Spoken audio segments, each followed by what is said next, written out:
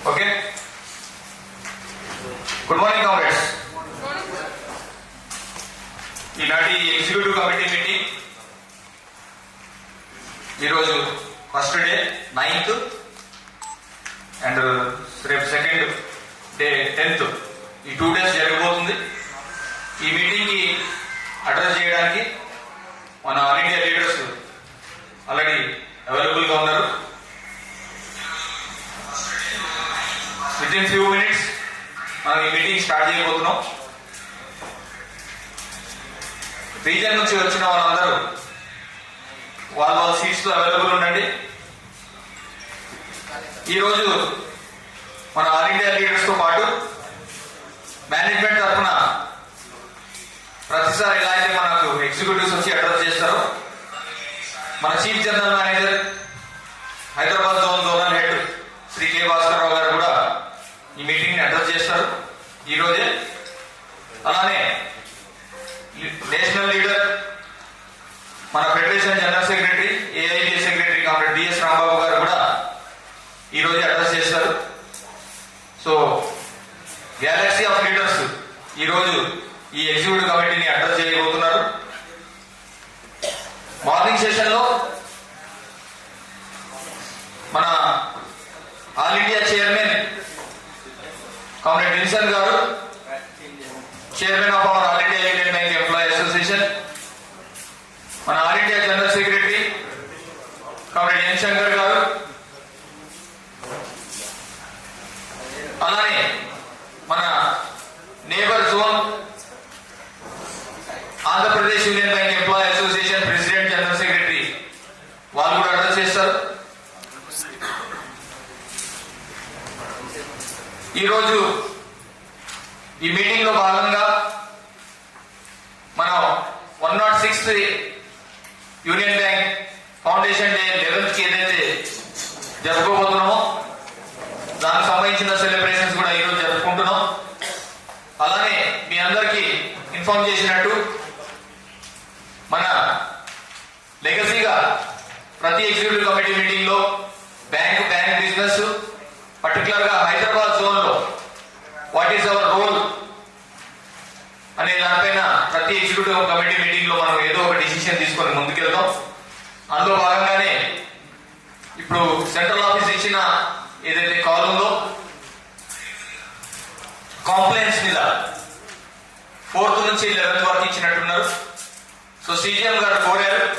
అందులో భాగంగానే ప్రతిసారి మీరు ఎలా అయితే మెంబర్స్ ని మోటివేట్ చేసి ఎంకరేజ్ చేసి యూనియన్ గా వాళ్ళని పార్టిసిపేట్ చేయిస్తారో ఈసారి కూడా అట్లాంటి ఏమైనా కార్యక్రమం చేస్తే బాగుంటుందని ఆయన కోరడం జరిగింది.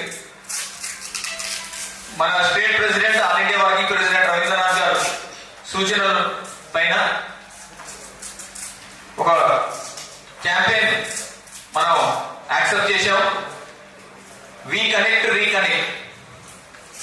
దానికి సంబంధించింది ఆల్రెడీ నిన్న సీజీఎం గారు సర్క్యులర్ రిలీజ్ చేశారు. ఆ క్యాంపెయిన్ సంబంధించిన పోస్టర్ కూడా ఈరోజు రిలీజ్ చేయబోతున్నారు. రీకనెక్ట్ అనే క్యాంపెయిన్ ఇన్నోవేటివ్ అకౌంట్స్ ని యాక్టివ్ చేయడం, డెఫ్ అకౌంట్స్ ని కూడా వాళ్ళ కస్టమర్స్ ని మనం కాంటాక్ట్ అవ్వడం, అవార్డ్ స్టాఫ్ గా ప్రతి రీజియన్ కి క్లర్కల్ క్యాడర్ నుంచి 5గురిని, సబ్ స్టాఫ్ క్యాడర్ నుంచి 5గురిని జోనల్ ఆఫీస్ లో సీజీఎం గారు ఫెలిసిటేట్ చేయబోతారు. సో అంతకుముందు మనం ఎవాల్యుయేషన్ అయిన తర్వాత B2B2 క్యాంపెయిన్ కానివ్వండి, రేస్ ప్రోగ్రామ్ కానివ్వండి, ఎలా అయితే మనం చేసుకొచ్చామో ఈసారి కూడా మీ రీజన్స్ లో ఆ కార్యక్రమాన్ని మీరు సక్సెస్ చేస్తారని కోరుతూ మరో కొద్ది క్షణంలో మనం ఎగ్జిక్యూటివ్ కమిటీ మీటింగ్ స్టార్ట్ చేయబోతున్నాం. Very shortly our leaders are going to arrive. Thank you.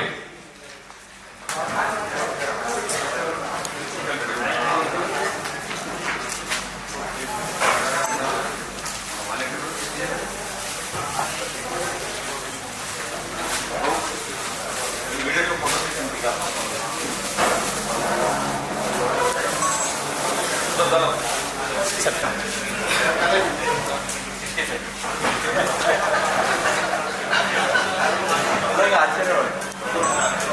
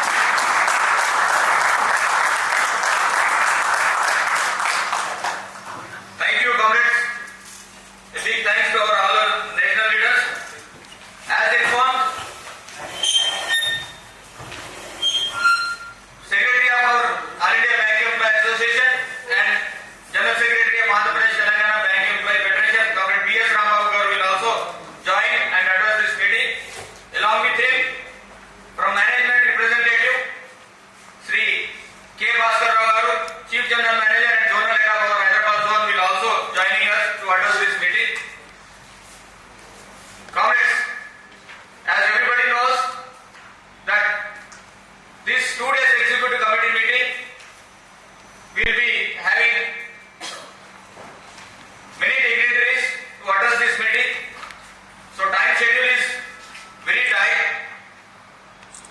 and today we are meeting after the big agitation at national level, call given by both the majority organization in our bank, All India Union Bank Employee Association and All India Union Bank Officers Federation. And today in this hall, when we are meeting in our executive committee meeting, it's a real time to celebrate the victory of our joint agitation. A big red salute to all our national leaders who have made the agitation a grand success, resulting the national level in banking industry like integration process. In this agitation also, All India Union Bank Employees Association has got a very big image in the banking industry, particularly in the All India Bank Employee Association umbrella. Our leaders, top 3 leaders, for last 3 months has taken a lot of pain to deal the agitation. We have been witnessing how management have behaved and how we have tried our level best to safeguard the interest of the employees. In the process, Comrade N. Shankar garu, with his all maturity and vision, with the both visionary leaders, Comrade Ravindranath garu and Comrade Vincent garu and all the negotiating team members, has taken a decision to go ahead with a joint agitation, and we have been witnessed all the programs, and after a victory last 2 days back, we have met in centralized IR meeting. All these developments we will listen with our leaders. So without wasting much of time, and for information of all the attendants, this executive committee meeting, today's session is live telecast. So throughout the India and also in the management level also, this executive committee meeting will be observed here, and as announced, after today this conclusion of executive committee meeting day 1, 5 o'clock, there is a mass members meet organized for the local available comrades in Hyderabad city, those who are from Hyderabad 4 regions and central office annex building. So 5 o'clock another live session will be there where our next leader is going to address in mass. So now I request our beloved leader, Comrade D. Ravindranath garu, to present our this executive committee meeting. Thank you.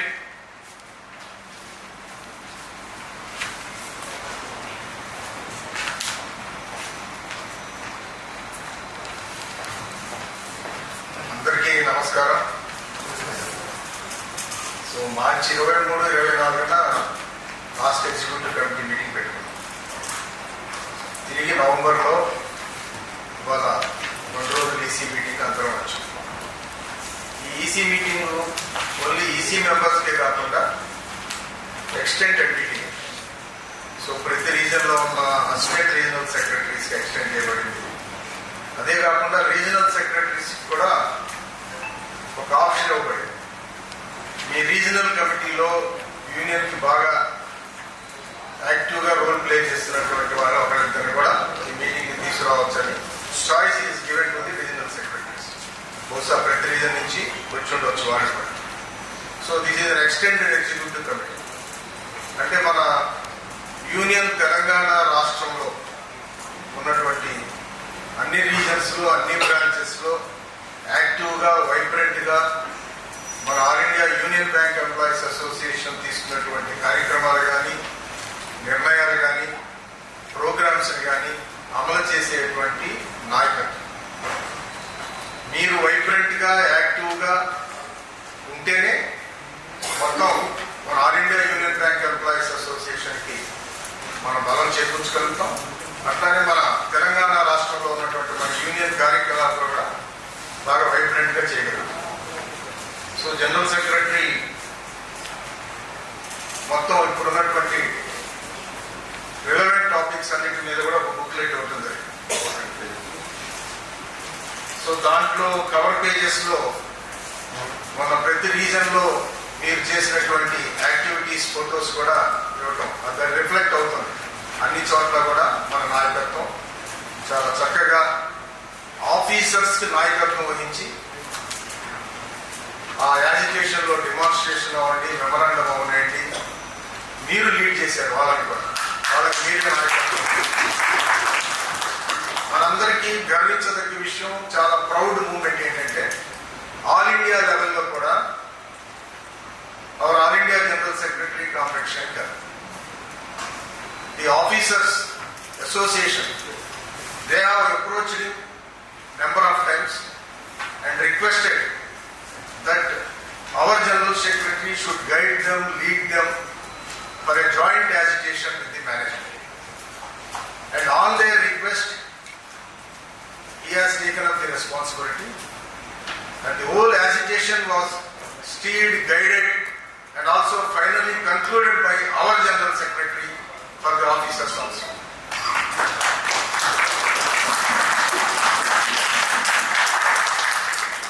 In fact, as AAPA Union, we don't need anybody's support because we have a large legacy of more than 76 years that on our own we are habituated to fight against the management. But this decision of supporting the officers, taking them along with us, is a very correct organizational decision. Particularly, it has helped the officers more than us. To be very frank, after this agitation, officers are relieved. The top management, which is attacking them left and right, which are treating them by like a piece of rag. అసలు ఒక మనుషుల్లాగా treat చేయడం లేదు వాళ్ళని managers కానీ officers కానీ top management zonal heads ని harass చేస్తుంటే, zonal heads regional heads harass చేస్తుంటే, రీజనల్ హెడ్స్ బ్రాంచ్ అథారిటీస్ చేస్తుంటే, వార్డ్ ఆఫీసర్స్ ని అందరూ కలిసి మన అవార్డ్ స్టాఫ్ కూడా. సో హోల్ బ్రాంచ్ లో ఉన్నటువంటి టోటల్ బ్యాంక్ లో ఉన్న అట్మాస్ఫియర్ అంతా కూడా ఒక టాక్సిక్ వర్క్ కల్చర్ అనే దాన్ని కూడా మన జనరల్ సెక్రటరీ జాయిన్ చేసే డిమాండ్. ఆ టాక్సిక్ వర్క్ కల్చర్ ని ముఖ్యంగా మేడం ఎండి అండ్ సిఇఓ ఆవిడకి చెప్పడమే కానీ వినడం అలవాటు లేదు, అది ఆవిడ నేచర్. సో దానికి తగ్గట్టు సెంట్రల్ ఆఫీస్ లో కొంతమంది ఎగ్జిక్యూటివ్స్ భజన, ఎందుకంటే భజన ఇష్టపడుతుంటే భజన చేసేవాళ్ళు ఎక్కువ అవుతారు. ఎవరికైతే పొగడటం ఎవరన్నా వచ్చి మనకి చేస్తూ ఉంటే వాళ్ళకి బాగా లైక్ చేస్తున్నాం అనుకుంటే ఆ సిలబస్ పాటించేవాళ్ళు ఎక్కువ అవుతారు. సెంట్రల్ ఆఫీస్లో కొంతమంది ఎగ్జిక్యూటివ్స్ అలా చేసి ఆమెకి కళ్ళు చెవులు అన్ని వాళ్ళే అయిపోయారు. అంతేగాని మిగతా ఫీల్డ్ లెవెల్లో ఉన్నటువంటి రీజనల్ హెడ్స్ కానీ జోనల్ హెడ్స్ కానీ బ్యాంక్ గురించి కానీ స్టాఫ్ గురించి కానీ బ్యాంక్ బిజినెస్ గురించి కానీ ఆమెకి చెప్పే ధైర్యం ఎవరు చేయలేదు, ఆ చెప్పడానికి అవకాశం కూడా క్రియేట్ చేయలేదు. అయితే బ్యాంక్ మొత్తం మీద only one who is frequently, continuously questioning and writing to the MD and CEO in which direction the bank business is going, where the wrong policies are there, how it is affecting the business growth, customer service. It is only our General Secretary.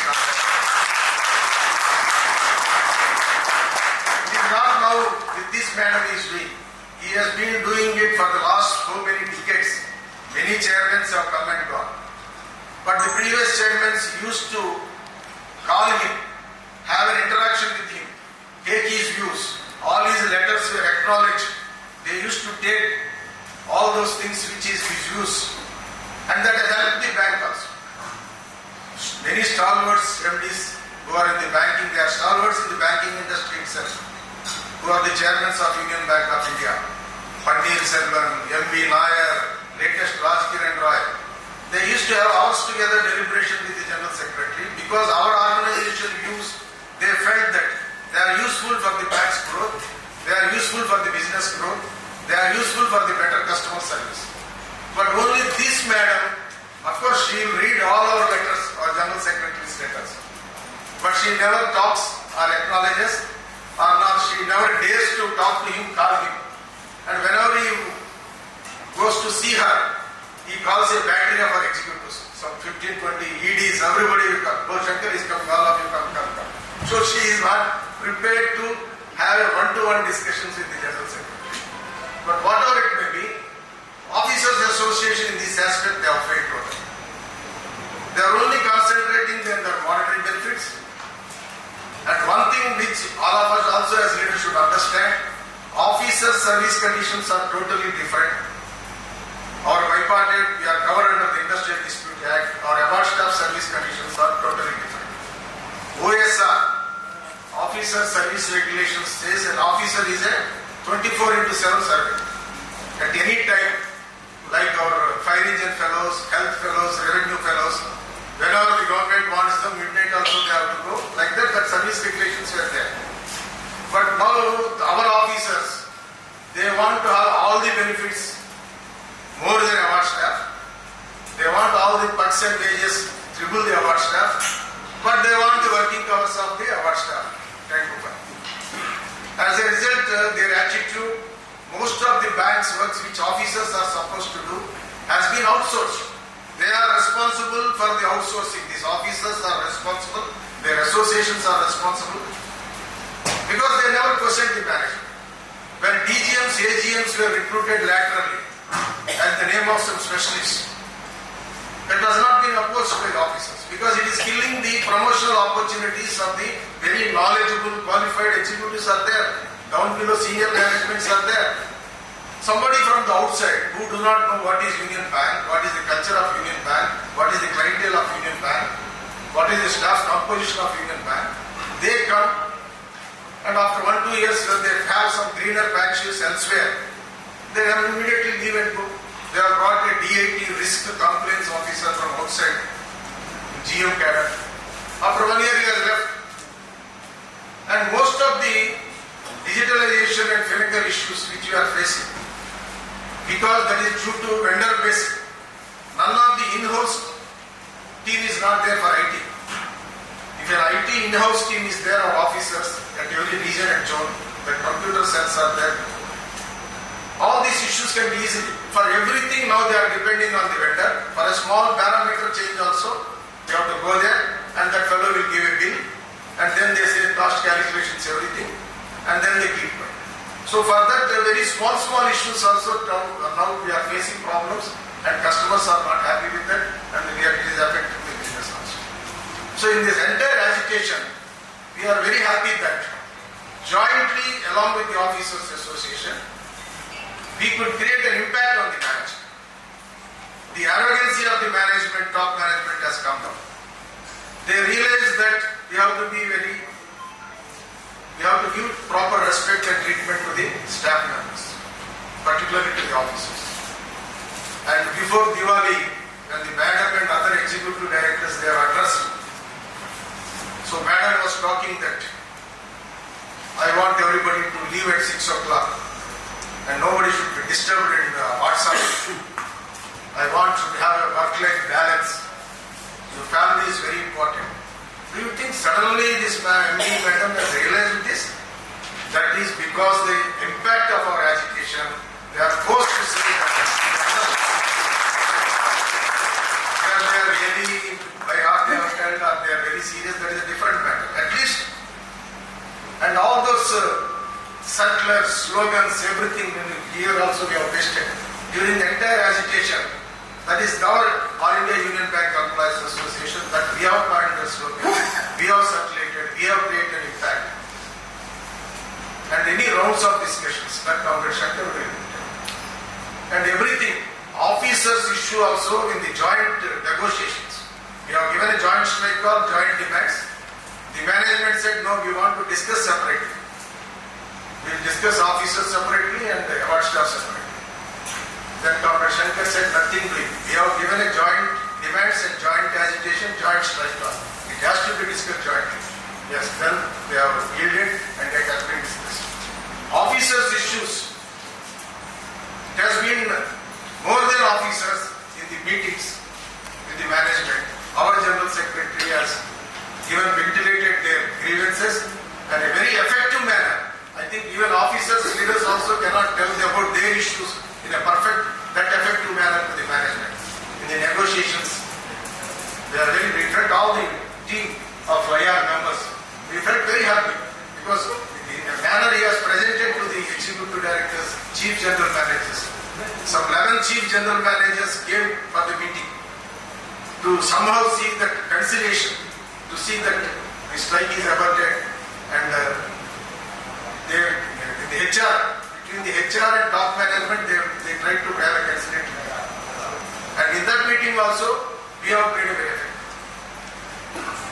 But this is a continuous process. Because one agitation, as long as issues are there, as long as managements continue to behave, we have to raise our voice, and it is a continuous process. But now the biggest challenge before us is at the industry level also. Now slowly, systematically, they are trying to kill away this clerical cadre, thinking that and propagating that in the digitalization era and the artificial intelligence that is going to come in a big way, the clerical has no role in the banking industry. They are trying to do that. So this is the biggest challenge, and the Indian Bank is no exception to that. And as an organization, All India Union Bank Employees Association, our General Secretary has already taken certain initiatives to resist this management's thoughts, to fight back, and to see that the clerical cadre remains in Union Bank as a key component in taking the bank's business forward. But we as leaders, we should also understand, because what All India Union Bank Employees Association is thinking, is formalizing the policies. Everybody should have the same level of understanding, awareness, so that after this executive committee meeting, and this executive committee meeting is not just a 3-4 months event, just for 2 days picnic, and I have seen some of our leaders in this 2 days meeting, one will attend 1 day, another will come on only 2nd day, so most of the leaders cannot participate both the days. It is not a Telugu TV serial, where if you see the first episode and then 200 episodes also you can understand the same. It is not. Because things are dynamic, so dynamic, developments in the industry, banking, development in the management, development in our service conditions, they are very quick. So in this executive committee here, we are here to take stock of the situation, and we have called all our invitation of leadership has come to take their thoughts, to take their understanding, to take their knowledge, and after returning back, in the same manner, you should call your regional committee members and share all these thoughts with them. This vision of our leadership should be shared with your, then all the structure of the organization will be vibrant, so that at least the thoughts of the organization will reach the members. And we have a cluster system, regional committee system. Regional committee members are given some branches, but somehow we are not that much satisfied that system is not working to the extent which we are anticipating. Our activity is confining only up to the EC level. It is not transmitting to the regional committee members. In turn, regional committee members are not transmitting it to the branch secretaries or the members. It should go on. Then only as a whole body we will be very vibrant. So that is very much required. And after so many things also, we are a little casual. We are not understanding the importance, significance of that issues. For example, temporary employees issues. In the agitation also it has been taken up. After very long negotiations, after painful deliberations, our General Secretary could able to make the management issue a circular that the salary of the temporary employees should be credited to their SBI. It has got a cascading effect. Once it is credited to their SBI account, they will be eligible for bonus. And tomorrow, if any question of absorption or regularization comes, they will be on record on the books. But how many of our branches in Telangana state, these wages of temporary employees is credited to them? If not, why we are not taking up that issues? Why as a leadership we are not that much serious on that issue? If that is the, what is the purpose? General manager has issued a circular HR. If it is not implemented, who has to implement it? We the leaders has to see and enforce it, ensure that it has to be implemented. Otherwise there will be no purpose. And every time when we go to IR meeting, if you ask again the GM HR to reiterate or issue another guidelines, the weakness of the organization will be understood by them. They think that these leadership of the union are failing to ensure implementation at the branch level. I am just giving an example. The data of the temporary employees, it is now required. The data has also to be prepared. Each branch of very temporary employees are. So these are the very key areas where when the All India organization takes up implementation level, we should be there. Now specialist tests. All of us in the last EC meetings, we have congratulated, applauded the effort of our General Secretary by bringing more number of specialist vacancies. In which some of you in E-Andhra Bank, we never dreamt of that post also. Entire bank we are having only 126 in E-Andhra Bank. As a formula, as a policy has created linking it to some business and all these things. But now, management is telling that specializations are not working. And there is also some mischief in this. Management at the branch level, they don't want specialists to, but do the duties of specialists. They are doing some other duties.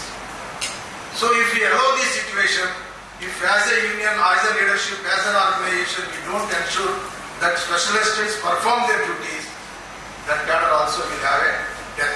In the future, management will pick up an argument. They will take up now in computerization. Statistics will easily come. Who is performing which duty? They say because this cadre is not required, the higher assignment this is not required because nobody is working. So in this EC, let us take a firm determination that whoever it is there in the Telangana state, the specialist should, not only specialist. Today the need is that, the challenge is that we should never allow the work which we are supposed to do as per bipartite to be taken away from our hands. Now that systematically top management is trying to do that. So what we are supposed to do as a CSA, what we are supposed to do as a special CSA, all those works, if they are not allotting to us, we should not think that చాలా హాయిగా ఉంది మన పరిగారులో BC చేసి పెడుతున్నాడు లేకపోతే ఇంకోటి చేస్తున్నాడు మనకి చెప్పలేదు కాబట్టి మనం హాయిగా ఉండొచ్చు అనుకున్నట్లయితే కొన్ని రోజుల తర్వాత మనకి బ్రాంచ్లో పనే ఉండదు. ఆ తర్వాత బయట బీసీ లాగా మనల్ని కూడా ఎక్కడ మార్కెట్లోకి వెళ్ళమంటారు. బ్రాంచ్లో కౌంటర్లో బ్రాంచ్లో మీ పనితో అవసరం లేదు, ప్రస్తుతానికి మీరు ఉన్నారు కాబట్టి మీ ఉద్యోగాలు తీసేయలేము కాబట్టి బయట మార్కెట్లోకి వెళ్ళి తిరిగి వాడినో రెండో ఏదో చేసుకోండి అంటే మన ప్లేస్ బ్రాంచ్ లో నుంచి ఇన్సైడ్ నుంచి అవుట్ సైడ్కి వెళ్ళిపోయి అక్కడి నుంచి ఇంకంతే అవుట్ సైడ్ అయిపోయిన ప్రమాదం. Sweeper cadre, sub staff cadre అలానే తయారు చేశారు. మొత్తం అవుట్ సోర్సింగ్ అంతా టెంపరీ వాళ్ళతో నడిపిస్తున్నారు. క్లరికల్ క్యాడర్ కూడా అందుకనే 12th బైపార్టెట్లో మన లీడర్స్ విజన్ తోటి both our two AAB officers are here in our Union Bank. We are very proud of that. And Comrade Shankar, not only now, even 20 years back in many of the AAB Central Committee meetings, he is a strong advocate that we have to take more powers, otherwise our cadre will get diminished. Officerization will take place. But of course, thanks to in the 12th bipartite, we have improved certain powers. For that also, a lot of anti-campaign from our members itself. Our powers are increased, this increase, that increase. But when your job itself is at the stage, if you don't want to make yourself relevant, if you allow the management to kill this cadre and make total officerization, there is no purpose. So in this executive committee, the agenda already has been circulated. It has been asked you to come with the data also. So tomorrow we will take that. And my request to all of you is, particularly regional secretaries, you should see that the regional committees and branch secretary structure is vibrant. And the office bearers who are in that respect to regions, some of our office bearers are thinking that it is a very honorary post, only in the meetings they will appear, but they have nothing to do in the regions to play any trade union work. It's not that. The office bearers also should assist the regional secretaries, strengthen their hands in carrying out the organizational work. So as a team, all of us have a role, and with all together, collectively, we can do best results. Each one of us should understand that what is our role is. In the EC meeting we come, and after going from the EC meeting, we will become a very effective, vibrant cash hand, effective CSC.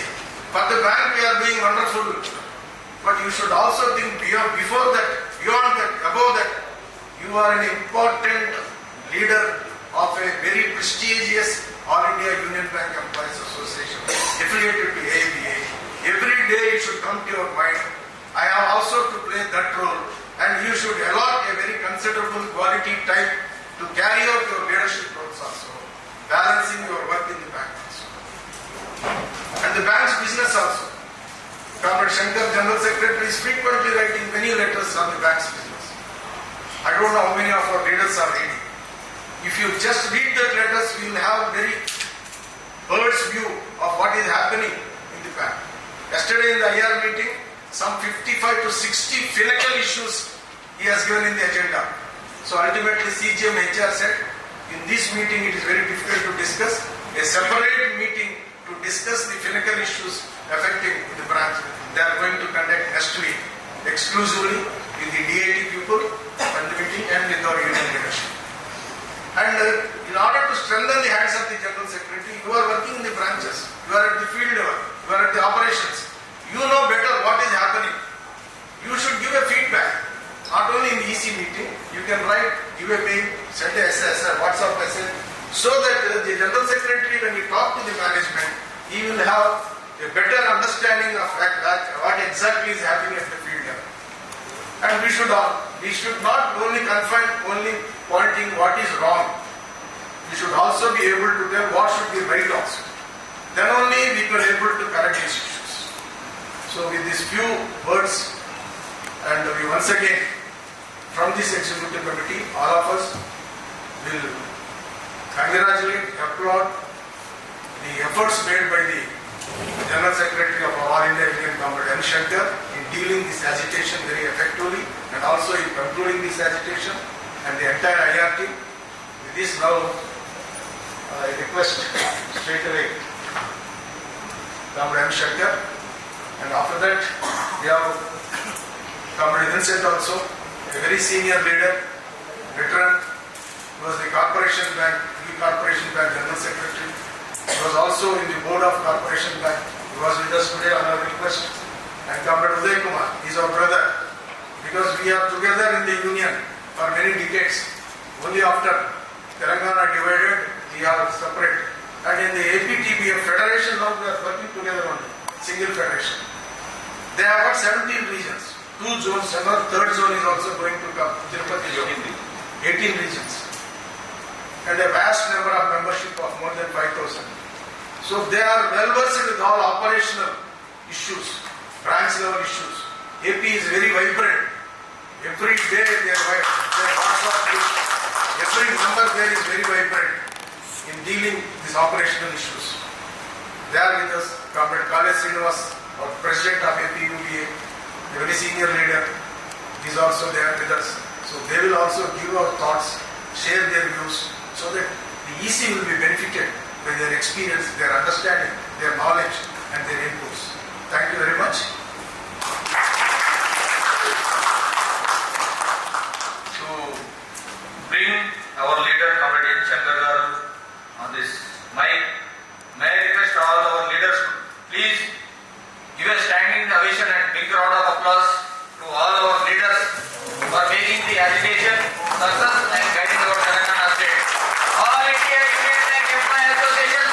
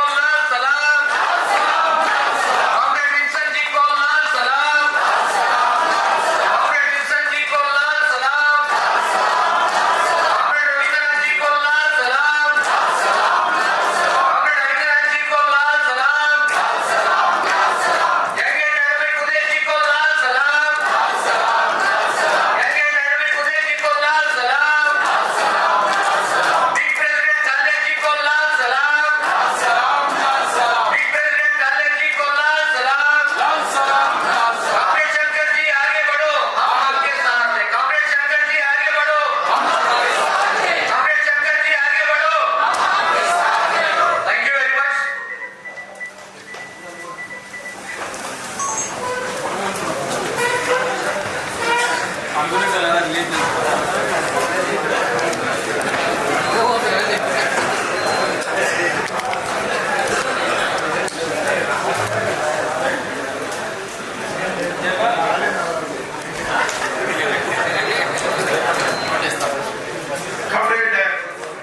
Ravindranath, President of Telangana State, he is also our working president of All India Union Bank Employees Association. Comrade Vincent D'Souza, Chairman of our All India Union Bank Employees Association. Comrade Uday Kumar, my colleague officer, All India Union Bank Employees Association. He is also the General Secretary of the Andhra Pradesh Union Bank Employees Association. He is also the Joint Secretary of the India Bank Employees Association. Comrade Khale Srinivas, the President of our Andhra Pradesh unit, and he is also the Central Committee member of our India Union Bank Employees Association. Comrade Samad, the General Secretary of India, are my colleagues. I have been participating in all your executive meetings. This time also I have been invited and I have come here to participate. Participating in your meeting is not to preach or give you advice or what to do. But basically coming here is also to learn from you what you are expecting and what the expectation of the general employees are, because you are one of the vibrant units of All India Union Bank. And you are also carrying out your activities, widespread activities across the state, through some programs. So you have got the pulses of the people. That helps us in exposing the cause of the people. Right? Comrade Ravindranath has spoken to you. In his brief, the presidential address, he has told that in what background we are conducting this executive committee. Lekin along with that, the political combination has also changed.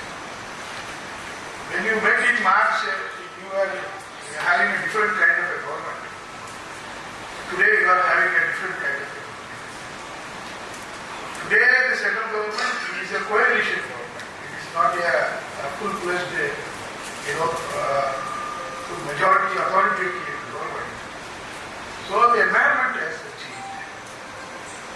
The arrogance and the attitude with which they were handling, that is not expected now. It cannot be done. That is the expectation. The way they were telling, merger करना है, mix करना ही है, because I have decided merger. LIC को privatize करना है, become करना है, लेकिन हमने decide किया करना है. That attitude will not be there now. So the political climate has changed. So we can be, look forward. We can maybe want to look forward to a different kind of situation. But at the same time, banks working has also changed, which we are seeing now. Very rare moment that something is coming relating to the banking. Because banks deal with the public money. And public money, whenever money is there, politics is automatically there. Because politics will not be there. So everybody will talk something or propose something which is relating to the banking. Because bank collects the funds of the common people and channelizing it for national development, then politics will come and the goals also will come. The arrogance with which they did, Agitation को private करना है, LIC को privatize करना है, क्या LIC को privatize हो गया? We have seen. We have also seen how the merger was, forcible merger, how they did. What they achieved, we do not know. Even today also, government is not able to tell the parliament what the synergy they created out of this budget. So I used to say that there is no energy and synergy. There is no synergy, there is no energy. Because you made the bank, merger करना है, what you achieved out of that, we do not know. But what we are finding is all these mergers have resulted into your market share of the public sector bank going away from private sector bank. And we are glaringly seeing that. You see market share has declined. Even our fight with the management is also. You are setting the record, you are setting target, goals and all. But there is no goal or no target which is indicating whether our market share has improved or declined. That means your market share of the whole as a public sector bank has gone to private sector bank. Day before yesterday, I tweeted on Twitter, so how many people are there on Twitter, I do not know. Because if you are reading, bank is giving you newspaper hours. We promptly, every month we put it in the Indian Parivar and claim it. But how many of us are reading newspapers? You do not know. Because you should read, because you are all leaders. I am speaking to you considering you are all leaders, you are not ordinary employee. So you should read. And Business Line is a newspaper which is coming. There is a small column, 20 years back on that same day, what transferred this over to Parliament. It's written there. Day first day first day, they have put. 20 years back, that predominantly the news has come. That Union Bank was growing with the credit growth matching with that of private sector bank. That's the news. 20 years back, there was a prominent news. Day before yesterday, that day. So I have tweeted. If 20 years back, Union Bank was matching with the growth of private sector bank and growing, what is the position today? Are we doing? We are not doing. That's why we are saying that what happened to that movement of growth which was available, which was easily seen in 20 years back, now it's not available. Why? That means over the period of time, the policies of the banks have also changed. Now everybody now and then, somewhere or the other way, the banks are, banks are in the picture. Daily some news is there, some item is there. If you are able to read it, if you are able to correlate it, no. What is the government intention to privatize or aggressively go forward for some financial sector reforms may not be there. But the threat is always there. Yesterday again, some fellows are writing. You have to understand on what conditions we are working. You are all leaders. The bank has to make profit. Bank has to do advances. Bank has to earn more interest and more than the expenditure. Then only bank will be able to make profit. But how the system is working, you have to understand.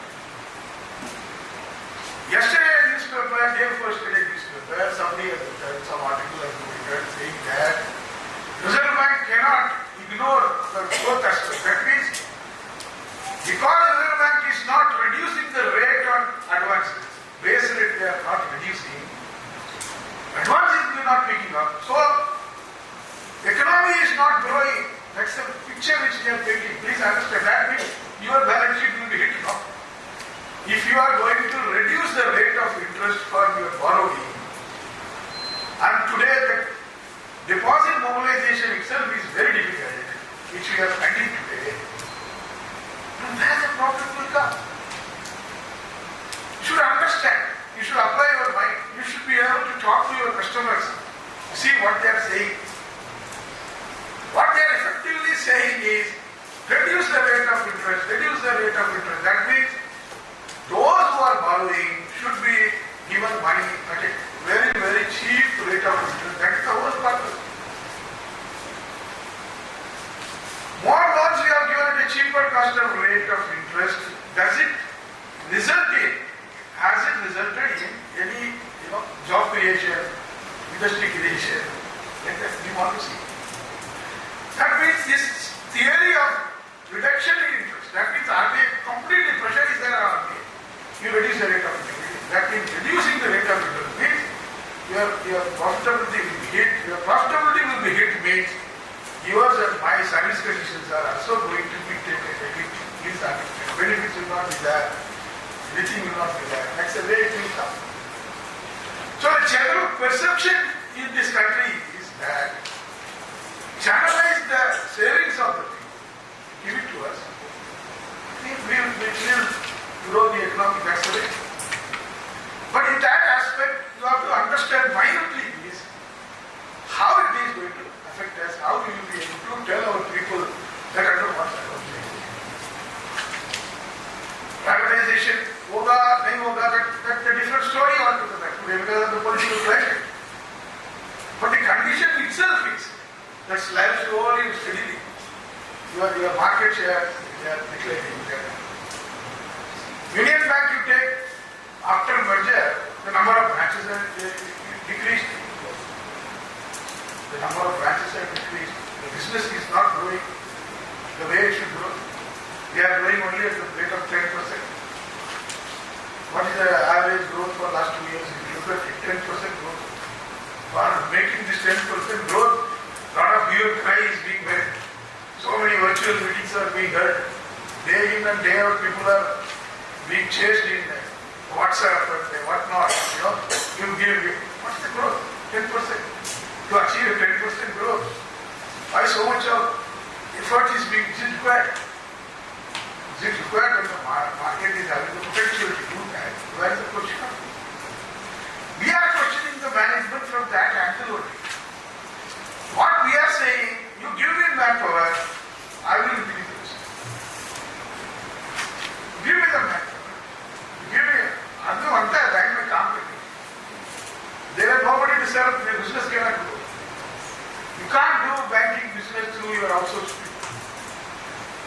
Today I will say, tomorrow Samad will say, the third day Ravindra will say, that's not the way public trust is being built.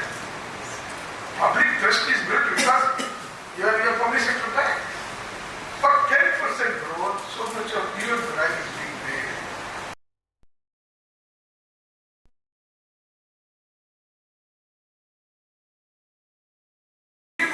That 20 times cost on salary is being given because of what? Not because of anybody else. Because our unpaid unit bank employees resisted constantly raised this issue. Where is the guest check? Where is the guest check? Where is the guest check? So finally they gave this 20 times. Now what is the attitude of the management today? I am giving you 20 times gross salary. No, that's over and above what after liquidating your loan. No. Where is the question of giving you compassionate payment? What kind of approach? When the scheme of 20 times gross salary came, we insisted with the management and ensured that amount which the family is getting should not be taken into account for calculation for deriving the compensation of family. That we did. Even then now the 20 times gross salary we are giving, no, that can be increased, no. So we can give more financial aid, but we need not give compassionate appointment. That was the approach. That approach was not gettable to us. It was not digestible. What kind of approach? We are saying you give proper services. You give. Bank is doing business through direct selling agents. आपको सबको पता है bank में direct selling agents हैं. ये post पे लगा explain किया. बैंक में कस्टमर आता था, पहला अकाउंट बोलता था, उसको पैसा रखता था. The normal way of bringing business is now gone. Now all the banks are adopting a new principle. Customer need not come to the bank. Bank will go to the customer. That's our approach. But direct selling agent, they can't have. What business they have? What kind of business they have? There are two kinds of direct selling agents. One is individuals and another is your corporate. Corporate direct selling. They are all bringing housing loans, MSME loans, your vehicle loans they are bringing. No direct selling agents have ever brought deposit have ever seen. All the direct selling agents are only bringing advances. There, nobody has seen you are bringing something. That is deposit mobilization is a routine way we have to do it. For mobilizing deposit, there has to be a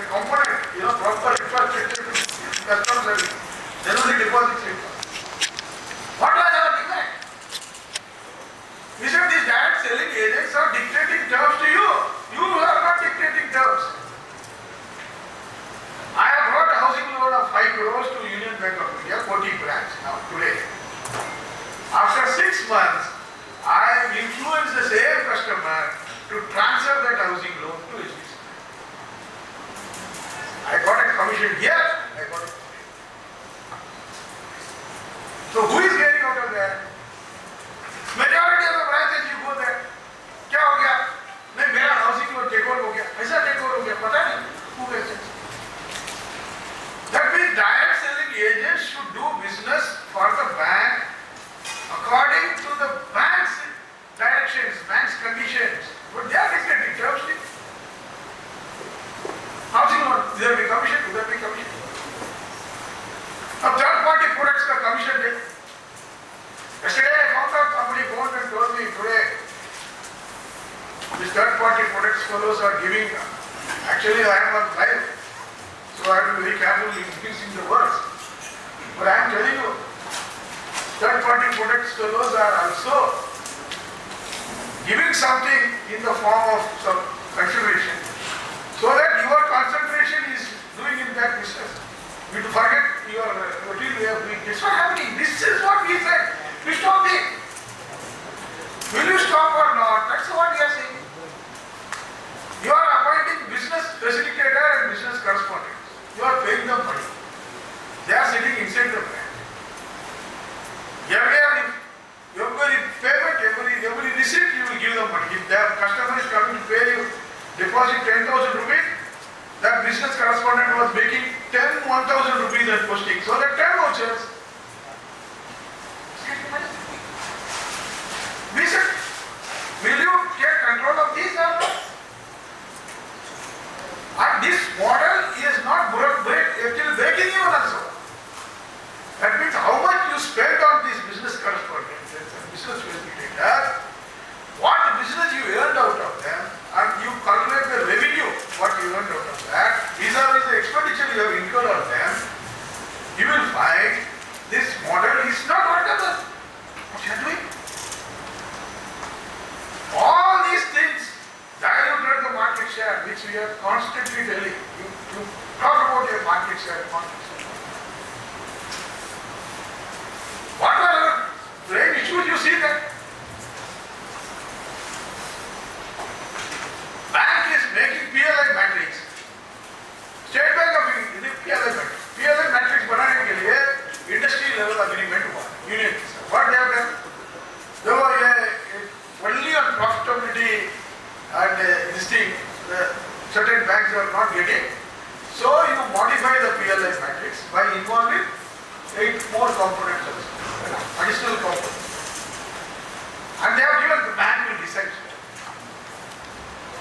This decision was taken by AIA in United Forum meeting while signing the tripartite settlement.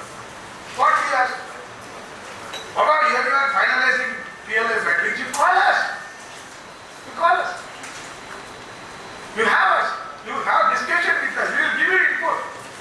In advance, we have given the input also. I have written 2 letters on that. What kind of PLI matrix?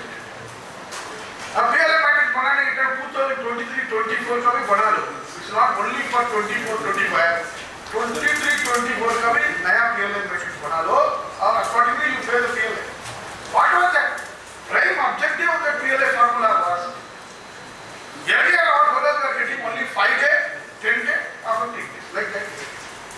Now the PLI matrix can be made 5 to 10 days, 6 days, 7 days, 8 days, 9 days you can get. Similarly, 10 days के बाद 11, 12, 13, 14 you can get. So we were telling, you modify the formula. And 23-24, if you look at bank's results, record making profit of 13,800. Bank has never made that kind of profit we have made. So मैंने मेरा चिट्ठी में हमारा चिट्ठी में हमने लिखा था, what I have written, it may have written, only for this record making profit itself, we can give 15 days PLI. There is no other parameter which is required. Because you are holding the mic, you are holding virtual meeting, you are telling everywhere, it's a record making profit, a record making profit. And if the bank has made record making profit, what other parameters you want to see? Simply you should say 15 days PLI because record making profit. Right? Can't you? You made the PLI formula in such a way. पहला भी हमको 10 दिन मिलता था, आज भी 10 दिन. What was the need for? You could not even improve to give 10 days के ऊपर 12 days, 13 days, 14 days ऐसा भी फॉर्मूला नहीं बनाया. Please understand what it is. And if you look at the analyst meeting को जो presentation कर रहा है bank, all the 6 parameters we have crossed.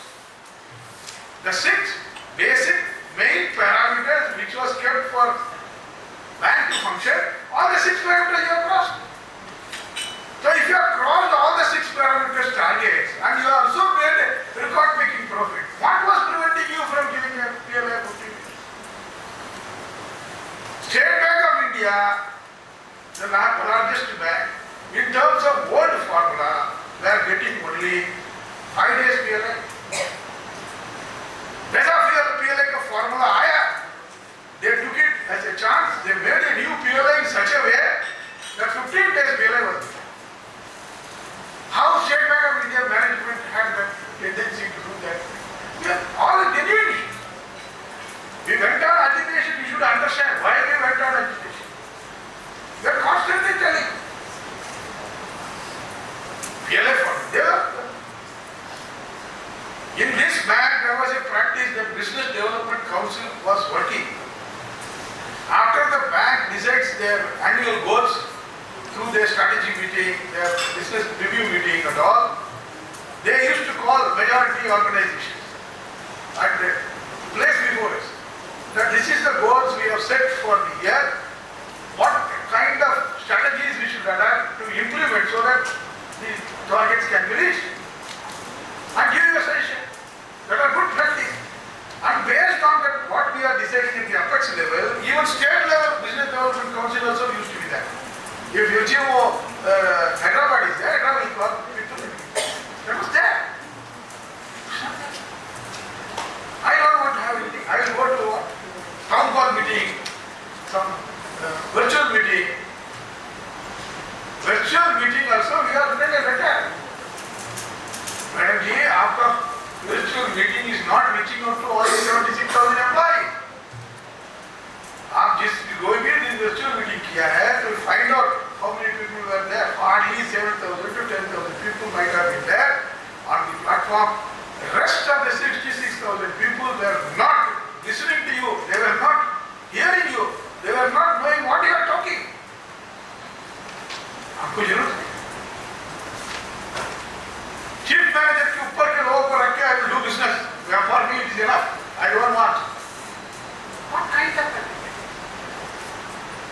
If we are confronting you on some other issues, I can understand. We want to be a partner in your journey of doing business. That's what we wanted actually. What else we wanted? But our expectation, our people, aspiration, our people can be met. In the consideration, CFC has to tell. Call your man on the VC, now I will talk. CFC is telling. What we are expecting from the management? I understand the concerns of the employee, understand the issues of the employee. You find out solution. We are also mature to understand. All the issues cannot be resolved in one overnight. We know that. But you understand the issue. Everything we are doing is correct. All is correct. Everything. Chappu chit-chat. And yesterday, Governor Uday Kumar was telling, Atal Pension Yojana and government schemes, maximum participation has come from our award staff. I should compliment them. Really, I think. People are concerned. That's why they are participating. And if you are able to resolve their issues, if you are able to resolve their concerns, issues connected to the business process at all. Technologically, you are still winning the awards, but down the road it is not happening. That's what we are saying. मैं बोला left में एक बात ये right में एक बात ये फिर पासबुक मिसिंग चालू हो जाता है. ऐसे तरीके का पासबुक मिसिंग है. ऐसे तरीके का आपका कंप्यूटर से आपकी कनेक्टिविटी नहीं है.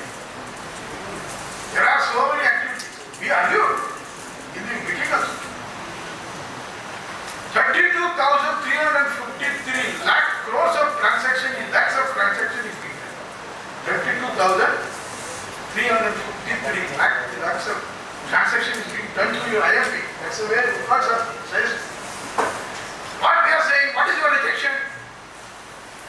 All those transactions where the customer has rejected, these customer transactions are rejected, they are coming into the bank now. अरे मेरा transaction fail हो गया, ATM में करने की कोशिश किया, पैसा नहीं आया, and he starts abusing us, and you have to talk to him for another 15-20 minutes to convince him. That 15-20 minutes, what you have spent does not reflect in any type of transactions or any type of activities which was that should be understood now. RBI is imposing punishment if you implement 3% rejection is there RBI.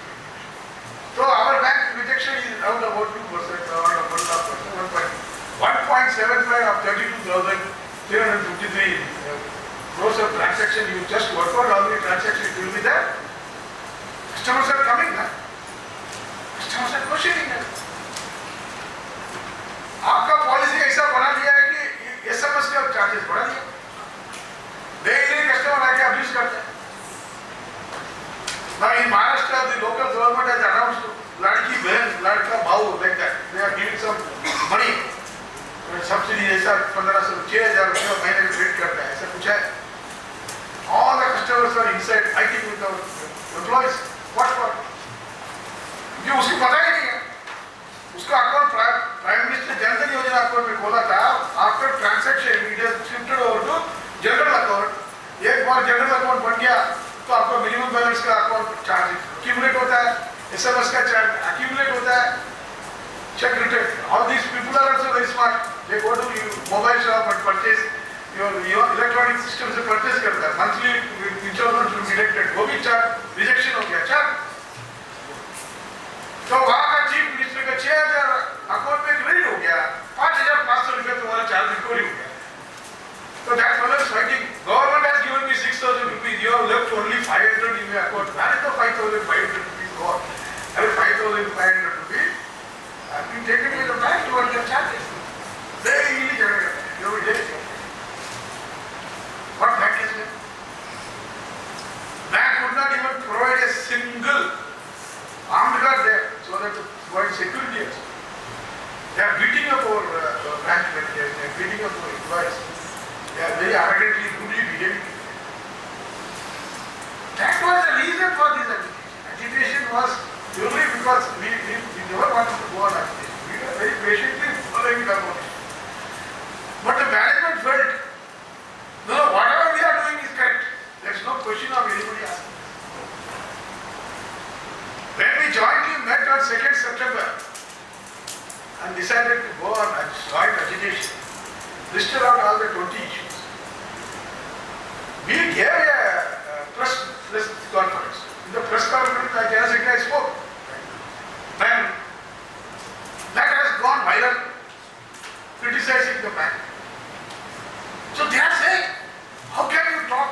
The bank's depositors will be, interest will be, jeopardized. How can you talk? What is it? The bank is not doing well. Depositors also will be having problems. That's what we said. What else we said? I never said bank is not doing very well, so depositors interest. I said the bank is not going to do very well when its interest will be there. What did I say? So many general managers are phoning me, Shinkaji, what is this? They are covered by deposit. Yesterday, have you seen? Reserve Bank of India is also telling deposit insurance coverage. Earlier, up to 5 lakhs coverage was there. Now, entire amount for senior citizens, the type of coverage should be there. That means if Ravindranath has kept his retirement benefit in Union Bank of India for 50-60 lakhs, the entire 60 lakhs will be covered under deposit insurance scheme. You have to pay the premium. Why you are paying? If you are doing well, what is the need for it to pay? One deputy governor is saying, the bank is doing very well. Their deposit insurance premium rate should be low. The bank is not sound, very weak. Their deposit insurance premium. It's the way they are talking. What we told, the bank is not doing very well. It will be affecting all the stakeholders, not only employees, not only officers, shareholders, all stakeholders, including customers, including depositors, he will be affected. Is it wrong? get it? What we are doing is right. You don't have a right to question. If that is the attitude with which management behaves, that's not the attitude.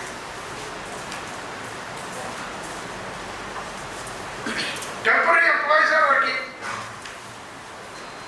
Empowered employees are working. How long you will allow to continue like this? You find out a solution. Either you absorb them or you bring them on a common platform or work out some methods with us so that not everybody can be absorbed immediately, like overnight. In a phased manner we can do. We are saying all the IR meetings they said we will find out, we will solute them, we will do that. We will tell, then we will think. We will take it up like that. Some other way you write from Mark 20, you see that. What they have said? What do you mean by harmonization of this stuff? That's the way that CGM spoke. Then I have to tell you, sir, all along you have cited the minutes. Without understanding, you cited the minutes. Is it like that? You cited the minutes. That is why the agitation was. Agitation, we spearheaded the agitation. And we guided the officers' confidence. By and large, we have seen officers' organizations, typical way of working, a role, the physical participation might not be there. To the largest extent, like whatever employees have participated. But agitation was there. Agitation went to what we are 16, 17 we had a meeting. We were signing the minutes. What we told, we signed the minutes. After that, if one of these top management is saying, no, we have to show it to ED, we have to show it to ED. That MD and CD who are not MD and ED who did not participate in the discussion will tell you that you correct this, you correct that, so that they dilute. That we never accepted. We said it's not acceptable to us. You are seriously told in the consideration. If you are not participating in the discussion, you don't have any right to dictate terms that after having arrived at the understanding, you don't dilute the understanding. That's the way that we are trying to do. But all this culture is not suitable to union faculty, which we find. It's not going to happen. Because we have been very positive, we have been very proactive. We have been helping the management in overcoming their issues. We have never demanded any unreasonable demands. All the 20 issues which we raised, not even a single demand will talk about the monetary benefit. No monetary benefit. Everything was related to culture, working, business processes. How do you do them? If all 20 issues are really addressed, completely bank will go in a different direction of trajectory altogether. That's what we said. The agitation is over. Management has agreed to discuss it next year. Now we have discussed. Now one round of discussion with us is over. Another round of discussion will be there at 19. We will have to discuss. Then again, recruitment is a major area. The management is asking. All along, they never felt like raising this question. They have question. Our demand is that for the year 23, for the year 24, you have to identify fresh, new specialization vacancies and release. Management is saying, no, now everything, transaction is routed through your digital mode. So where your specialization is going to authorize the transaction, there is no need for me to additionally create vacancies because the transaction is not there. That means physical transaction through which you have to authorize or your past is coming down. That is a but we told management, we want new modalities to work out, we are prepared. But 23, 24 release the vacancies. Anything which we will agree will be future. That means prospectively it can be taken forward. Retrospectively, we thought they said okay, we will work out. But a digitalization effect is needed. 23, 24, you are not recruited. 24, 25, you are not recruited. You are not recruited means it is having cascading effects. What is the effect? If you don't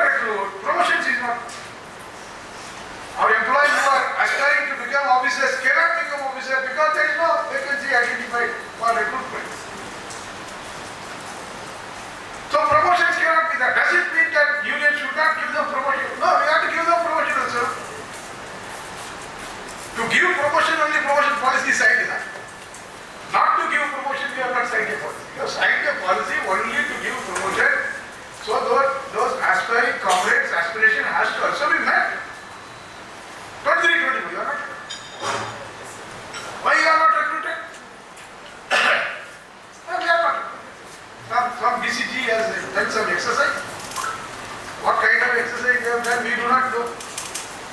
Whether these exercises are based on the correct sample size, so that it is reflecting everything, we do not know. But we have been told that BCG has done only, exercise for officer staff, not for required. On the basis of BCG report, you have identified 4,500 excess officers, and all over India, you out of them 1,500 or something like that, you were relationship manager. But her branch में एक आदमी को उठा के relationship manager, और relationship manager बनाने से उसका आईडी भी बंद हो गया, उसका फिनाइकल आईडी तो ब्रांच का अंदर प्रॉब्लम। तो जो क्लर्क है उसका आईडी बढ़ा, तो क्लर्क भी बोलता है मेरा आईडी बढ़ा, हमारा क्लर्क भी नहीं समझता है आईडी क्यों बढ़ा रहा है, क्या जरूरत है, नहीं बढ़ाओ। एक ब्रांच में तो वो यूपी में एक तरह से रूल से वो फोन करके पूछता है शंकर जी मैं क्या करूं, I am the only clerk, मेरा आईडी बढ़ा रहे, मैं किसका काम सुपरवाइज करूं? Whose work I should supervise? Good काम। And what that fellow did, he made the branch manager do the entry and he passed. इतना बड़ा काम करके। So your relationship manager has reduced the manager to a clerk and a clerk to officer. What way you are doing? Relationship manager relationship. But we have also, our idea has also collected certain things. We found out after creation of relationship manager, the way bank has given the instructions, you activate the government account, you activate this, you activate that, you contact customers. In the process, many of the customers who were not knowing that my father, my mother has left for money in Union Bank of India, they withdrew the deposit. Instead of mobilizing deposit, you lost the deposit, you lost the accounts. That was the figure which is coming in. What is it? What do they did? You have got excess officer. Officer's policy is permitting you to do. Punjab से किसी आदमी को उठा के येलुरु पे डाल सकते हैं, येलुरु पे एक आदमी उठा के जम्मू पे डाल सकते हैं, कर सकता है ना? Policy is permitting you. You have got excess officer. And you are already there. How can you find officers excess as per the calculation of BCG? Then why you are recruiting these local branch officers? What for recruiting? Local branch officer is needed because largely if you see the notification, they are all coming from your southern states. That means locally language speaking fellows are not there. That's why they are not able to. Local branch officer. What the rest? Why you are recruited? What for you are recruited without understanding? मेरे local branch officer ही चाहिए, तो मेरा clerk को promote करो ना, मेरे merit channel पे वो local branch officer का काम करेगा।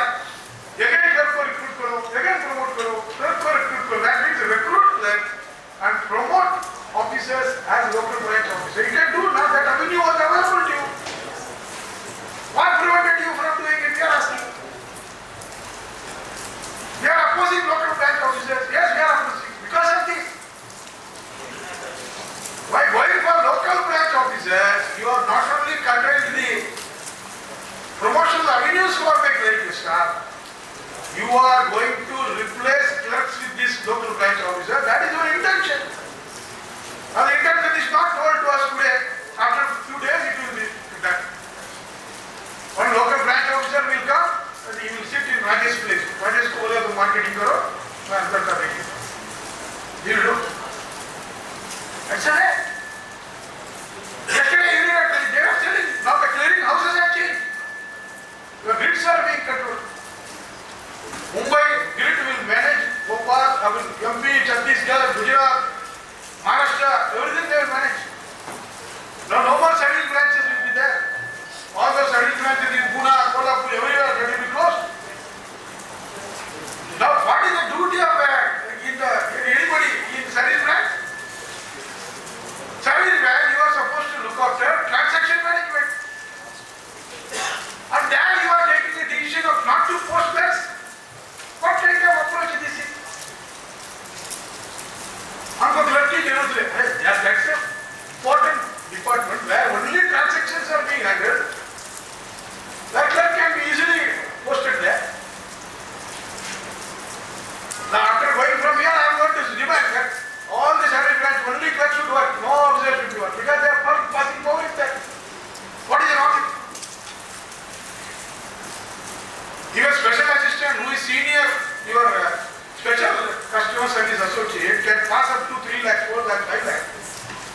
Then he himself will sit there and pass that.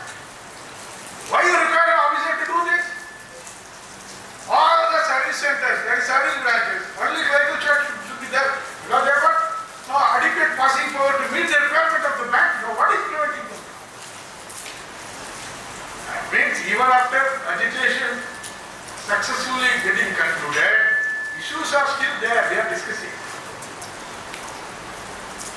New issues are cropping up. Approach of the management still mellowed down, but again, unilateralism. In a service branch in inward clearing, if your CSA is working there up to his power 50,000, 60,000, you will pass.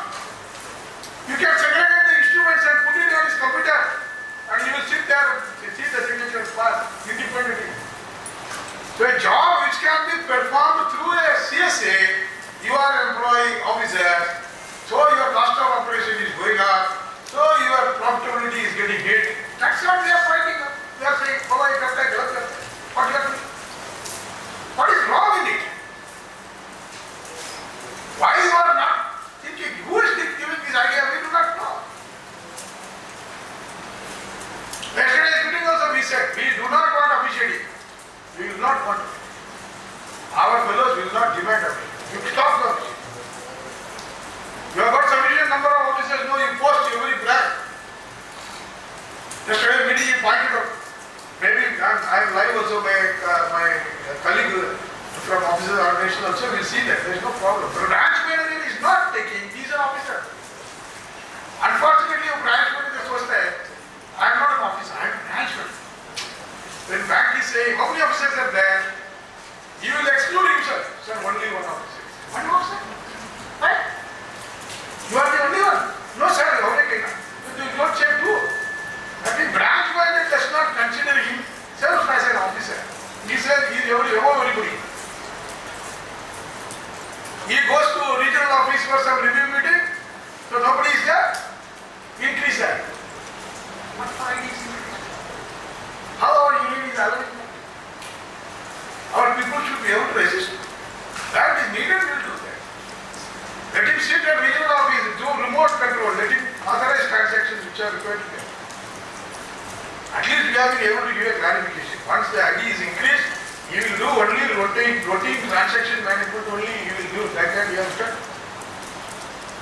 In spite of having powers, we have returned. He will do only transaction management. He will do. Last meeting you heard in March after signing the white paper. No other banks have issued SOP guidelines. Only Union Bank of India issued the SOP guidelines. No other bank has. Every bank, a different situation is there. Confrontation. We ensure that SOP guidelines are issued, what to do, what not to do, very clear-cut guidelines we issue. No other bank has. So that our jobs, our people who are working with the branches, their job will be made easier. They will be able to work there. That's the way we have made. This management, we are constantly telling. We are continuously telling. Don't do it. The complaints. We get complaints. RKYC, re-KYC, CKYC, what KYC. Huh? Now, compliance of the KYC is one of the factors which is determining your ease agenda ranking. So rank is pushing. अभी नहीं है. Re-KYC में documents नहीं दिया तो भी बोलता दिया करके मारो, होने दो. करेक्ट. और फिर ब्रांच मैनेजर बात कर बिजनेस नहीं कर रहा है, खाली KYC कर रहा है. So KYC has to be completed. Regional managers are after that. Zonal managers are after that. Compliance culture has become, a celebration. If you are complying with something, it has to be celebrated. Like that it has come. Compliance. And that's what circular has been issued with the management. That's all. Compliance. Compliance, not compliance. Compliance, automatically it should happen. If that CKYC, EKYC, BKYC, everything is over, then you can get it outsourced. No. Why you want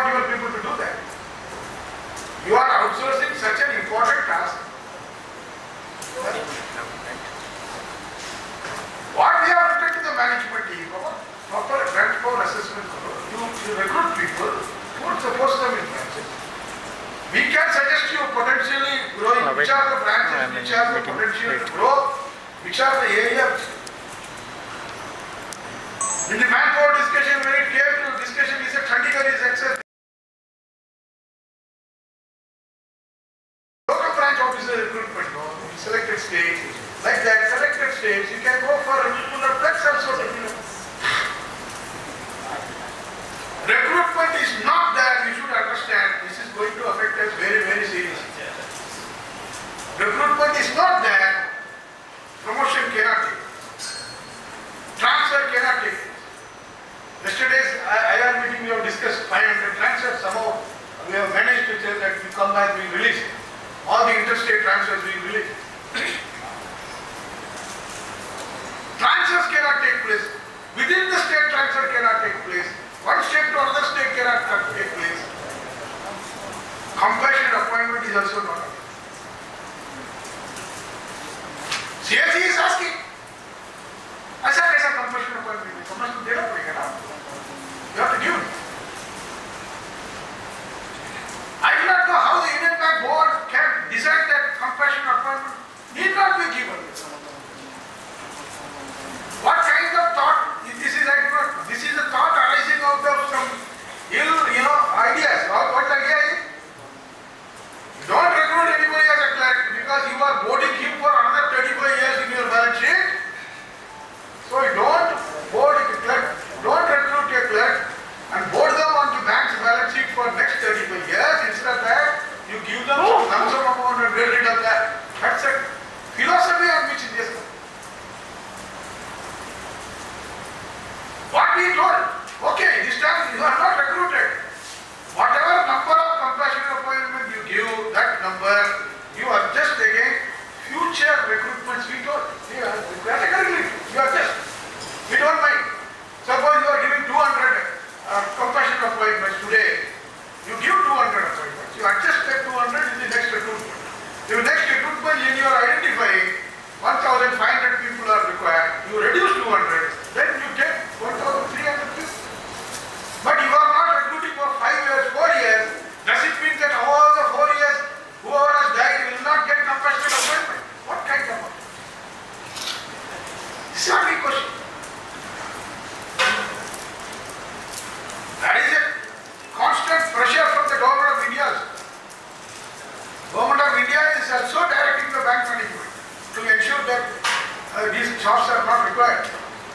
You adapt to the best practices available in the industry vis-a-vis your digitalization is considered. That's the way it is coming.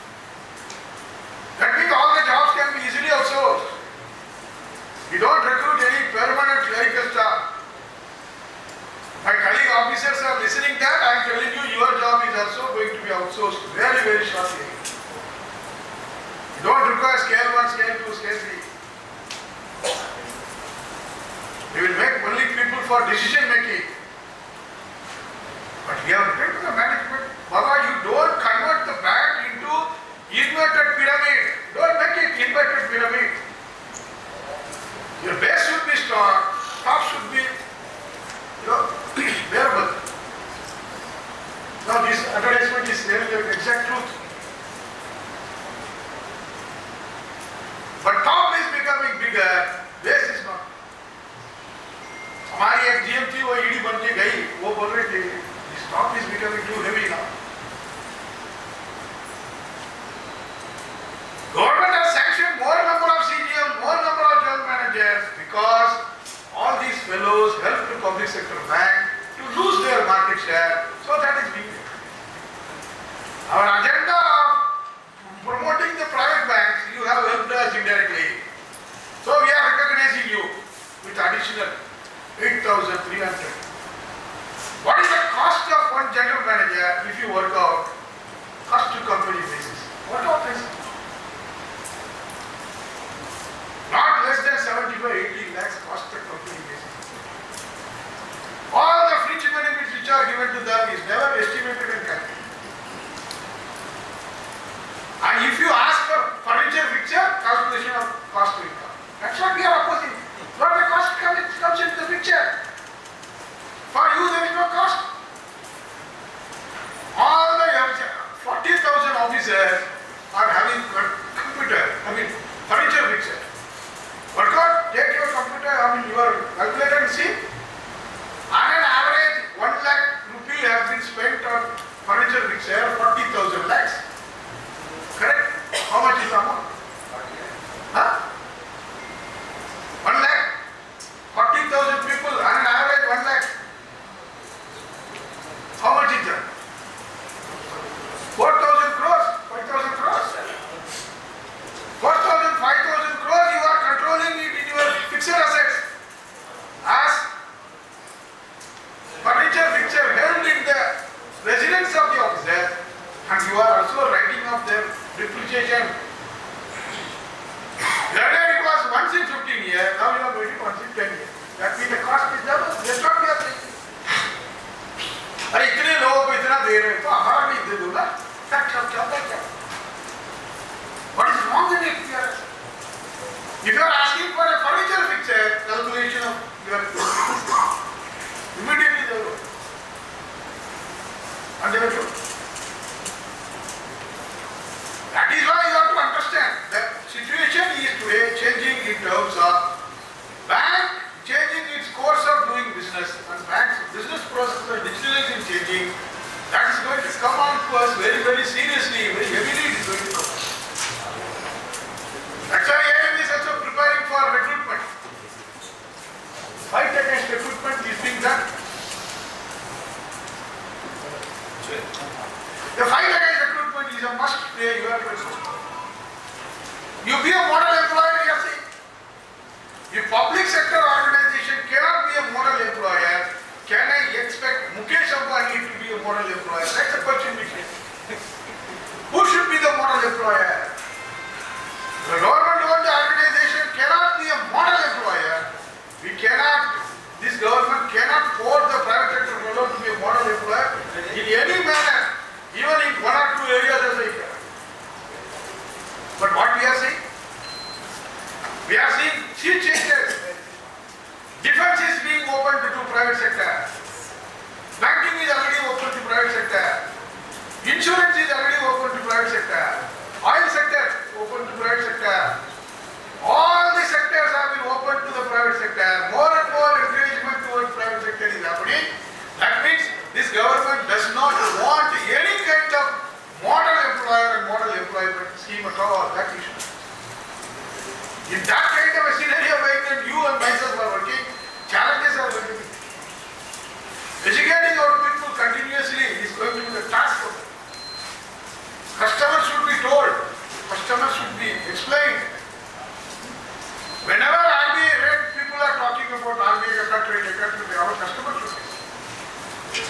There are people, there are lobbies, there are organizations and companies which are fighting for reduction in rate of interest for borrowing, but there are no organizations which are fighting for increase in depositors' interest rate except you and me. It is AIA, we have to sell that depositors' interest also should be protected. Now depositors have also become more wiser. They have got more avenues to do that. Every now and then they are shifting over to new kind of arguments. घर में हम बैठने के time वो महेंद्र सिंह धोनी आके advertisement होता था ना, ये भी सही है, ये सही है, ये सही है. कभी भी never understood. Advertisement is good. But whatever the impact of the advertisement was today, all the small depositors have started investing in mutual funds. So the money which are lying there in the banks started moving towards other avenue of investment. So deposit mobilization is going to be very hard task. But fundamentally, theoretically, internationally, globally, everywhere you go there, it is proved. What is proved? Best customer service can only keep the depositors intact with you.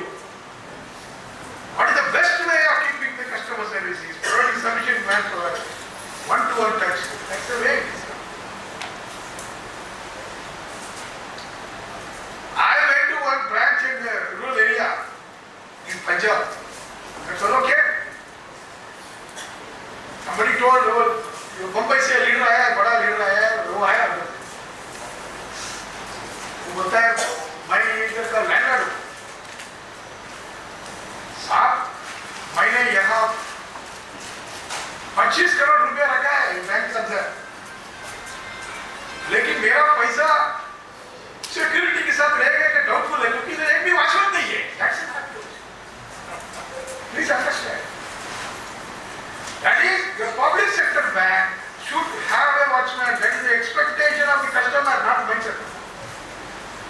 People who are working there, their safety also will be taken care, and my money also will be taken care safely. That is the expectation of this. I came back. When I went to Rajasthan, they said, sir, this is our promoter's village. I was taken there. Jinu, that vice president, the Dankar's district. I went there. I saw a rally. Nobody is staying there. But still they are running some charity there. In school they are running, for hospital they are running. They have got their big premises to give. When I talk to them from there to their family members who are living now, they told हमारा एक ही इच्छा है कि इधर एक union bank का branch इधर खोलना चाहिए, because he was the promoter. This village belongs to the promoter, so we feel that union bank का ब्रांच नहीं, बाकी पंजाब नेशनल बैंक है, दूसरा कोई बैंक है. I came back and wrote, sent a message to MD and said that you open a branch. Now they are opening. After so many years, they are going to open a branch. They couldn't branch. What I am telling is, they are like this. There are so many areas which are not, untouched areas are there. Even today also, challenges are many. In Andhra and Telangana particularly, your microfinancing companies are posing a big threat. Whether you like it or not. The microfinance companies have survived. They have shown new models to the industry, mainly because of Andhra and Telangana. They got a built in it. What is the rate of interest they are charging? What that we don't know. But our bank is very much happy to give loans to microfinance companies, but not to the customers of the microfinance. But direct users you don't want to approach. That's a pool funding. The co-lending. You don't go and give finance to 100 people. You give somebody who will give 100 people the loan. Like that we have to do. This model is also not suitable, which we are finding. The public sector bank has to be there. Public sector bank has to reach to each and every individual. It should reach to the companies also. It should reach to the district also. You are all leaders. Read the result. How the business is being done in your own branch, in your region. Please make a study. From All India, we are going to give some coaching to your goal. When you start talking about the business points of view in your IR meeting, the whole approach of the management. So far he was asking about transfer of people, allowance of these people, posting of these fellows. That's all you are asking. But once you start raising the issue regarding the business making, in this branch this business is not happening, this potential is there, or in this branch something is wrong. The moment you start exposing so many things, the approach of the management will change. बोलेगा आपको नहीं ये लोग आगे immediately no issue should be there pending, so that they cannot raise this kind of issue. Because they don't like you to enter into their area and question them. That is their approach. That's the approach which they have been following for. Business making is our prerogative. I will make business. I will decide the strategies. I will decide the policies for making the business. But you should not question me how I am making this business. That is the approach with which they are. This approach has to change. Once you start exposing the cost of your customers, raising certain issues, things will move. You are all leaders, you should understand what your business correspondent is doing, what your business facilitator is doing, how much, what kind of business he is bringing, how the recovery is being effected, how the new loans are being given, whether compliance is there or not.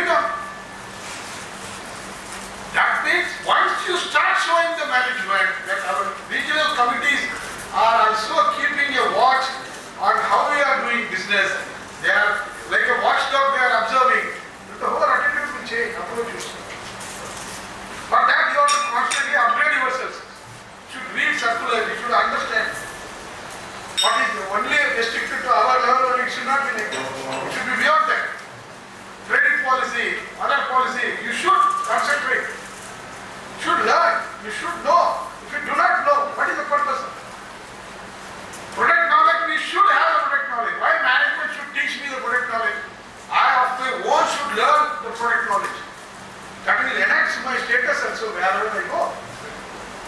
If you go for a marriage and if you say where you are working, Union Bank, okay, my education loan mangta hai, then once you say, I'll find out and tell you, your image is gone. You are working in a bank or something like that. You should have a correct knowledge, not for yourself, upgrading yourself. Your status will improve, but your knowledge will improve. Management will also look you from a different angle. Hey, you सब जानता है, ये सवाल करेगा भाई,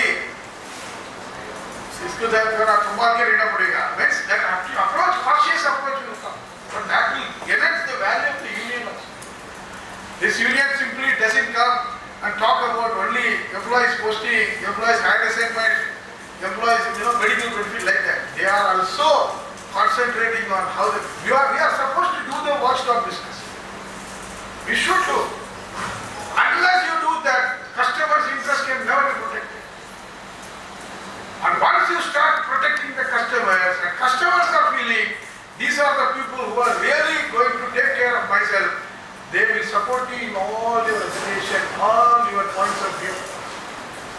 Yesterday I was telling, in Assam, one of the conferences, volunteers standing were customers.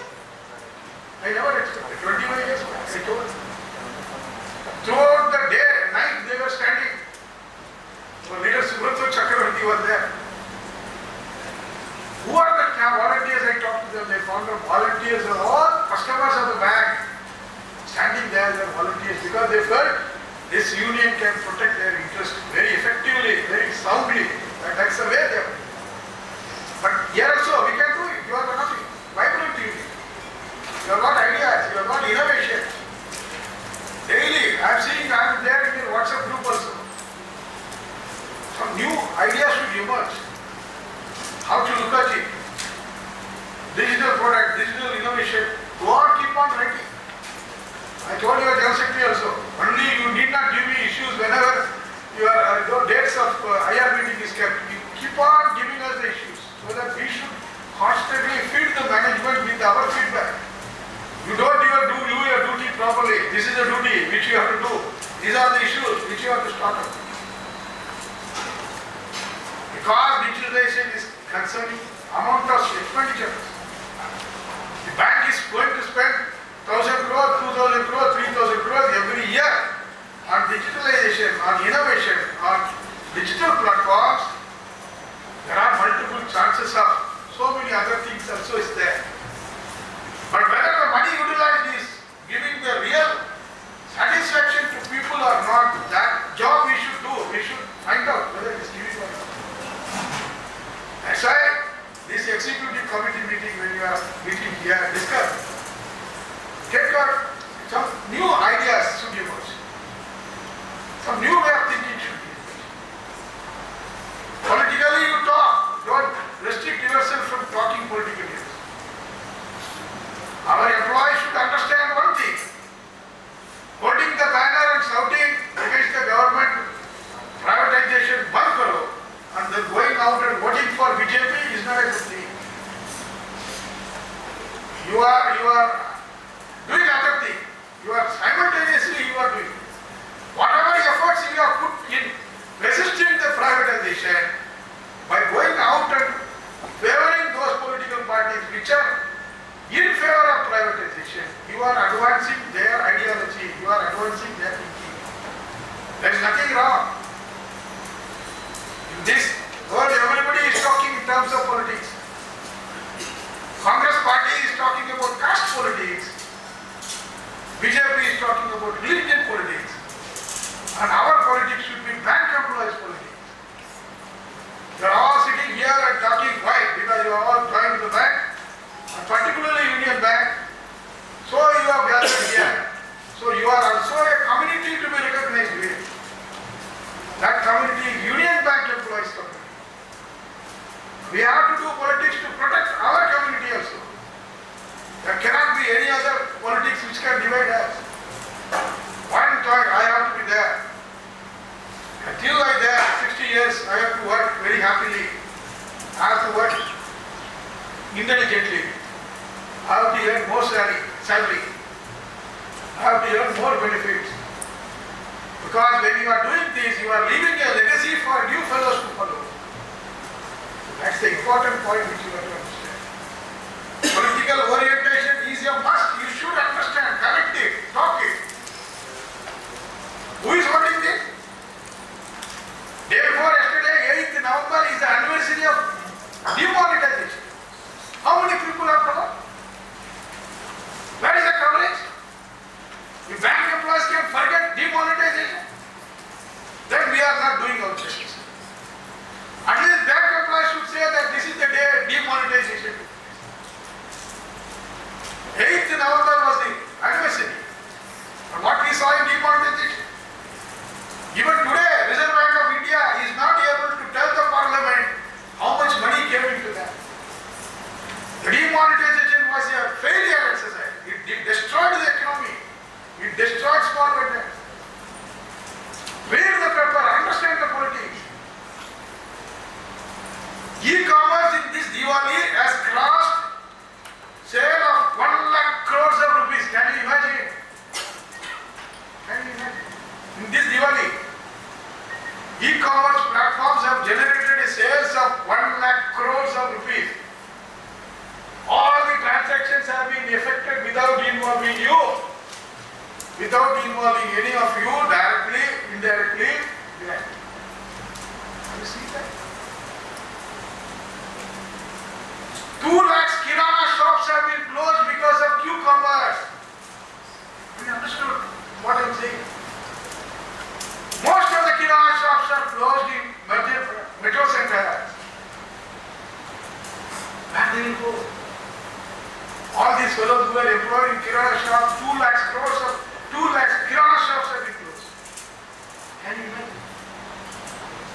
Are you not to understand this? If kirana stores are closed, means there is a politics. This Diwali, 1 lakh crores of transactions took place. Only in e-commerce platform. What is amazing for us? Will we understand or not? At that time, any BJP, Congress will come and help you. Nothing. Your politics only will help you. And your politics has to be based on workers' politics. And workers' politics is very clear. It may be leading towards your left, but it is the theory which is to be followed by you. All of you are born in ordinary middle class family. Nobody is born with a silver spoon. Today you are all working, decently employed, having salary because of the policies which we have made. Because government recruited, banks gave jobs. And it's because of the sacrifice of this banner which has been fighting for last 70 years. So that's a need for us to understand. When you read, you should understand how the platforms are affecting us. Everything is being opened out. Strategically, we do not know. Whether Union Bank, they should merge, what kind of news is it? Going around. PNB के साथ merge होने वाला है. हमारा ओडिशा का कांग्रेस ने बोला है, ट्राइबल यूनियन वाला अभी PNB ब्रांच विजिट कर रहे हैं. And I was telling you, this morning, our Odisha comrade, the tribal union is going into PNB. PNB will take care of it. But everything is being done.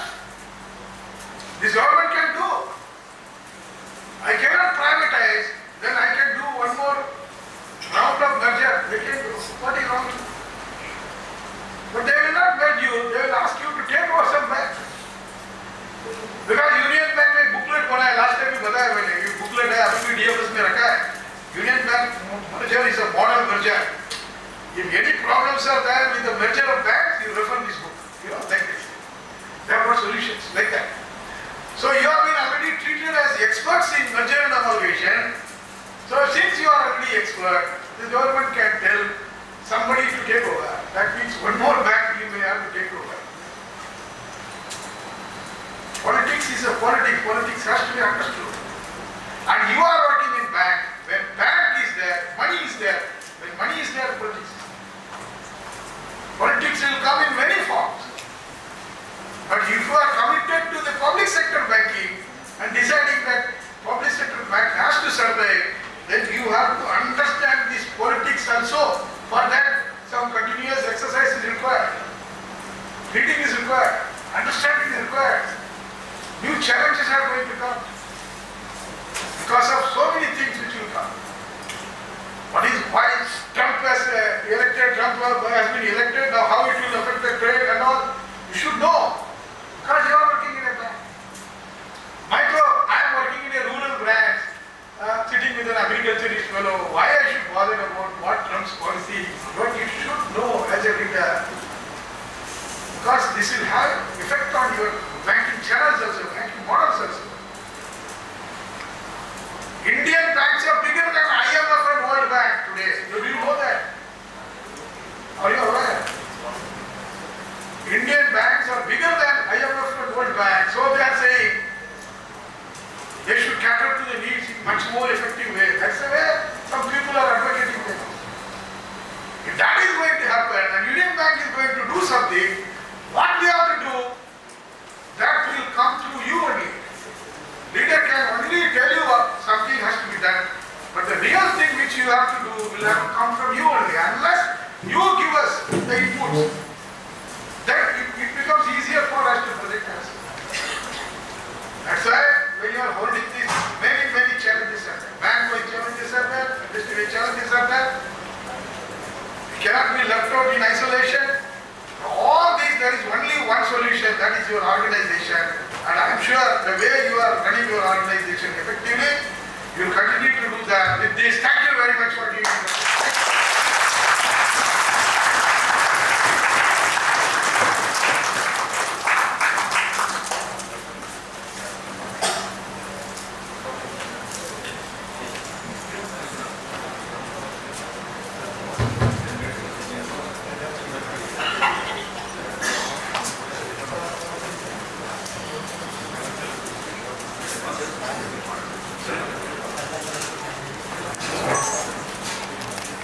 Thank you, Shankar sir, for giving a detailed report on our ongoing agitation and our bank's present situation. So, as a customary and it is our responsibility to honor our leader. I request Comrade Suresh and 2-3 office bearers may join to felicitate Comrade Shankar sir.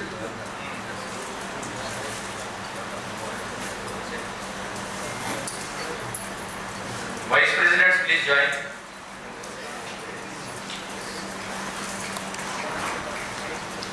Sir, Shankar sir, please.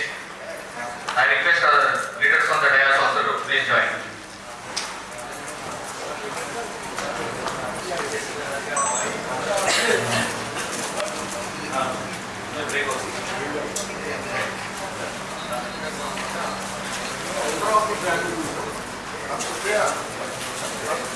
Office bearers are picture. Vice President. నాతో పాటు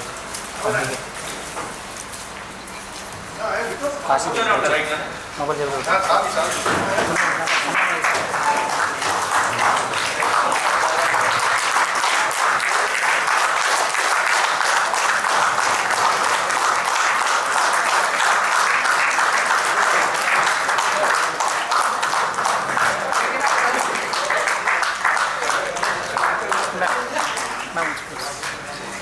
madam కొంచెం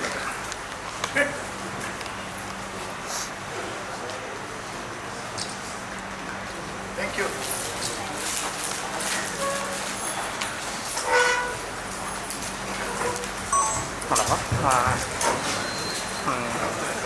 lunch time Comrades, మిమ్మల్ని call చేస్తాను please దగ్గర take your అలాగే seats. ఒక నిమిషం కొద్దిగా బ్యాక్ బెంచెస్ కొద్దిగా ఎక్కువగా మాట్లాడుకున్నట్టు అనిపిస్తున్నాను. కాలేజ్ అలవాటు ఇంకా పోయినట్టు. కామెంట్స్. సో మన ఆల్ ఇండియా జనరల్ సెక్రటరీ చాలా డీటెయిల్డ్గా ఇప్పుడున్న కాంటెంపరీ ఇష్యూస్ అన్నిటి మీద చెప్పడం. మీరు ఎవరైనా ఈ మధ్య స్క్రీన్స్లో అప్పుడప్పుడు పిఎన్బి బడా బ్యాంక్ అని వస్తుందట, గమనించారా? మరి ఎవరు ఎప్పుడు యూనియన్ దృష్టి తేలేదు. సో అది మీది ఎక్స్క్లూజివ్గా ప్రైవేట్ ఇన్ఫర్మేషన్. ఇట్లాంటి అది అమ్మటే రావాలి. ఎందుకంటే మీరు ఫీల్డ్లో కౌంటర్స్ ముందు ఉంటారు కాబట్టి ఎందుకు వస్తుంది అనేది ఎవరైనా ఆలోచించారు లీడర్స్? యూనియన్ బ్యాంక్ కంప్యూటర్స్లో పిఎన్బి బడా బ్యాంక్ అనేది ఎందుకు వస్తుంది అప్పుడు? ఆలోచించండి, మధ్యాహ్నం కూడా ఆలోచించండి, ఈవినింగ్ కూడా ఆలోచించాలి, మనమే కదా ఆలోచించాల్సింది. So now our veteran leader, chairman of our All India Union Bank Employees Association, Comrade Vincent.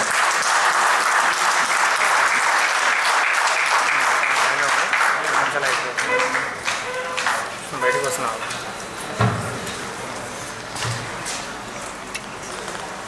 The President of UBAU, Telangana State, Comrade Ravindranath Ji, our third leader, the General Secretary of All India Union Bank Employees Association, and also the Vice President of All India Bank Employees Association, Comrade N. Shankar Ji, the Joint Secretary of AIBA, who is also the General Secretary of Andhra Pradesh Union Bank Employees Union, Comrade Uday Kumar, the President of Andhra Pradesh Union Bank Employees Union, Comrade Srinivas Kale, our young leader, young and dynamic leader, Comrade Samad Khan, other leaders from Telangana unit of AUBA, and my dearest comrades. మీ అందరికీ శుభోదయం.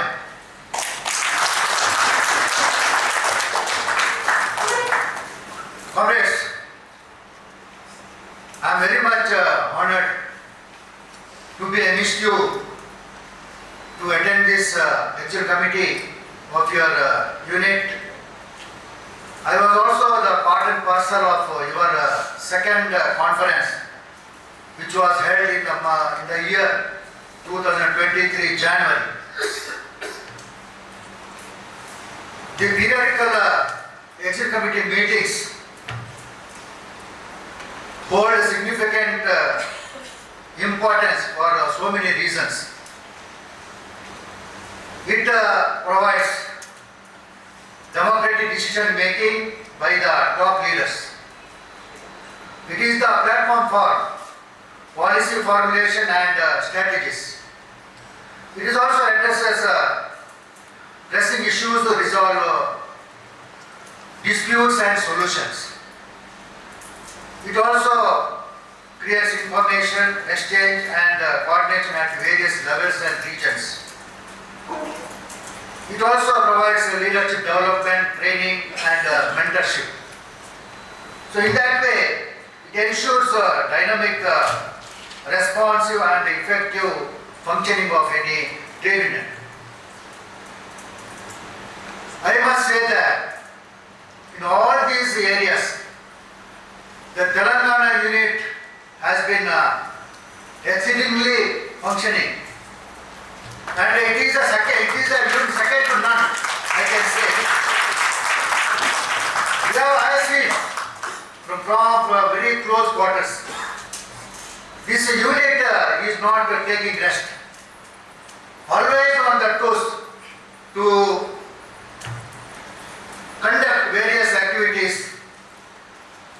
This unit has been doing excellent work in the area of membership mobilization, training of cadres. Definitely, it is, and we must, other units should emulate the Telangana unit as far as activities are concerned. I also seen, along with the exit committee meetings, we are also having deliberations or some session on the business development of the bank. Just now, Comrade Shankar has impressed upon all of you the need for development of our bank. Because when you are having this type of initiative, You are also involving the executives of our bank. They also become part and parcel of your executive committee. And by that, definitely this bank can progress and the bank can have respect towards your unit.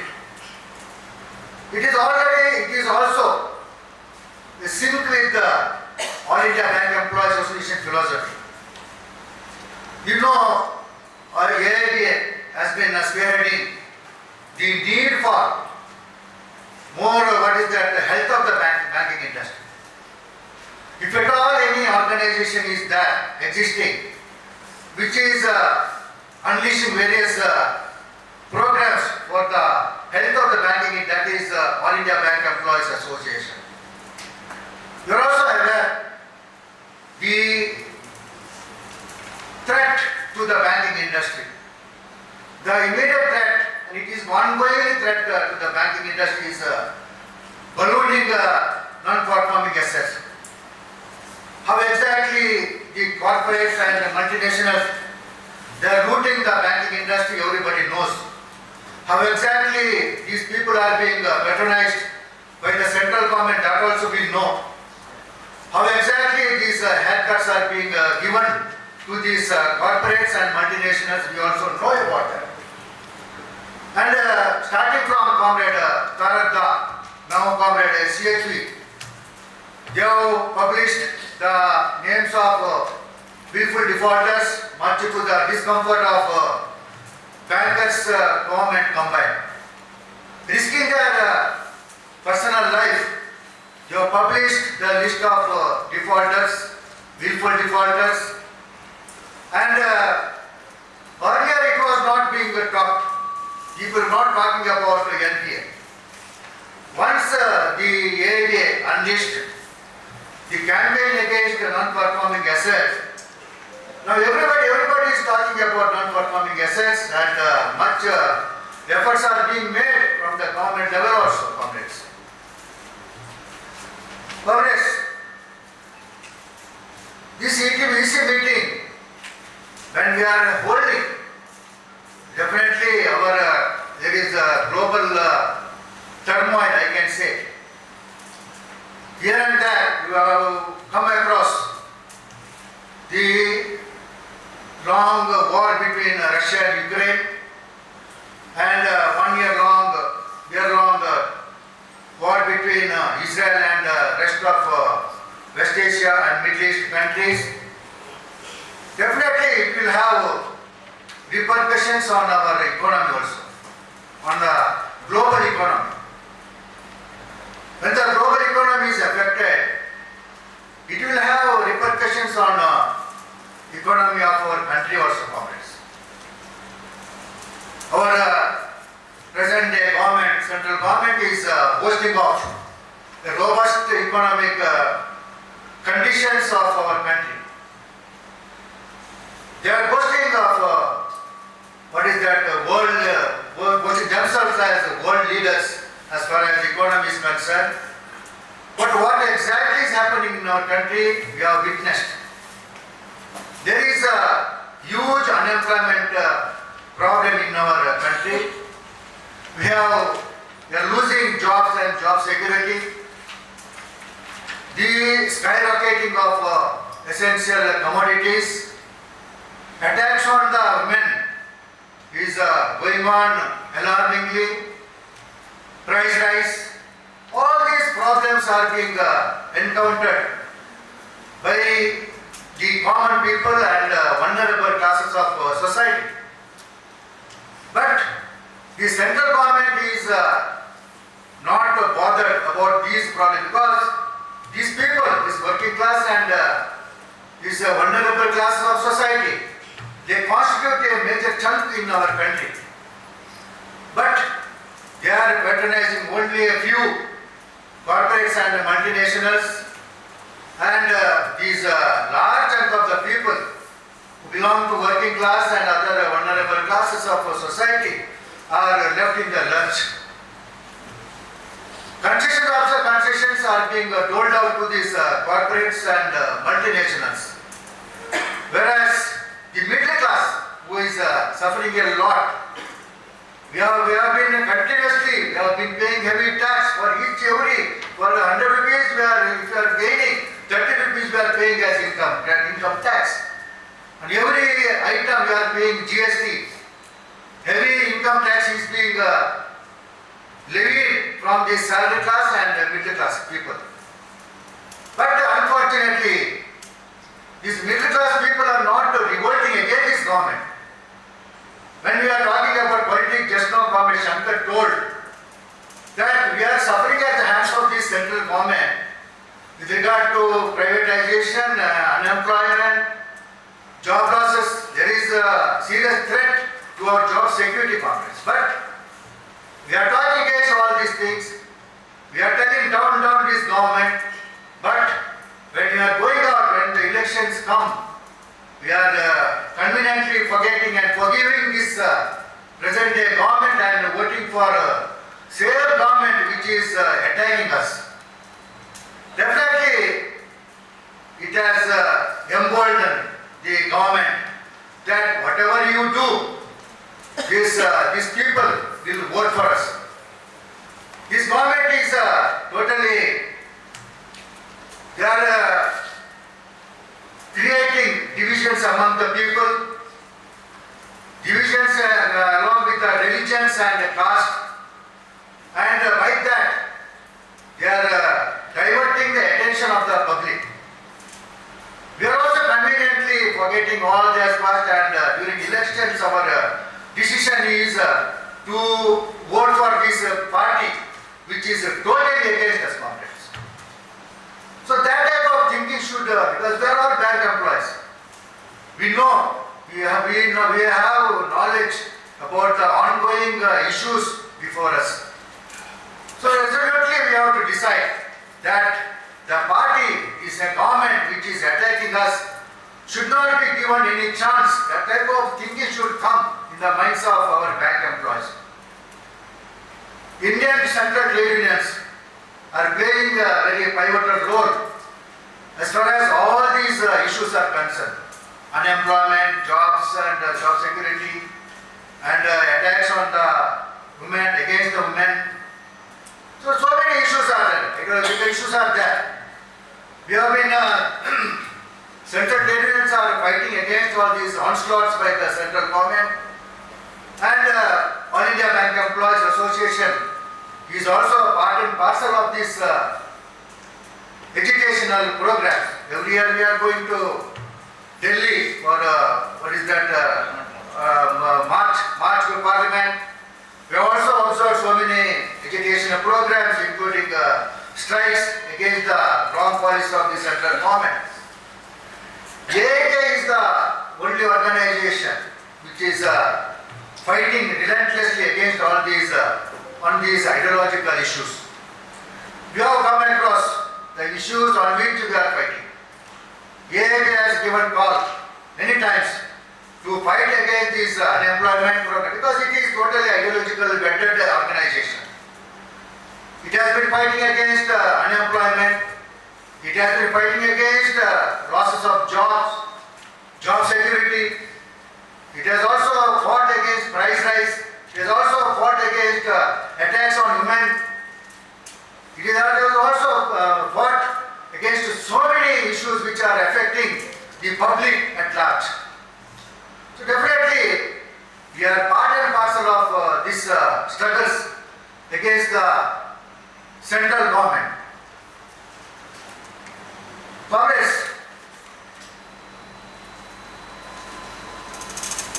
the immediate or the ongoing threat to our banking industry is acute shortage of staff. Comrade Shankar has already touched upon this issue. It is not only in the Union Bank of India, entire banking industry we are facing this acute shortage of staff. The government is planning or unleashing so many outsourcing activities, contractualization. Now recently, many banks have appointed apprentices. So in Union Bank of India, they have started joining. About 500 apprentices have been appointed by Union Bank of India. And these are all the things which are definitely affecting the recruitment of clerical staff and sub staff in the branches. Comrade, the central government has been advocating and giving dictates to the public sector banks that you should not appoint this class 3 and class 4 employees. Only you can increase the top layer of the management. But below this one you don't recruit any people. The one advertisement has been put up there. So comrades, by that the central government is projecting the public sector banks in the poor light in the eyes of the public. When there is a lacuna in the customer service, the customers will definitely they will agitate against the public sector banks. And we, the employees who are manning the counters, we have to invite the rep from the customers. There is recently in Maharashtra, Comrade Shankar was telling, Bank of Maharashtra, and Yojana has come. So people are rushing to the branches and some employees have been beaten up there. So all these problems government knows about that. But they want to project us in the poor light in the eyes of public. Definitely the people, the customers who are suffering because of the deterioration in the customer service, they will definitely demand privatization of public sector banks. We have fought against this menace, that is privatization of banks. And because of our struggles, the central government is in the back foot. But let us not be complacent about this issue, because now because of this, they had a brute majority in the parliament. Now it is reduced with the help of two clutches. This government is running, and Telugu Desam and another Janata Dal U. So like that, because of that, their support, this government is running at the center. But don't think that this government will budge so easily, because that is their declared policy to have more and more private banks. Union Bank, long live! Long live, long live! Union Bank, long live! Long live, long live! Union Bank, Zindabad! Zindabad, Zindabad! Union Bank, Zindabad! Zindabad, Zindabad.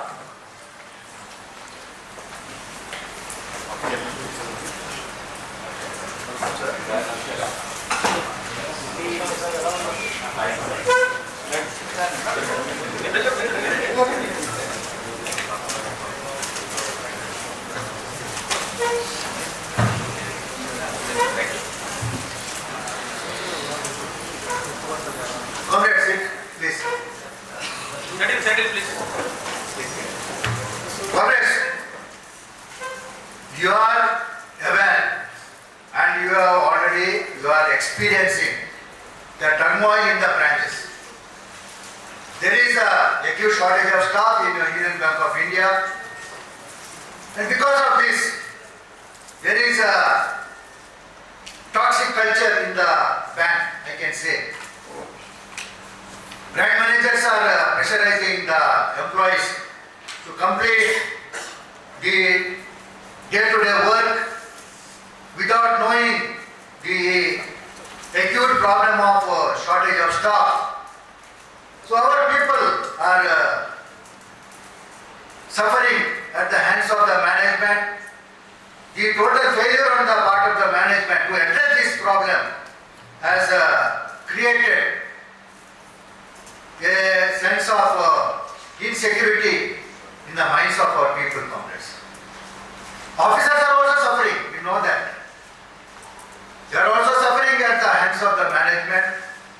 A toxic culture is prevailing in the bank, and the officers approached our General Secretary Secretary, Comrade N. Shankar, that because all these issues, whatever that is staff, equal shortage of staff and some other lacuna in the technological platform, we have been escalating in all the IR meetings platforms. In the sense IR meetings at central office, zonal office and regional offices.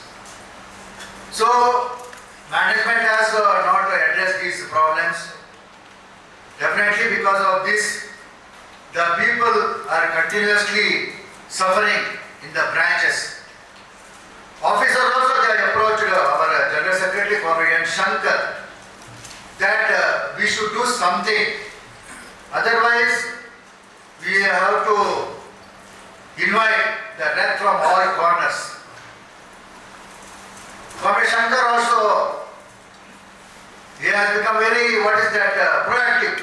When we have been suffering at the hands of the management and when we are getting the support from our officers, because we, both of us, AUB and AUB-OF, we constitute about 93% of the total workforce in Union Bank of India. So we have decided, 2nd September 2024 was the red letter day in the history of Union Bank of India. On that day, the top leaders of both organizations, AUB and AUB-OF, they met at Bangalore. They discussed various issues which are affecting both workmen and officers. Since morning till late in the night, we sat together, we discussed all the issues, and finally, at the end of the meeting, we have chalked out 20 demands which are displayed on both the sides. And immediately after this, both the organizations jointly addressed a letter to Madam MD and CEO, detailing therein the issues which are concerning us, which are affecting both workmen and officers. We also given the rationale behind all these issues, and we have also given them 10 days time to resolve all the issues. Management could understand, could sense the mood of the people, because when 93% of the workforce is on war path, definitely any sensible management should respond. So accordingly, management also responded, and they have arranged a meeting before the deadline of 10 days, that is on 9th September. They arranged a meeting of jointly with the AUB and AUB-OF. But the management did not realize the gravity of the situation. They were harping on individual, separate meetings with the AUB separate and AUB-OF separately. But we could sense the intention of the management. They wanted to divide us, because when we become one or join, they cannot withstand the anger and the concern of the employees, and finally we are not agreed for individual meetings. We have told that if at all meetings to be held, it should be joint meeting, joint exercise. Management did not agree for this. So we had to come out of the meeting without having lunch also. We did not take lunch served by the management. That was our anger against this government. Subsequently on 17th September, one more round of discussion took place. Comrade Shankar has told the outcome of this particular meeting. Almost all the 20 issues were discussed, read well, and some sort of understanding was also reached. Subsequently, management is always management. They wanted to show these minutes to the top level of MD and ED. And with this, this meeting was also deadlocked. Second, another round of, then immediately after that, they went to CLC, Central Labour Commissioner, Delhi, because we have already given strike notice that on 27th, if we are not demands are not settled by 20. So they are they are having a bleak future before them. So many years they have been working on that because some people cannot settle in their life. On day-to-day basis they are telephoning us. What will be our life? What will be our what is the future? But this management is not sensing the difficulties of these lowest strata of the society. This is very painful thing which is happening in the entire banking industry. Being public sector banks, we should create more and more job opportunities. Whereas this public sector banks, including our bank, is outsourcing the permanent perennial jobs. Is also recruiting apprentices. Now LBO, local bank officers, they have started. It's nothing but attack against the award staff, clerical staff. Because Mr. Shankar has told very pertinent point that instead of appointing these LBOs, local bank officers, you can promote our people, you can promote the clerical staff to officer cadre, and commensurately you can appoint, you can recruit adequate manpower, and by that activity should go on. But this management is preferring to have LPOs in the bank, and recently I am meeting to discuss this issue. So definitely the management is totally against this award staff. They are not recruiting clerical staff. They are not absorbing this temporary and empaneled sub-staff. So by that, it shows their negative approach, negative attitude against this award staff, comrades. Comrades, in such a situation, definitely coming together, both the organization, constituting about 93% of our workforce in Union Bank of India, it is the biggest step we have taken, comrades. Forging a unity among these two unions, arranging a meeting in Bangalore on 2nd September, chalking out 20 demands, writing letters to the management with the rationale behind all these demands. Subsequently, talking about various educational programs to clinch these demands. Similarly, after that discussion with the management, projecting our issues before the CLC Delhi. Definitely, it is due to the mature leadership of Comrade N. Shankar, the General Secretary of All India Union Bank Employees Association Congress. I have just seen, because we are part and parcel of this core committee, the strenuous work done by Comrade N. Shankar we have seen. In one of the meetings till 1:30 after midnight, 1:30 in the night, we are sitting in the central office without eating our food, and Comrade Shankar was devising strategies how exactly we should move the direction, because giving a strike call is very easy, but what next? That strategy should be done. So already he has strategized all the things, comrades. This time the strike has been averted, but let us not be complacent that anyway strike is not there, but the danger is still there, comrades. This management, definitely they want to divide the unit of both our staff and officers.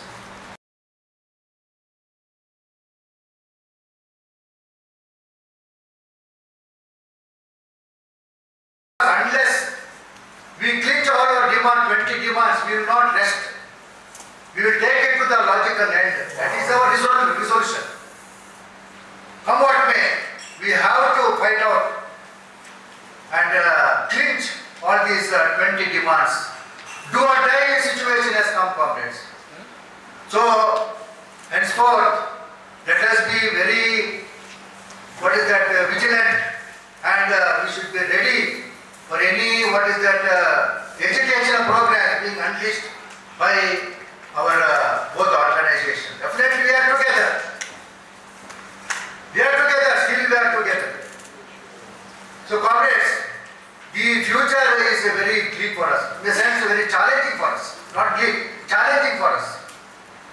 The management definitely gave us some senses for the time being.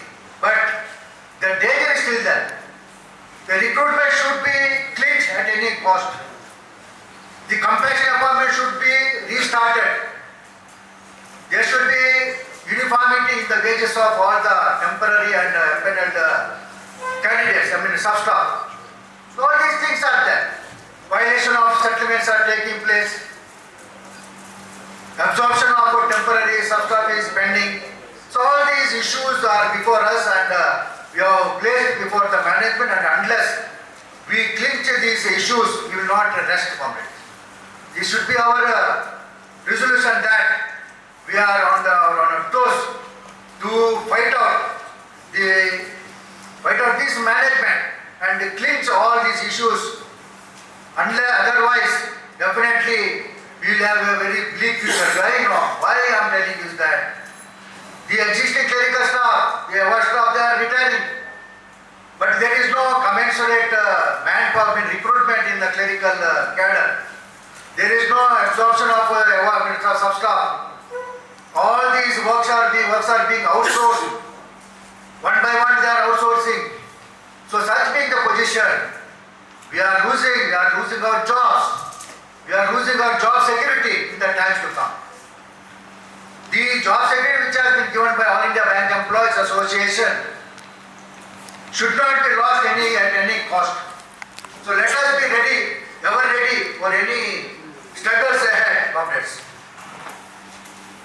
Comrades, definitely this executive committee meeting of your unit, of your organization will take stock of the situation and take necessary decisions, appropriate decisions to counter this management. Otherwise, we will be in a very frequent situation, comrades. So let us all, Comrade Shankar has told, let us know what exactly is happening in the banks, in our bank, in your respective branches, how exactly the branch managers are doing the business.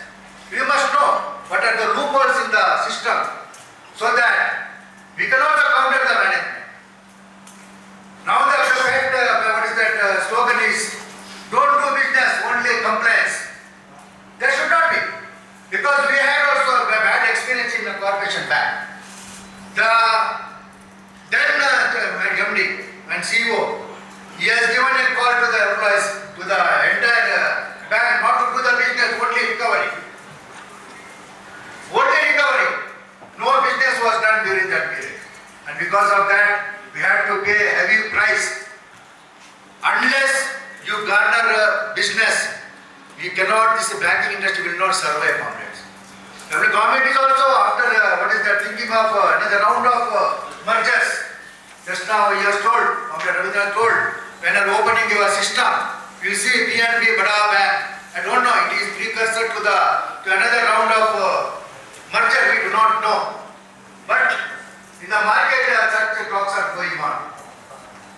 We thought that our bank will not be merged, our corporation bank, we were also under that impression that we will not be merged, but we have been merged. State Bank of India and subsidiary banks were merged with the State Bank of India. We were under the impression that that will not come because State Bank of India and subsidiary banks, they are similar. So merger was inevitable. It was required. But subsequent also, Gujarat Bank, Dena Bank were merged with the Bank of Baroda. That time also we were that laxity was there on the part of employees. Nothing will happen to us. But banks were merged into 4 banks, and the government will not rest.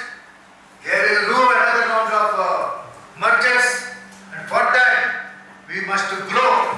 We must grow gigantically so that nobody will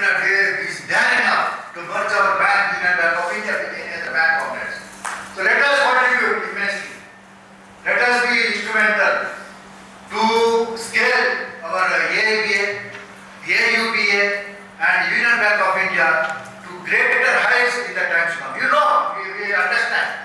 Every central committee EC meeting you are discussing about the bank's health and development of our bank.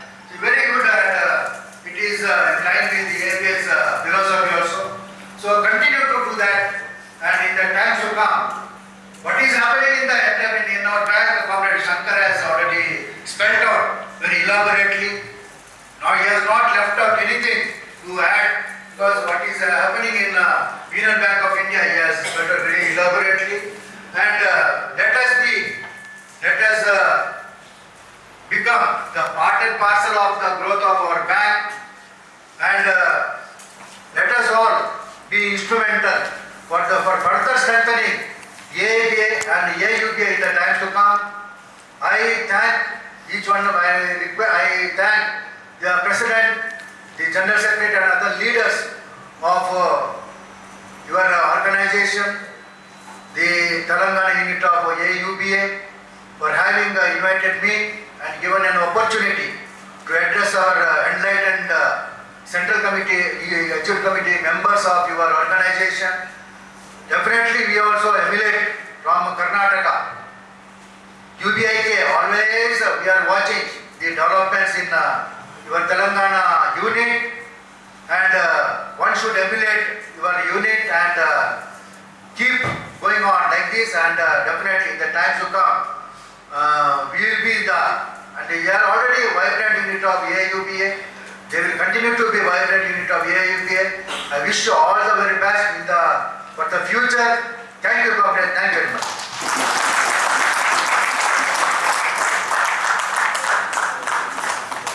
Comrades, let us honor our Vincent, our chairman of our organization.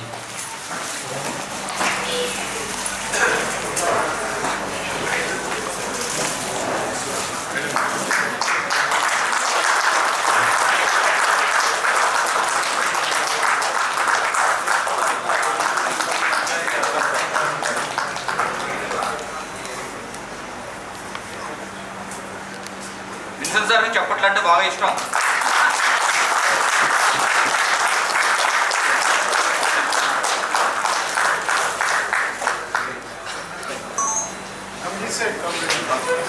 Comrades, please take your seats. Please settle down.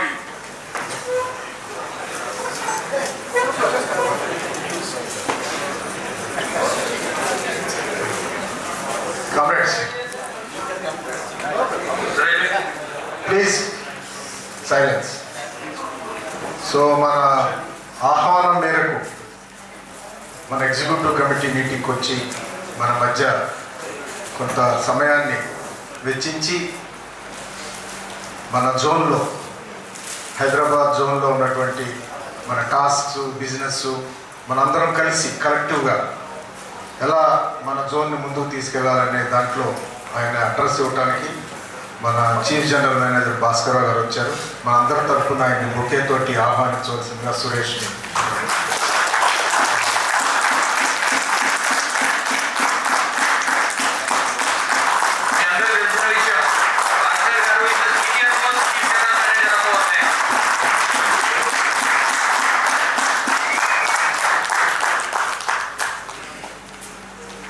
So మన Hyderabad zone నుంచి అన్ని reasons నుంచి leadership వచ్చారు.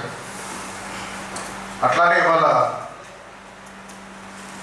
మనకి issues, policies మీద management తోటి, top management తోటి difference తోటి మన యాజిటేషన్లో మనం వెళ్ళటం జరిగింది. All India union bank employees association ఎప్పుడు కూడా యూనియన్ బ్యాంక్ యొక్క గ్రోత్కి నెంబర్ 1 ప్రయారిటీ ఇవ్వటం అనేది మన ఆర్గనైజేషన్. సో బిజినెస్ నిన్న జరిగిన ఐఆర్ మీటింగ్లో 60% of the agenda points bank business growth గురించి, కస్టమర్స్ సర్వీస్ గురించి, దాన్ని ఎఫెక్ట్ చేసినటువంటి ఫిజికల్ ఇష్యూస్ గురించే ఎజెండా ఇవ్వడం జరిగింది. So CGM HR Shri Vinod time సరిపోదని చెప్పి ఆ ఇష్యూస్ మీద ఎక్స్క్లూజివ్గా నెక్స్ట్ వీక్ వేరే మీటింగ్ ఆ ఇష్యూస్ మీద పెట్టడానికి కూడా బ్యాంక్ డిసైడ్ చేసింది. సో మన commitment towards union bank business participation తోటి దాన్ని మరింత స్ట్రెంథన్ చేసుకోవాలి. అలానే 106 foundation day union bank of India November నుంచి స్టార్ట్ అవుతుంది. సో ఈ ఫౌండేషన్ డే సందర్భంగా ఒక క్యాంపెయిన్ కూడా స్టార్ట్ చేశారు. ముఖ్యంగా ఇనాపరేటివ్ అకౌంట్స్ డార్మెంట్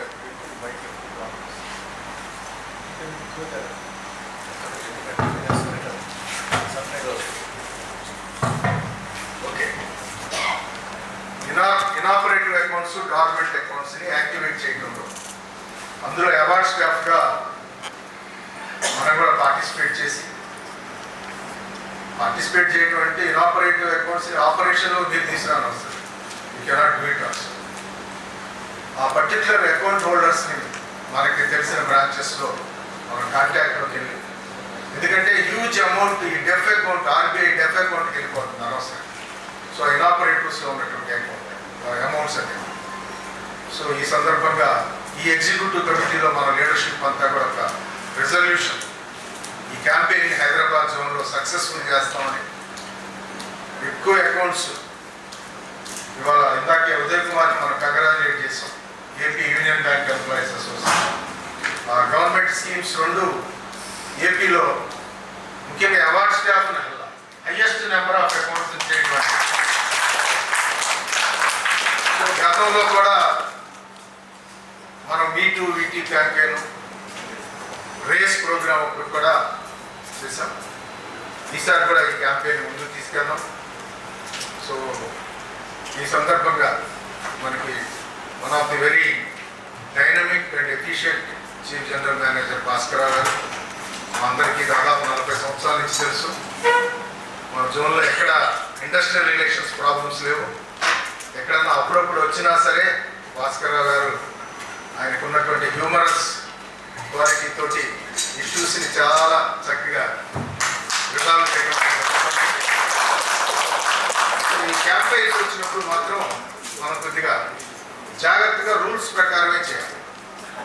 గతంలో గోల్డ్ లోన్ టార్గెట్స్ క్యాంపెయిన్ పెట్టినప్పుడు కూడా చూసాం. గోల్డ్ లేకుండానే అకౌంట్స్ ఓపెన్ చేయమని బ్రాంచెస్లో జరిగినాయి.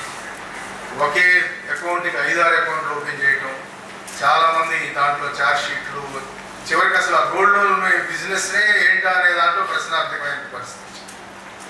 ఇప్పుడు రీకేవైసీ కూడా నేను మన తెలంగాణలోనే చాలా రీజన్స్లో వాట్సాప్లో చూశాను. డాక్యుమెంట్స్ లేకుండా చాలామంది బ్రాంచ్ అంతమంది మేనేజర్స్ రీకేవైసీ చేయమని పోస్ట్ చేస్తున్నారని చెప్పి మనవాళ్ళు పెడుతున్నారు. రూల్స్ ప్రకారం వెరీ స్పిరిట్ ఏంటంటే మనం అన్నీ చేస్తుంది బిజినెస్ని అకౌంట్ హోల్డర్స్ని జాగ్రత్తగా చేసుకోవడం. That is the campaign head office కానీ జోన్ కానీ ఇచ్చింది. వాటిని షార్ట్ కట్తో డీవియేషన్ చేసినందువల్ల అసలు పర్పసే లేదు. అయితే కొంతమంది బ్రాంచ్ హెడ్స్కి అదే ఉపయోగకాలం మాయరాలు అనుకుంటారు, తప్పులు చేపిస్తున్నారు. అంతా వాళ్ళు ప్రాబ్లమ్స్లోకి వెళ్తున్నారు, మిగతా తర్వాత బ్యాంకింగ్ చక్కగా ఎనబడి తీసుకురావడం. సో అలాంటిది ఏమి కాకుండా చక్కగా విధించు. అలాంటివి ఉన్నట్లయితే డైరెక్ట్గా సీజీఎం గారి దృష్టికి కూడా తీసుకెళ్ళండి. అలాంటి బ్రాంచెస్ ఎవరన్నా అట్లా చేసి తప్పులు చేయించాలని ప్రయత్నం చేసినప్పుడు, బికాస్ మనం ఇన్ఫర్మేషన్ ఇస్తేనే వాళ్ళు దాన్ని ప్రాపర్గా యాక్ట్ చేస్తున్నారు కాబట్టి తప్పకుండా చేద్దాం. So now I request our CGM Bhaskar గారు to address all of us. CGM గారు మాట్లాడే ముందు రవి గారు, శంకర్ గారు, సీజీఎం గారు మాట్లాడిన తర్వాత నాకు మిగలేదు. అయితే ఇందాక నేను చెప్పినట్టు senior most chief general manager of our bank, అలానే రెండోసారి అంటే ఇది 3వ టర్మ్ భాస్కర్ గారు హైదరాబాద్ జోన్కి హెడ్ చేయడం అనేది ఎమాల్గమేషన్ అయిన తర్వాత ఫస్ట్ టర్మ్లో ఆయనే ఇన్ఛార్జ్ తీసుకున్నారు. 2 years బయట ఉన్నారు, అంటే హైదరాబాద్లోనే ఉన్నారు, వేరే డిపార్ట్మెంట్స్ లీడ్ చేశారు. మళ్ళీ అదృష్టంగా ఎండి మేడం ప్రాపర్గా రికగ్నైజ్ చేసి తెలంగాణ ఇంత బాగా బిజినెస్ ముందుకు తీసుకెళ్లే ప్రాసెస్లో ఫర్దర్గా కరెక్ట్ సూటబుల్ పర్సన్ అయితే భాస్కర్ గారు అని లాస్ట్ ఫైనాన్షియల్ ఇయర్లో ఆయన హెడ్ చేయడం జరిగింది.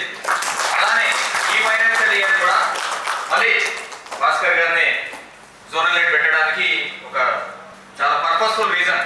బ్యాంక్లో మనం దాదాపుగా 12-13% of the bank business Telangana నుంచే ఇస్తున్నాం. మొన్న రీసెంట్గా కూడా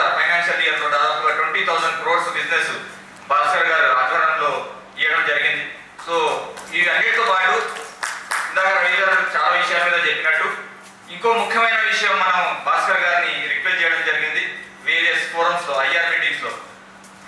ఎమాల్యుయేషన్ తర్వాత మన దగ్గర for the beautiful policy of our Union bank employees association to promote the sub staff cadre on completion of graduation మన దగ్గర దాదాపుగా ఆ పాలసీ ద్వారా we feel proud that 200 sub staff and education also promoted to just on completion of కొన్ని occasions లో అయితే promotion late రావడం వల్ల దాదాపుగా ₹1,00,000 లీడర్స్ కూడా వచ్చిన అకేషన్స్ ఉన్నాయి. సో వాళ్ళందరూ ఫ్రంట్ లైన్ లో ఉండి పనిచేస్తున్నప్పుడు కొన్ని ఇన్సిడెంట్స్ ఆయన నోటీస్ లో తీసుకెళ్లడం జరిగింది. ఆయన కూడా కొన్ని రీజన్స్ లో అయినప్పుడు నోటీస్ చూసి స్పెషల్ గా మనం డిమాండ్ చేయడం కానీ రిక్వెస్ట్ చేయడం అని అబ్జర్వ్ చేసి పర్సనల్ గా మమ్మల్ని కూడా పిలిచి క్యాబినెట్ లో డిస్కస్ చేసి ఏం చేస్తే బాగుంటుందంటే మనం ఏదైతే ట్రైనింగ్ డిమాండ్ చేశామో ఆ ట్రైనింగ్ కి స్పెసిఫిక్ గా ఆయన కన్సర్న్ తీసుకొని ఎస్టీసీలో ఏజే మేడం కామేశ్వరి మేడం తోటి డిస్కస్ చేసి హ్యాండ్స్ ఆన్ ప్రోగ్రామ్ అనేది ఎక్స్క్లూజివ్ గా తెలంగాణ జోన్ అంటే హైదరాబాద్ జోన్ లో భాస్కర్ గారి ఇనిషియేషన్ వల్ల జరిగింది. అది దాదాపుగా 200 మంది ట్రైన్ అయ్యారు. దాని తర్వాత ఫ్రీక్వెంట్ గా ఫోకస్ అని బూస్ట్ అని సీనియర్ క్యాషియర్స్ కూడా కంటిన్యూస్ గా ట్రైనింగ్ ఇవ్వడం జరుగుతుంది. ఇప్పుడు వరకు ఉన్న ఇన్ఫర్మేషన్ లో ఆల్మోస్ట్ 70% సిఎస్ఎస్ ని ఒక రౌండ్ ఆఫ్ ట్రైనింగ్ జరగడం జరిగింది. సో స్పెషల్ ఫోకస్ ప్రమోటీస్ మీద చేస్తున్నారు. దాన్ని కూడా మనం టైమ్లీ అప్రిషియేట్ చేయాల్సిన అవసరం ఉంది. సో ఈ ఎగ్జిక్యూటివ్ కమిటీ ద్వారా భాస్కర్ గారిని అట్లాంటి ఇనిషియేషన్స్ తీసుకొని ప్రతి రీజియన్ లో కూడా రిలీవ్ అయ్యేటట్టు అది ప్లాన్ చేసుకుంటున్నారు. అది ఫర్దర్ గా కూడా ఇంకా సెకండ్ రౌండ్ ఆఫ్ ట్రైనింగ్స్ ఇంకా జరిగిపోతున్నాయి రాబోయే రోజుల్లో.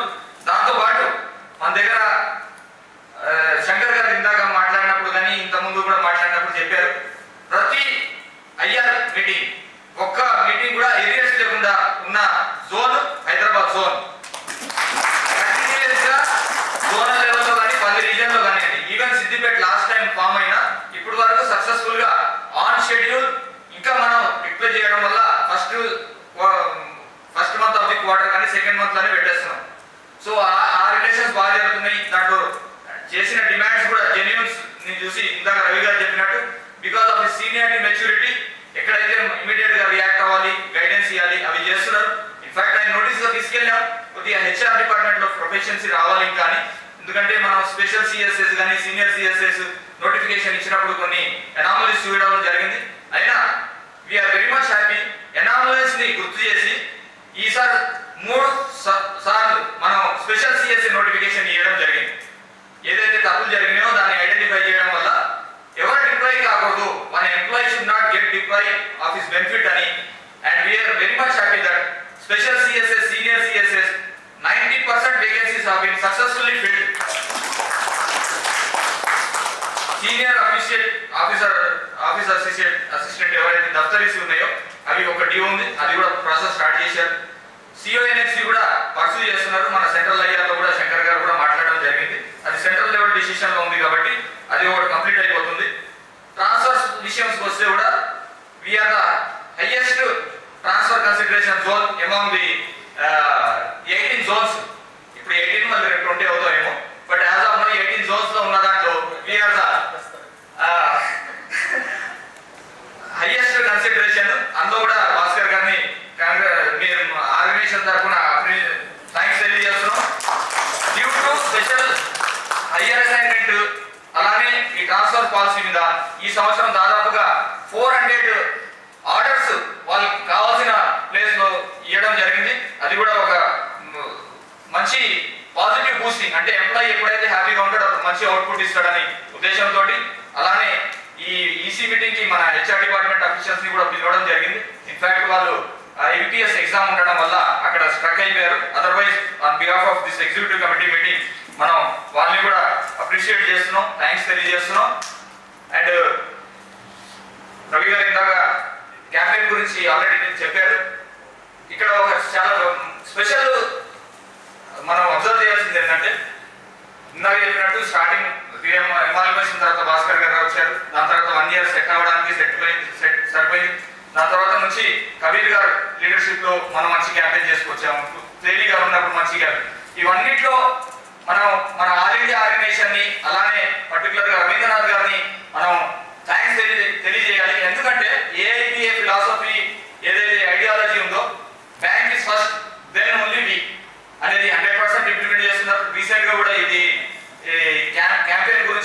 భాస్కర్ గారు ఆయన స్వయంగా నాకు ఫోన్ చేసి సంబంధి ఇట్లా అనుకుంటున్నాం, మీ అభిప్రాయం చెప్పండి అంటే రవీంద్రనాథ్ గారి పర్మిషన్ తోటి మనం ఇది యాక్సెప్ట్ చేసాం. అండ్ డెఫినెట్లీగా దీంట్లో అబ్జర్వ్ చేయాల్సింది ఏంటంటే ప్రతి రీజన్కి ఒక 5 క్లర్క్స్, ప్రతి రీజన్కి ఒక 5 సబ్ స్టాఫ్ని సీజీఎం గారు ఆయన పర్సనల్ గా జోనల్ ఆఫీస్ కి పిలిచి వాళ్ళని ఫెలిసిటేట్ చేసి వాళ్ళతో డిన్నర్ చేయడం అనేది జరుగుతుందని అనౌన్స్ చేయడం జరిగింది. రియల్లీ ఇట్లాంటి రికగ్నిషనే మనకు కావాల్సింది. Anyhow we are doing, but such type of recognition will boost the employee more. Once again we thank for all the support. And last but not least, ప్రతి మీటింగ్ కి మనం ఇన్వైట్ చేసినప్పుడు వస్తున్నారు. ప్రతిసారి ఏదో ఒక బిజీ షెడ్యూల్ ఉంటుంది. Last time కూడా మనం 2 సార్లు చెప్పాను నేను. ఒకసారి ఎగ్జిక్యూటివ్ విజిట్ ఉన్నా, లేదంటే వాళ్ళ ఇంట్లో అకేషన్ ఉన్నా, అది వదిలేసి ఈ రోజు కూడా ఆయన హెల్త్ చెకప్ సగంలో వదిలేసి మనల్ని అడ్రస్ చేసింది రావడానికి ఏదైతే డిసిజన్ తీసుకున్నారో దాన్ని కూడా ధన్యవాదాలు తెలియజేస్తూ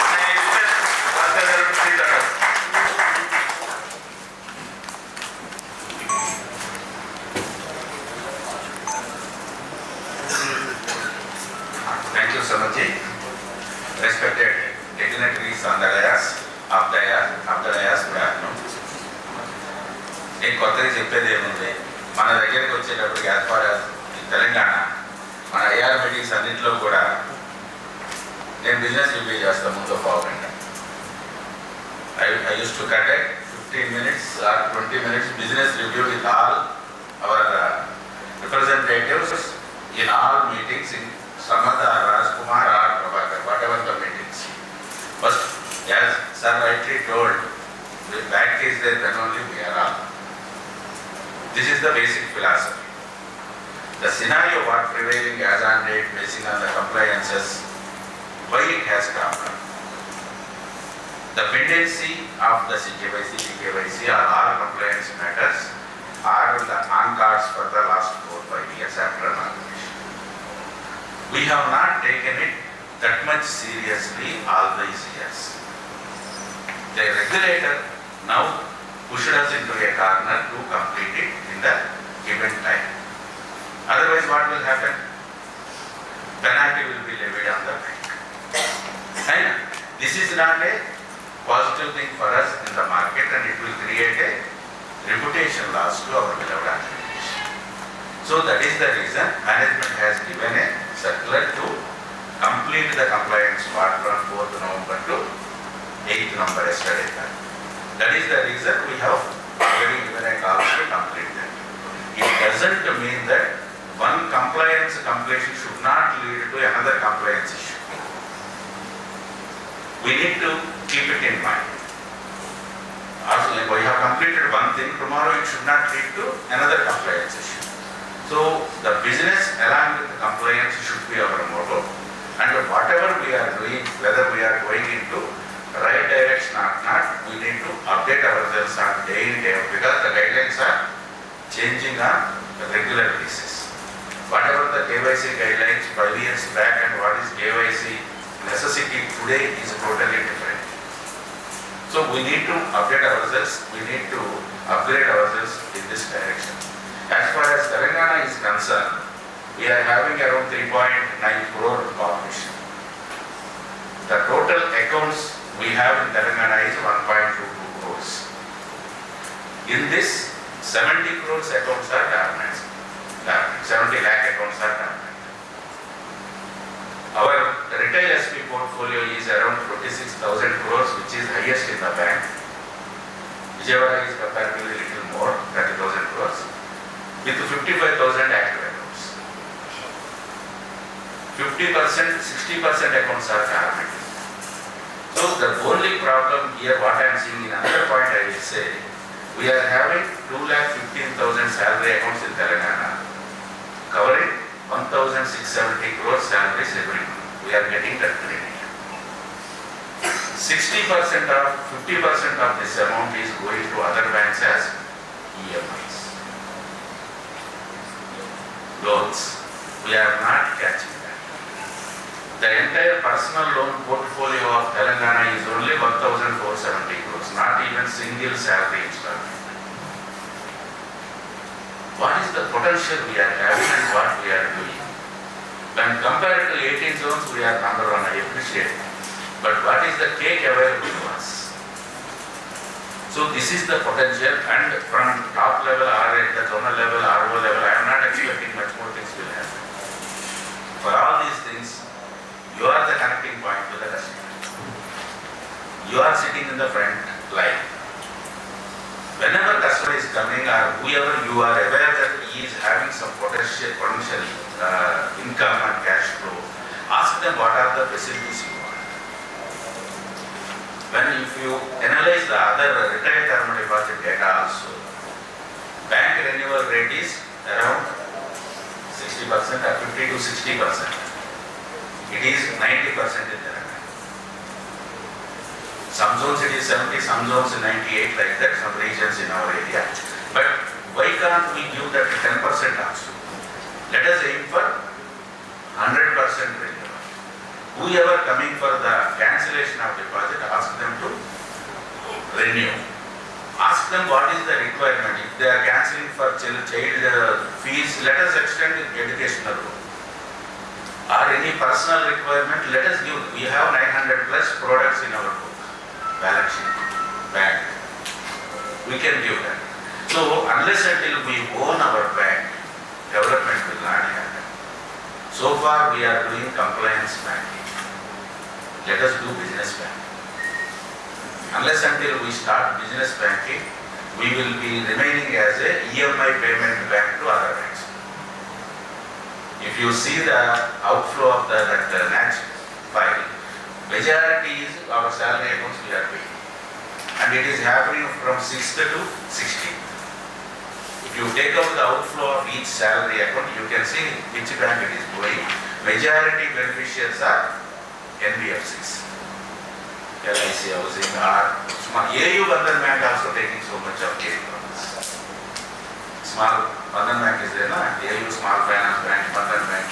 Really, if we see that, both good for us, why we are not? I am having around 6,000 team in Telangana, 681 branches. Why we are not reaching out to them? So we need to understand this. Unless until bank is generating income, it is very difficult to sustain. Please look into that. We have no issue. Wherever some of this coming up, some issue, with some time lag, we are sorting it out based on the available amenities. So as far as my side or from the zonal office side, my assurance to you all, we will take care of you. All bona fide actions will be protected.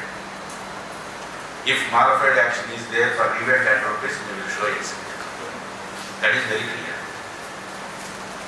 And whatever happening, please bring it to my notice. Because one complaint should not lead to another complaint issue tomorrow. You are all aware, regulator is keenly watching what we are doing. And the audit trial also they are able to see as we are giving the dump to them. Who has done, who has averaged, who has seen. These things are there. Normally, urban I can understand metro. Yesterday, Suchata Dalal ka video came on KYC. The very purpose of KYC is to know the customer, what is his antecedents, whether any money laundering chance or such type of financial frauds or chance is there or not. Now it has becoming a harassment to the people in that one way. There are so many accounts which we are uploading to DMS. Image is not coming properly. Account opening is taking 5 days, 3 days, 4 days. How you are giving experience to the customer? Other banks, they are doing on the spot. This is the issue actually we are facing. I am not finding fault with anybody. This is a transformation stage for us from the manual to digital. So we need to understand some X branch it is getting delayed or there are pendency injections or suppose 1000 or 500. We must know and the next time we feel that it should not happen again. That particular mistake, image clarity or file size, whatever it is not, our people are not correcting it. Be it officers or be it CSA, whoever it is, but the branch customer is suffering. Ultimately, they are knocking door of the neighbor bank or neighbor organization. Who is the loser? Loser is our bank. I am getting salary, you are getting salary. Ultimate loser is organization. Kindly look into that, and the customers who are banking with us earlier, the cashiers and the sub-staff are well aware of all the people who are not banking with us today. You can recognize, probably if you have changed your branch, you can call your previous friends, connect them again with the branches. If we at least activate 10%, 20% also, it will give a good boost to our CASA. And after the last January, we are seeing there is a downtrend in CASA because of the various external factors which we are not having control. But unless until we activate accounts, our CASA will never have that comfort. I am okay with the agriculture also. I appreciate you all. Out of 2,850 crores debt waiver, we have pushed it back again to 2,600 crores in the within the days of around 45 days. I appreciate all my RDOs, I appreciate all my branch and field team and cashiers also, because they have to make so many entries for this. 2,680 to 600 crores disbursement, it's not a small thing.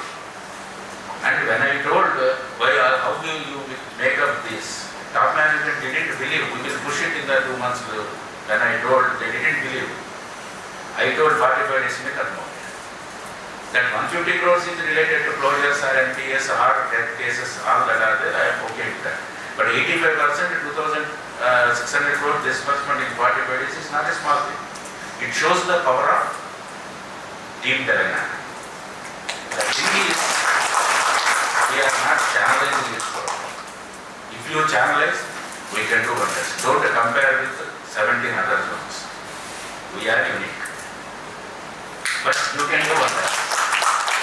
But Telangana run growth rate is around 18 to 22%. Where we are? 9% in deposits, 11% in deposits. Our market share is 11%, our growth is 9%. बोले तो क्या है? We are missing some 2%, somebody is eating away our cake. So the branch-wise percentage, how much we are having and what is our market share growth, we need to analyze. Unless until we see all these things, we can't come up with the ladder, market and the market share. Still, we have a good recognition before the government of Telangana. Deputy CM and Finance Minister Madhu Bhatti Vikramarka sir was on Andhra Bank board for almost 7-8 years. He is well aware of Andhra Bank and our branches and our style of functioning, schemes, everything. Still, he is having that association with us, and he recognizes whenever we go there, and Samad also well aware of that because he is sitting in the secretariat. We have the support from all sides. Let us give that push to our bank, counter business. That's all from my side. Thank you. Thanks for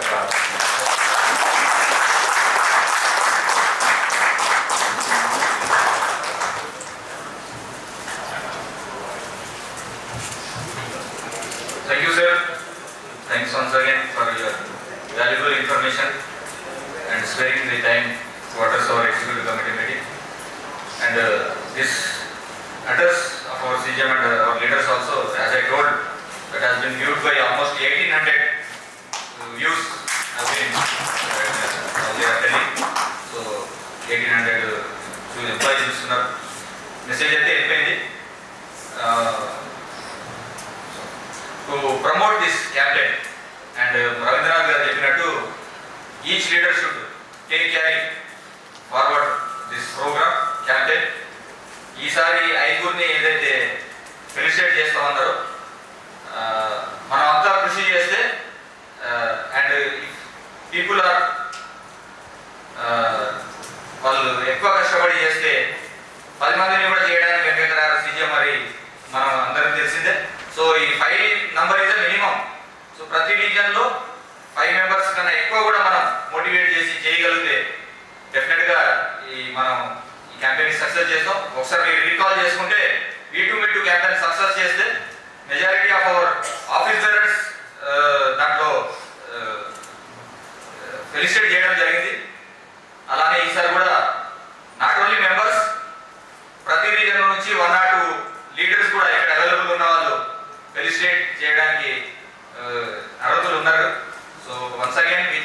CM గారు and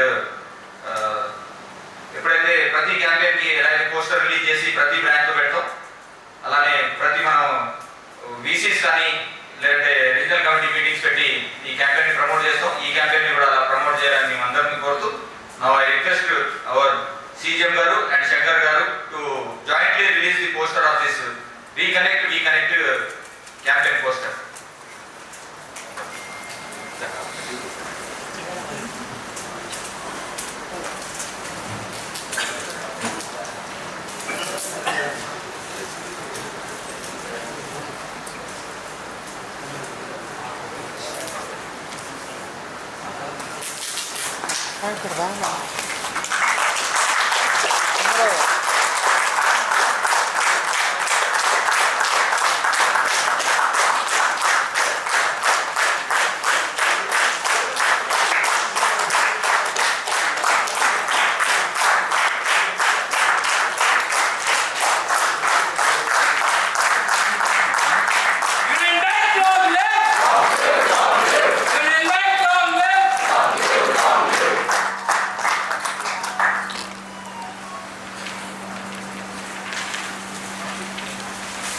okay comrades, దీన్ని పక్కాగా మనం చాలా సీరియస్గా తీసుకొని translate చేద్దాం action.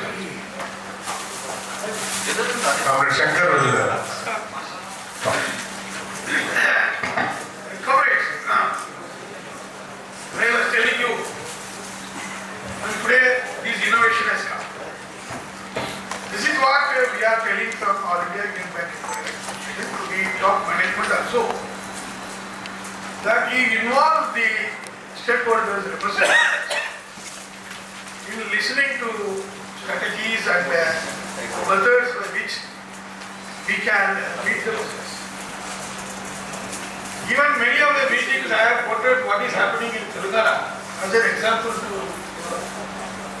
the bank's central leadership. Even one of the meetings where madam was sitting there, I told that our people from Telangana carried forward the campaign of B2 on that place. Union spending money on printing the posters, displaying it in the branches, and our employees actively participating in it, carrying forward the message of this campaign to the customers and getting benefit out of it. Even I told that we are reluctant to carry on this in other zones because the kind of response which your CGM which is showing there was excellent, and that reliable to even I told that we could have done it in other zones also, but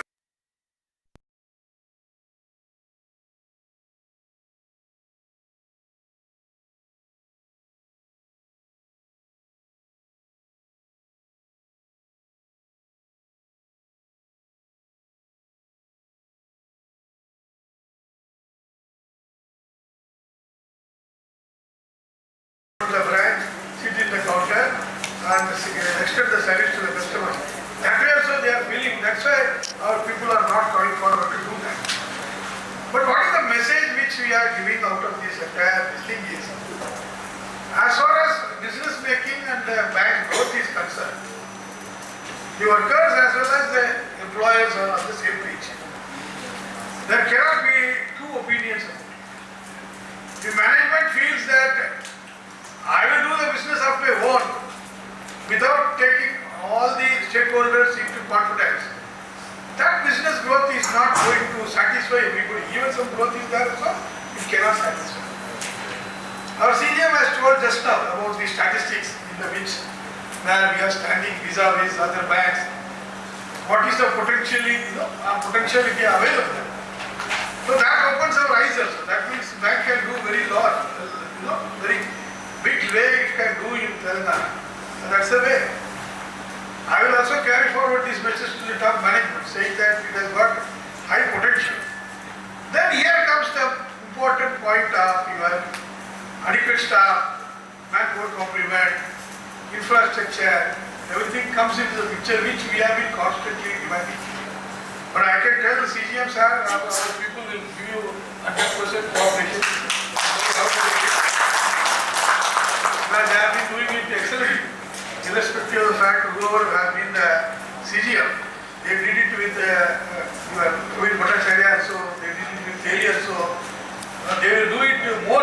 because you are local also.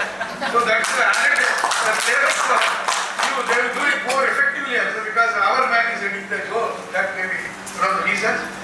But this gives you, this also is important point as I was telling you, that talking about our products, talking about our banks, good things, that also we should do that, we continuously do that. And I am sure that in the coming days also, our people will excel in the same way how they have excelled in the earlier programs also. And many more rewards you have to give to our staff only. That much I am confident about it. And thank you very much for this. Thank you. Now we take a privilege of honoring our CGM sir. I request our office bearers to come forward. CGM garu Professor Munduravani కోరుతున్నాం. I request Shankar sir also to join for the registration. And all other leaders on dais.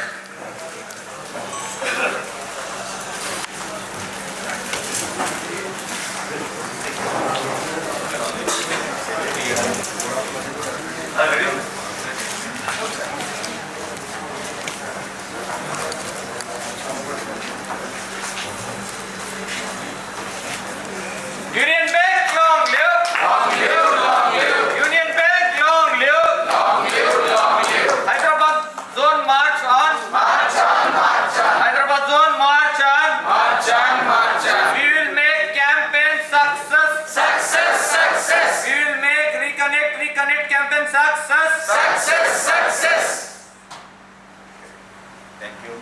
Now it's time to celebrate our 106th Foundation Day, and in this celebration also Telangana unit stands number 1 today.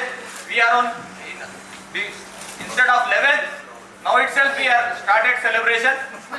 And as we decided in our previous executive committee meetings that all the 3 banks Foundation Day celebration will be conducted by our organization, and we are proud for that.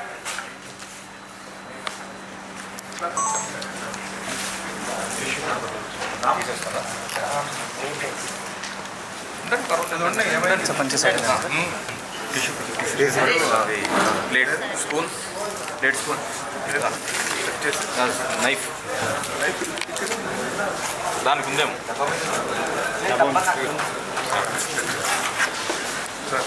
Beach లేదు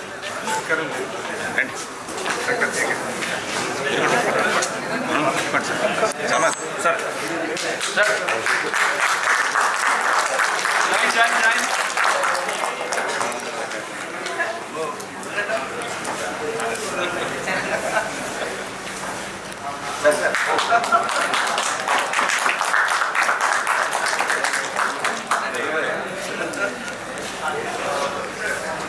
Most deserving leader. Chairman sir.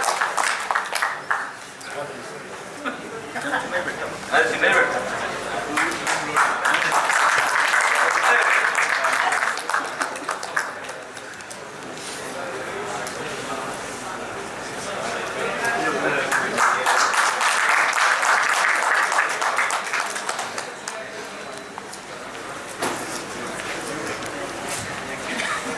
Okay, comrades, let us all break for lunch and again reassemble.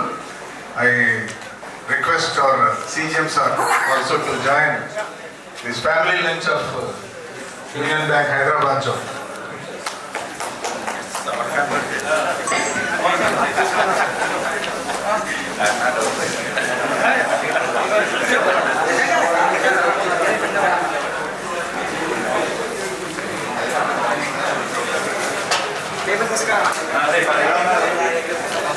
వాళ్ళందరినీ వదిలేసి మన కోసం వచ్చారు. ఒకసారి ఎట్లా welcome చేయాలి?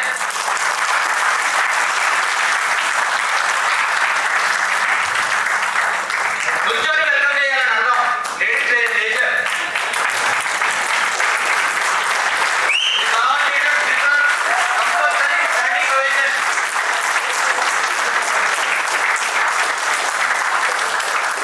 Thank you, sir.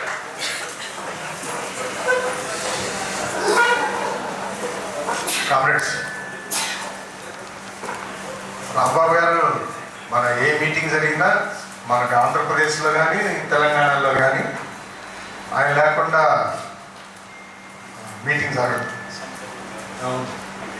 So is a part of us from the beginning. So ఇవాళ సెంట్రల్ బ్యాంక్ ఎంప్లాయీస్ అక్కడ officers joint EC meeting. Central బ్యాంక్లో ఆఫీసర్స్ ఏఐపిఓఏ మెజారిటీ చేశారు రాంబాబు గారు.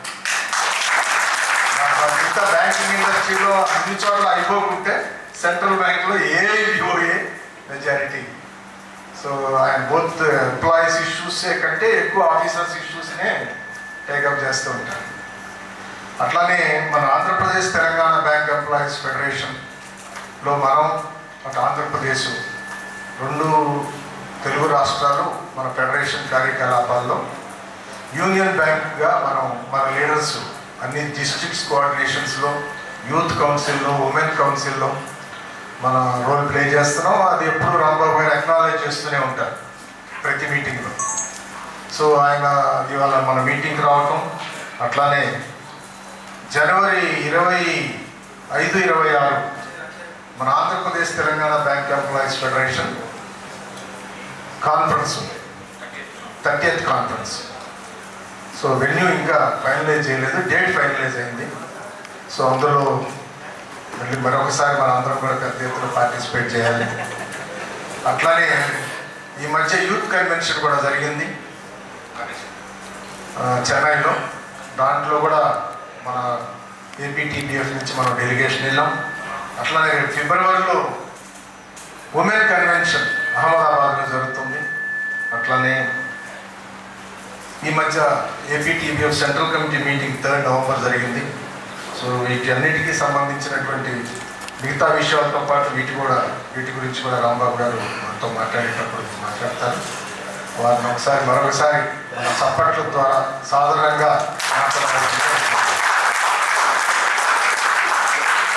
లైవ్ స్ట్రీమ్ ఉన్నది, కొద్దిగా అయినా డిస్టర్బెన్స్ ఉంటే రీసౌండ్ వస్తుంది, దయచేసి ప్లీజ్ కోఆపరేట్.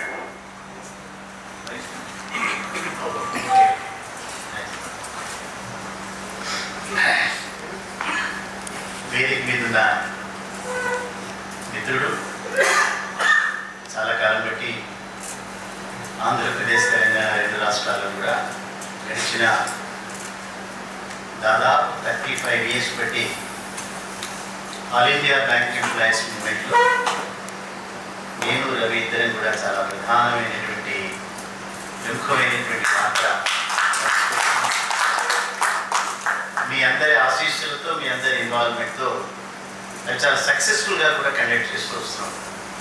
అటువంటి మంచి నాయకుడి నేతృత్వంలో అధ్యక్షత వహిస్తున్నటువంటి సమావేశం అటెండ్ అవ్వడం, రవి చెప్పినట్టుగా ఇప్పటి నుంచే కాదు, గడిచినటువంటి 35 సంవత్సరాల కాలంలో బహుశా నేను రాకుండా మీ మీటింగ్స్ జరిగిన సందర్భాల్లో 2-3 కంటే ఎక్కువ ఉంటాం. అది కూడా ఏదో ప్రత్యేకమైన పరిస్థితుల్లో తప్ప. కోవిడ్ టైంలో కూడా వీసీలో సో ఆల్మోస్ట్ నాకు నా బేస్ యూనిట్ అయినటువంటి సెంట్రల్ బ్యాంక్ యూనిట్ ఎంతైతే ప్రధానమైనటువంటిదో అప్పటి ఆంధ్రా బ్యాంక్ కానీ ఇప్పుడు యూనియన్ బ్యాంక్ కానీ అంతే ప్రధానమైనదిగా అందులో మీకు ఉన్నటువంటి సభ్యత్వం కానీ లేదా మీరు చేసేటటువంటి యాక్టివిటీలు కానీ ఇవి రెండు కూడా ఎవరైనా ఇన్స్పైర్ అయ్యేటటువంటి యాక్టివిటీలు తప్ప స్తబ్దుగా ఉండటం అనేటటువంటిది మీ నేచర్ కాదు. ఇంకా ఎక్కువ మంది నాయకులు అయిపోవడం అనేటటువంటి కొద్దిగా ఇబ్బందికరమైనటువంటి వ్యవహారం కావచ్చు. సో అటువంటి సమావేశాన్ని అటెండ్ చేయడం చాలా అదృష్టం. మిత్రుడు శంకర్, అతను కూడా గడిచినటువంటి 35 years 40 yearsగా యూనియన్ బ్యాంక్ ఆఫ్ ఇండియాలో వారు బాంబేలో ఇక్కడ మనం కండక్ట్ చేస్తూ వచ్చినాం. అతని ఆల్ ఇండియా ప్రధాన కార్యదర్శిగా అద్భుతమైనటువంటి విజయాలు ఇస్తున్నటువంటి మరొక చాలా ప్రముఖమైనటువంటి నాయకుడు. కార్పొరేషన్ బ్యాంకులో వారి యొక్క ఆధ్వర్యంలో చాలా అద్భుతమైన యాక్టివిటీస్ కండక్ట్ చేసినారు. మనం కోరుకునేటువంటి మెజర్ ఏదైతే అనివార్యంగా జరిగిందో ఆ తర్వాత కూడా యాక్టివ్గా ఇన్వాల్వ్ అవ్వడం అనేటటువంటి చాలా ఒక మంచి పరిణామంగా మనం దాన్ని భావించాలి. సో అటువంటి రీసెంట్గా మిత్రుడు all India bank employees association joint సెక్రటరీగా ఉన్నాడు ఉదయ్. దేశం మొత్తంలోనే ఒక రాష్ట్రంలో అత్యధిక సభ్యత్వం కలిగినటువంటి ఏకైక యూనియన్ నాకు తెలిసి నాకున్న సమాచారం ప్రకారం దాదాపు 4,800 సభ్యత్వం కలిగి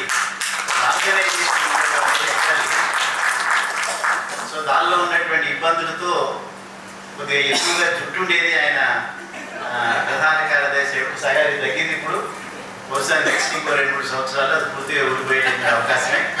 ఏమైనా let him enjoy the activities.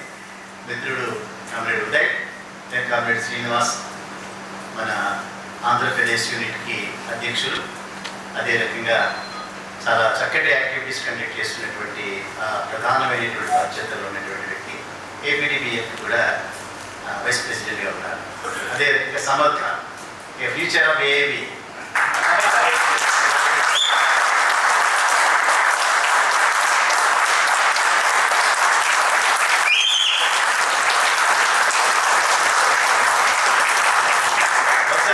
Declare చేయొచ్చు, రాబోయే రోజుల్లో భవిష్యత్తులో all India bank employees association ప్రధాన కార్యదర్శిగా అయ్యేటటువంటి అవకాశాలు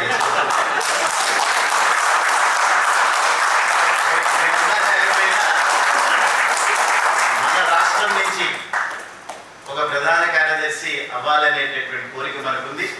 అది ఎప్పటికైనా అవుతుందనేటటువంటి అవకాశం ఉన్నటువంటి సందర్భాలు మిత్రుడు కామ్రేడ్ సమర్థ.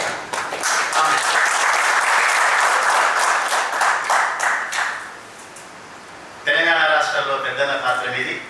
దాదాపు 2800 సభ్యత్వంతో, మీకంటే 200 కోఆపరేటివ్స్లో ఎక్కువగానే ఉన్నారు వారు. అది వారి యొక్క యాక్టివిటీస్ వేరు, మీ యాక్టివిటీస్ వేరు.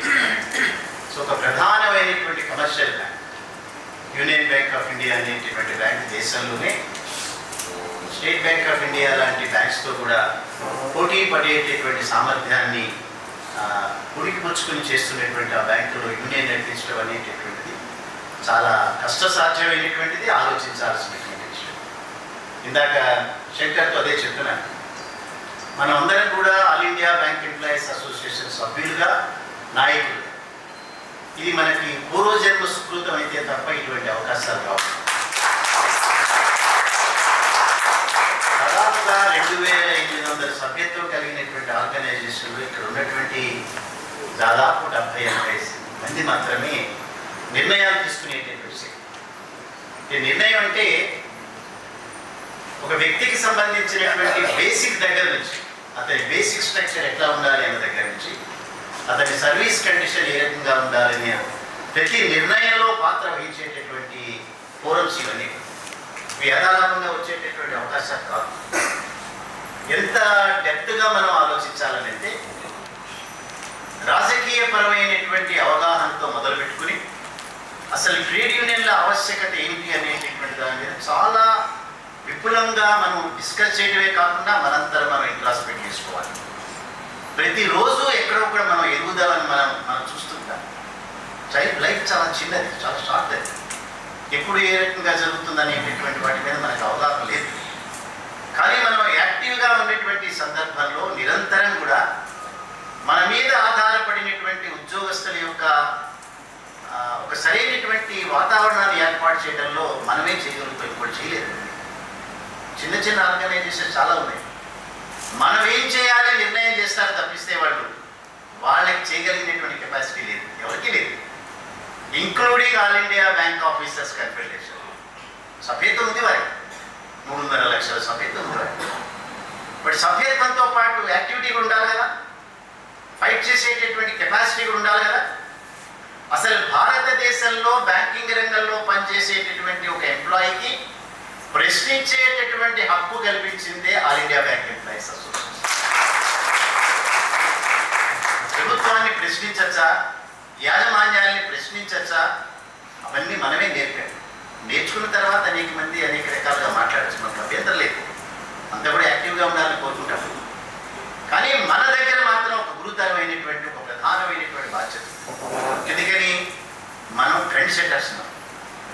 గడిచినటువంటి 12 ద్వైపాక్షిక వేతన ఒప్పందాలు కూడా all India bank employees association తీసుకున్నటువంటి నిర్ణయాలకు అనుగుణంగానే జరుగుతున్నాయి. వేజ్ రివిజన్ ఎకనామికల్ డిమాండ్ మామూలు డిమాండ్ కాదు. ప్రతి ఒక్క ఎంప్లాయీ కూడా నా వేజ్ స్ట్రక్చర్ ఇట్లా ఉంటే బాగుంటుంది, నా వేజ్ ఈ రకంగా పెరగాలనేటటువంటి ప్రధానమైనటువంటి కోరిక తీర్చగలిగింది all India bank employees association. అదే రకంగా ఇండివిజువల్ బ్యాంక్స్ ఉన్నటువంటి 12 పబ్లిక్ సెక్టార్ బ్యాంకులు, state bank of India various political reasons historical reasons పక్కన పెడతాం, అక్కడ మన ప్రెజెన్స్ అనేటటువంటిది లేదు. ఇండియన్ ఓవర్సీస్ బ్యాంక్ అనేక రీజన్స్ రెండు పక్కన పెడతాం. మిగిలినటువంటి 10 బ్యాంక్స్లో కూడా ఏబిఏ మెజారిటీ ఆర్గనైజేషన్. ఈ వివరాలు మనకు తెలుసుకోవాలి. ఇక మిగిలినటువంటి ప్రైవేట్ సెక్టార్ బ్యాంక్స్, పాత జనరేషన్ ప్రైవేట్ సెక్టార్ బ్యాంక్స్ అన్నిట్లలో మనమే మెజారిటీ, అన్నీ మనదే. అంటే ఇవన్నీ కూడా ప్రతి ఒక్క విషయాన్ని కూడా చాలా విపులంగా కూలంకషంగా గడిచినటువంటి దాదాపు 77 సంవత్సరాల కాలంలో మనం నిర్ణయం చేశాం కాబట్టి ఈ రకమైనటువంటి మార్పులు జరుగుతుంది. ఒక చిన్న మాట మీ అందరికీ చెప్తాను. నేను ఏఏ నామినీగా నన్ను స్విట్జర్లాండ్ అనేటటువంటి దేశానికి 126 దేశాలు పార్టిసిపేట్ చేసినటువంటి ఒక కాన్ఫరెన్స్కి నన్ను పంపించినారు. పోయినాను, నా జీవితంలో ఎప్పుడు కూడా హైదరాబాద్ దాటిన కాదు. పోయినా స్విట్జర్లాండ్ ఒక్కడే పోయినా. సరే పోయిన తర్వాత ఏదో అకామిడేషన్ అరేంజ్ చేసి నన్ను మీటింగ్లో కూర్చున్నారు. ఇట్లాగే కూర్చున్నాం మీటింగ్. 126 దేశాలు. ఆ 126 దేశాల్లో ఇట్లాగే మన లేడీ కామ్రేడ్స్ ఎవరైతే ఇట్లా ఉన్నారో, సుమలత లాంటి ఒక లేడీ ఉంది. ఆ లేడీ పక్కన నన్ను కూర్చోబెట్టారు. కూర్చున్న తర్వాత ఒక గంట మీటింగ్ అయిన తర్వాత ఆర్గనైజేషన్ సమంతకాల లాంటి ఆర్గనైజర్ నన్ను డాన్స్ మీద పిలిచినాడు. పిలిస్తే ఏమన్నాడు తెలుసా? Mister Rambabu, who has come from India, representing an organization called All India Bank Employees Association, which has transformed the lives and living standards of the bank employees in India. Rambabu అనేటటువంటి ఒక వ్యక్తి భారతదేశంలో ఉండే all India bank employees association అనే organisation సంబంధించిన వ్యక్తి. ఆ organisation భారతదేశంలో బ్యాంకు ఉద్యోగస్తుల యొక్క జీవితాల్ని, జీవన సరళిని మార్చినటువంటి ఆర్గనైజేషన్ అన్నారు. చూడండి, వాళ్ళకి ఎట్లా తెలిసి మాట, ఎక్కడో స్విట్జర్లాండ్లో ఉండేటటువంటి వ్యక్తులకి భారతీయ బ్యాంకు ఉద్యోగస్తుల యొక్క జీవన సరళిని మార్చిందంటే ఎంత మనం చరిత్రలో ప్రపంచవ్యాప్తంగా ఎటువంటి ఆర్గనైజేషన్లో మన నాయకులు ఇప్పుడు డిసైడ్ చేయండి. ఎంత జాగ్రత్తగా మనం ముందుకు వెళ్ళాలి, ఎంత ఆలోచనతో మనం ముందుకు వెళ్ళాలి. మన ప్రెజెన్సే అనేక మందికి అసూయ, మన యాక్టివిటీసే అనేక మందికి అసూయ. ఉమెన్ కన్వెన్షన్ కండక్ట్ చేసినాం హైదరాబాద్లో. ఎప్పుడు లాస్ట్ ఇయర్ డేట్ సరిగ్గా నాకు జ్ఞాపకం లేదు, అన్ని జ్ఞాపకం పెట్టుకోలేదు. 2023 ఫిబ్రవరి 1600 మంది ఉమెన్ వచ్చినారు. 1600. అసలు మొత్తం ఆ కూర్చునేటువంటి హాల్లో ఒక కెమెరామెన్, వీడియో కెమెరామెన్ ఇద్దరు తప్ప మిగతా అంతా లేడీసే. వెంకటాచలం గారు ఆశ్చర్యపోయినాడు, ఎక్కడ జరగవు ఇట్లాంటి, ఒక్క మీ దగ్గరే జరుగుతున్నాయి. అసలు యూనియన్ బ్యాంకులో జరుగుతున్నటువంటి యాక్టివిటీ సామాన్యమైనటువంటి యాక్టివిటీ కాదు, అద్భుతం. నేను ఇంగ్లీష్లో ఎక్సలెంట్ అని చెప్పినా, తెలుగులో అద్భుతం అని చెప్పినా అదే మీకు మాటలు కావాలా, దాన్ని చాలా జాగ్రత్తగా కాపాడుకోవాలి. ఈ అద్భుతాలు ఎందుకు జరుగుతున్నాయనంటే మనకు ఉన్నటువంటి ఆలోచన, చుట్టూ ఉన్న మన శత్రువుల యొక్క కుట్రలని పసిగట్టేటటువంటి శక్తి. మనం పాడవాలని కోరుకునే ఆర్గనైజేషన్ చాలా ఉన్నాయి. బిఫీ అనే ఒక అద్భుతమైన ఆర్గనైజేషన్ యొక్క ప్రిస్టేజ్ కూడా మనం ఎప్పుడైనా ఎక్కడైనా బయటకు పోయినామనంటే, అలా నా కుటుంబానికి సంబంధించిన వ్యక్తి అని చెప్తాము. మా తాతగారు ఇట్లా, మా నాయన ఇట్లా. ఈవెన్ మహాభారతం నుంచి వచ్చింది. పాండవులు ఎవరిని పిలుస్తారు? కౌంతే, కుంతి పుత్రుడు. ఎవరిని పిలుస్తారు? కౌంతే, కుంతి పుత్రుడు కదా. కృష్ణుడి దగ్గర నుంచి కూడా భీష్ముడిని కూడా ఎంత మర్యాదగా సంబోధిస్తారు. ఆ మర్యాదతో వచ్చినటువంటి ఆర్గనైజేషన్. సో మన ఆర్గనైజేషన్ యొక్క ప్రిస్టేజ్ ఎక్కడ మనం తగ్గిపోవడానికి మనం యాక్సెప్ట్ చేయం. కానీ బిఫీ 11వ ద్వైపాక్షిక వేతన ఒప్పందం సంతకం పెట్టాడు. 12వ ద్వైపాక్షిక ఒప్పందం తప్పు చేసిన వాళ్ళకి అర్ధరాత్రిపై సంజయ్ చూస్తాడా? ఆ ఆర్గనైజేషన్కు సభ్యుడా? దానికి మనం గొప్ప ఫీల్ అవ్వాలా? ఎంత బరువు తక్కువది. నా ఆర్గనైజేషన్ ఎప్పుడు కూడా చీకట్లో సంతకాలు పెట్టదు. కరోనా సమయంలో కూడా 11వ ద్వైపాక్షిక వేతన ఒప్పందం కరోనా సమయంలో బయటకు వస్తే చచ్చిపోయేటటువంటి పరిస్థితి, బయటికి కుటుంబ సభ్యులు వెళ్ళనివ్వనేటువంటి పరిస్థితి. బాంబే లాంటి నగరంలో అసలు ఆ కరోనా దాని తీవ్రతని మనం ఊహించలేనటువంటి పరిస్థితి. అప్పుడు వెళ్ళాం కదా, సందేహం పెట్టాం కదా.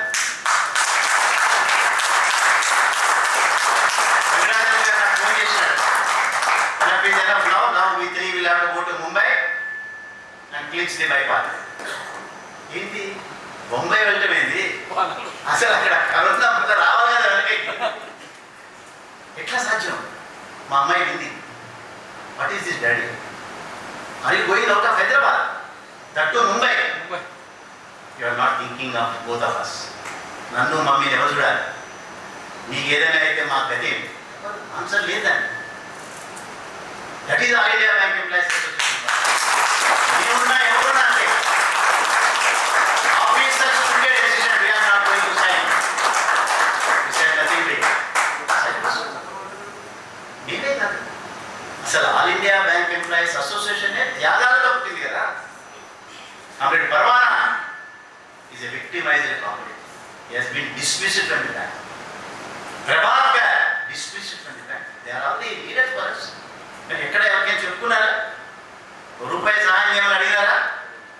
త్యాగాలతో నిర్మించినటువంటి ఆర్గనైజేషన్, విజయాలు సాధించినటువంటి ఆర్గనైజేషన్. గుజరాత్ సంబంధించిన మురార్జీ దేశాయ్ ప్రధానమంత్రిగా ఉన్నప్పుడు come what may I will not settle the bank employees demands అన్నారు. Come what may we'll face you అని చెప్పారు. అది కాంగ్రెసా, బీజేపీనా, ఇంకోటి మనకు సంబంధం లేదు. రాజకీయ పార్టీలతో మనకి సంబంధం లేదు. ప్రభుత్వంలో ఎవరుంటే వాళ్ళతోనే సంబంధం. పోరాటం ఖచ్చితంగా పోరాటం. ఆ పోరాటాలు ఆ జనరేషన్ నుంచి మా జనరేషన్కి, మా జనరేషన్ నుంచి మీ జనరేషన్ రెడీగా ఉండాలి. ఎల్లకాలం మేము ఉండలేము. అద్భుతమైనటువంటి ఒక బ్యాంకింగ్ ఇండస్ట్రీని ప్రభాత్ పర్వానా లాంటి వ్యక్తులు మన చేతుల్లో పెట్టారు. బ్యాంకింగ్ ఇండస్ట్రీ మామూలు బ్యాంకింగ్ ఇండస్ట్రీ. మీరు బయట ఒక ట్రేడ్ యూనియన్ దగ్గరికి వెళ్ళి, any trade union, government employees, teachers, any trade union, go and tell I'm working in the bank and I'm the leader of all India bank employees association. అమాంతం image పెట్టి పైకి పెరుగుతుంది. మన్మోహన్ సింగ్ గారి దగ్గరికి వెంకటాచలం గారు, నేను, గురుదాస్ దాస్ గుప్తా గారు తీసుకెళ్ళారు. మన్మోహన్ సింగ్ గారు ప్రధానమంత్రే కాకుండా ఆయన పూర్వాశ్రమంలో reserve bank of India governor చేసినటువంటి వ్యక్తి. అప్పుడే సమ్ 9th బైపార్టెడ్ సెటిల్ అయింది. 30 లక్షల రూపాయలు ప్రైమ్ మినిస్టర్ రిలీఫ్ అడిగిద్దాం పోయినాం. గురుదాస్ గారు ఆయన చెప్పింది ఏంటంటే, they are the leaders of AIBEA, they have come to acknowledge your good work in settling the wage division and they wanted to contribute certain amount also to the prime minister. నార్మల్గా మన్మోహన్ సింగ్ మాట్లాడే కదా, ఆయన మాట్లాడివ్వరు కదా. ఆయన మాట్లాడే ఒక మాట అనేది ఏంటంటే, who can annoy all India bank employees association. అంటే ఈ దేశంలో all India bank employees association కి కోపాన్ని తెప్పించగలిగినటువంటి వ్యక్తి ఎవరు ఉన్నారన్నాడు. ఎవరన్నది? ప్రధానమంత్రి. You all belong to that organisation. ఆ అద్భుతమైన ఆర్గనైజేషన్ సంబంధించినటువంటి వాళ్ళను నిరంతరం ఆలోచించాలి. ఒకసారి మీరు ఒక చిన్న మంచి పని చేసినా, చెడ్డ పని చేసినా, ఫస్ట్ గుర్తు పెట్టుకోవాల్సింది, నా ఆర్గనైజేషన్ ఇమేజ్ని ఎవరైనా దెబ్బతీస్తున్నానా, నా వ్యక్తిగతమైనటువంటి నేను ఒక ఆలోచన వల్ల నా ఆర్గనైజేషన్కి సంబంధించినటువంటి ఏదైనా ఇమేజ్ తగ్గుతుందా, తప్పనిసరి ఆలోచించుకుంటూ అడుగు వేయడానికి లేదు. ఇంత అద్భుతమైన ఆర్గనైజేషన్, ఇంత అద్భుతమైన బ్యాంకింగ్ ఇండస్ట్రీ మళ్ళీ తిరిగి మనం ఇప్పుడు చేతిలో పెట్టాలి కదా. మీ చేతిలో పెడతాం. ఇవాళ మన ఏపీటీబీఎఫ్కి 35,000 సభ్యత్వం. 35,000. ఏ రాష్ట్రంలో కూడా, ఈ దేశంలో ఏ స్టేట్లో కూడా ఇంత సభ్యత్వం లేదు.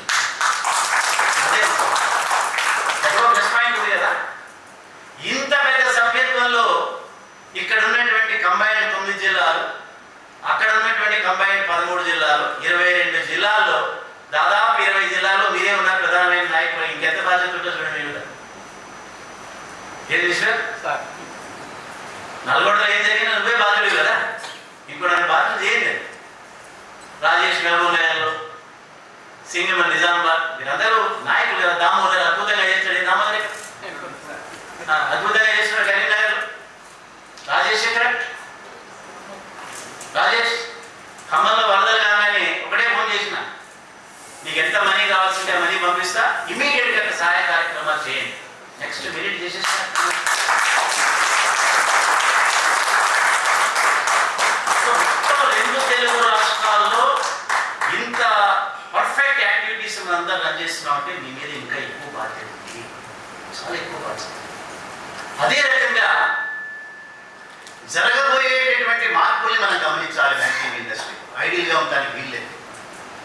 సంవత్సరాల క్రితం ఇది జరిగింది కాబట్టి మరో 10 సంవత్సరాలు ఇట్లాగే జరగదండి. ఇవాళ జనరేషన్ వేరు, ఇవాళ ఖాతాదారులు వేరు, వారి ఎక్స్పెక్టేషన్స్ వేరు, వారి యొక్క ఆలోచనలు కూడా వేరు. అందరూ మీ పిల్లలు చూస్తున్నారు కదా, మీ అప్పుడున్నది మా అప్పుడున్నది తేడా కదా. నాకు 2 మనవరాలు, చిన్నదానికి 5 సంవత్సరాలు. మొన్న వాళ్ళ డాడీ బిట్స్ పిలానీలో గోల్డ్ మెడలిస్ట్, చిన్న వ్యక్తి కాడు. ఒక ప్రధానమైన ఐటీ కంపెనీలో 75 లక్షల ప్యాకేజ్. వాళ్ళ ఆ డాక్టర్, మా గ్రాండ్ డాక్టర్తో అంటున్నాడు, what is this you are doing, you know it or I know it. అంటే she is replying, I know it better than you. 5 years ఆశ్చర్య, అతను ఆశ్చర్యపోయాడు, నేను ఆశ్చర్యపోయాను. చాలా ఫార్మల్గా చెప్పాను, I know it better than you. Daddy, you do not know so many things. If I tell something, you will feel under the 5 సంవత్సరాలు, 5 years. You do not know many things. If I tell you, you will unnecessarily feel. ఈ generation పెద్దదానికి 13 సంవత్సరాలు, 4 సంవత్సరాల క్రితం ఒక temple తీసుకుని వెళ్ళి నేను ఆ పిల్లతో చెప్పాను, అమ్మ చూడమ్మా, నువ్వు దాని మమ్మీ మాట వింటలే, డాడీ మాట కూడా వింటలేదు, వాళ్ళు ఏదైనా కంప్లైంట్ చేశారు, సో దట్ నువ్వు have to rectify your self అని. అంటే వాట్ ఈస్ దిస్ తాత అంటే అంత మీకోసమే బతకాలని, నాకంటూ సెపరేట్. ఇన్ని సంవత్సరాలు 9 years నాకు లైఫ్ లేదనుకుంటున్నారా మీరు? అన్ని మీరే డిసైడ్ చేస్తారా? ఆ పూజారికి నోరు తెచ్చినాడు, సార్ ఇదేం సార్ ఇది, నేను చూస్తున్నానా సినిమాలో వింటున్నాను. నేను ఆశ్చర్యపోయినా. 9 years girl is telling how you can decide everything on my behalf. I can decide on my own. ఇది జనరేషన్ కదా. మన దగ్గరికి మీరు బ్యాంకింగ్ అడగండి, he will decide everything. What is that you are having? Banking products మీరు అమ్మకుండా how you will run the organization? And an effective man అక్కడ కౌంటర్లో పెట్టకుండా whether management will continue as an employee or management will stop the recruitment, meeting the requirements of the present day generation. They will not stop. So our expectations మీరు చేయకుండా, yesterday some transfer policy was there, another 10 years same thing will be there, it may not be achieved. You have to adapt it, you have to look forward, and certain things you have to visualize. అందుకే ఇవన్నీ కూడా recommend. మనం అందరం ఈక్వల్గా ఉంటాం. ఒక్కొక్కడు tick talk ఉంటాడు, guide చేస్తాడు, సార్ ఇది కుదరదు సార్. మేనేజ్మెంటే డిసైడ్ చేసే లోపల today central bank management is asking me, I want state level transfer policy. The clerical staff will be deployed in entire state. You know Canada Bank transfer policy? 40 years back, not now.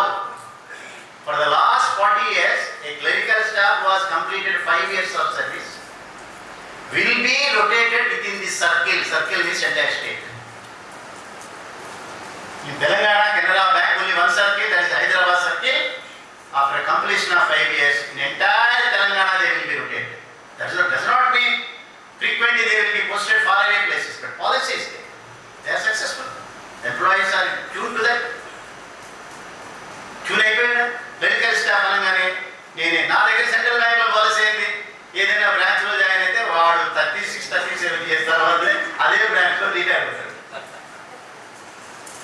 But what is the plight of my bank? My bank was under PCA for 6 years. 6 years.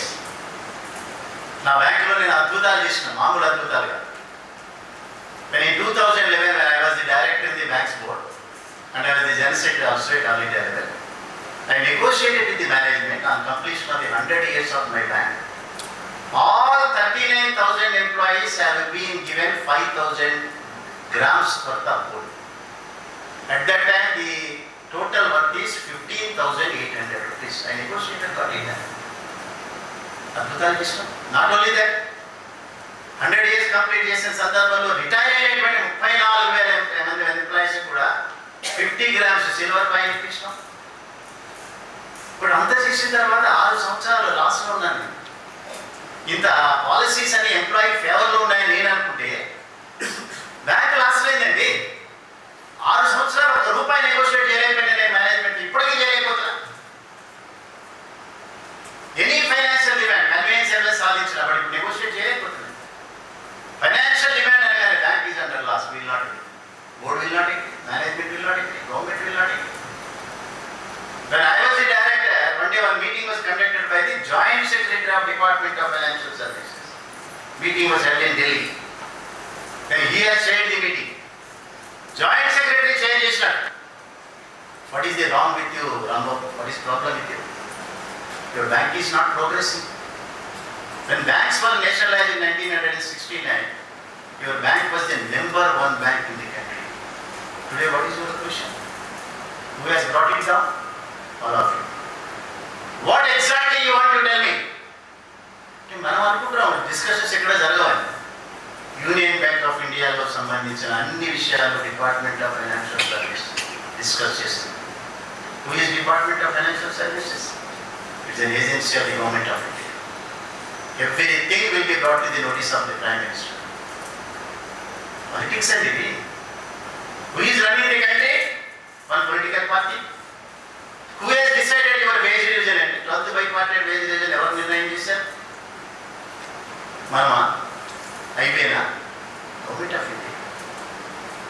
One day the managing director, who was the negotiating chairman of my bank, called both of us.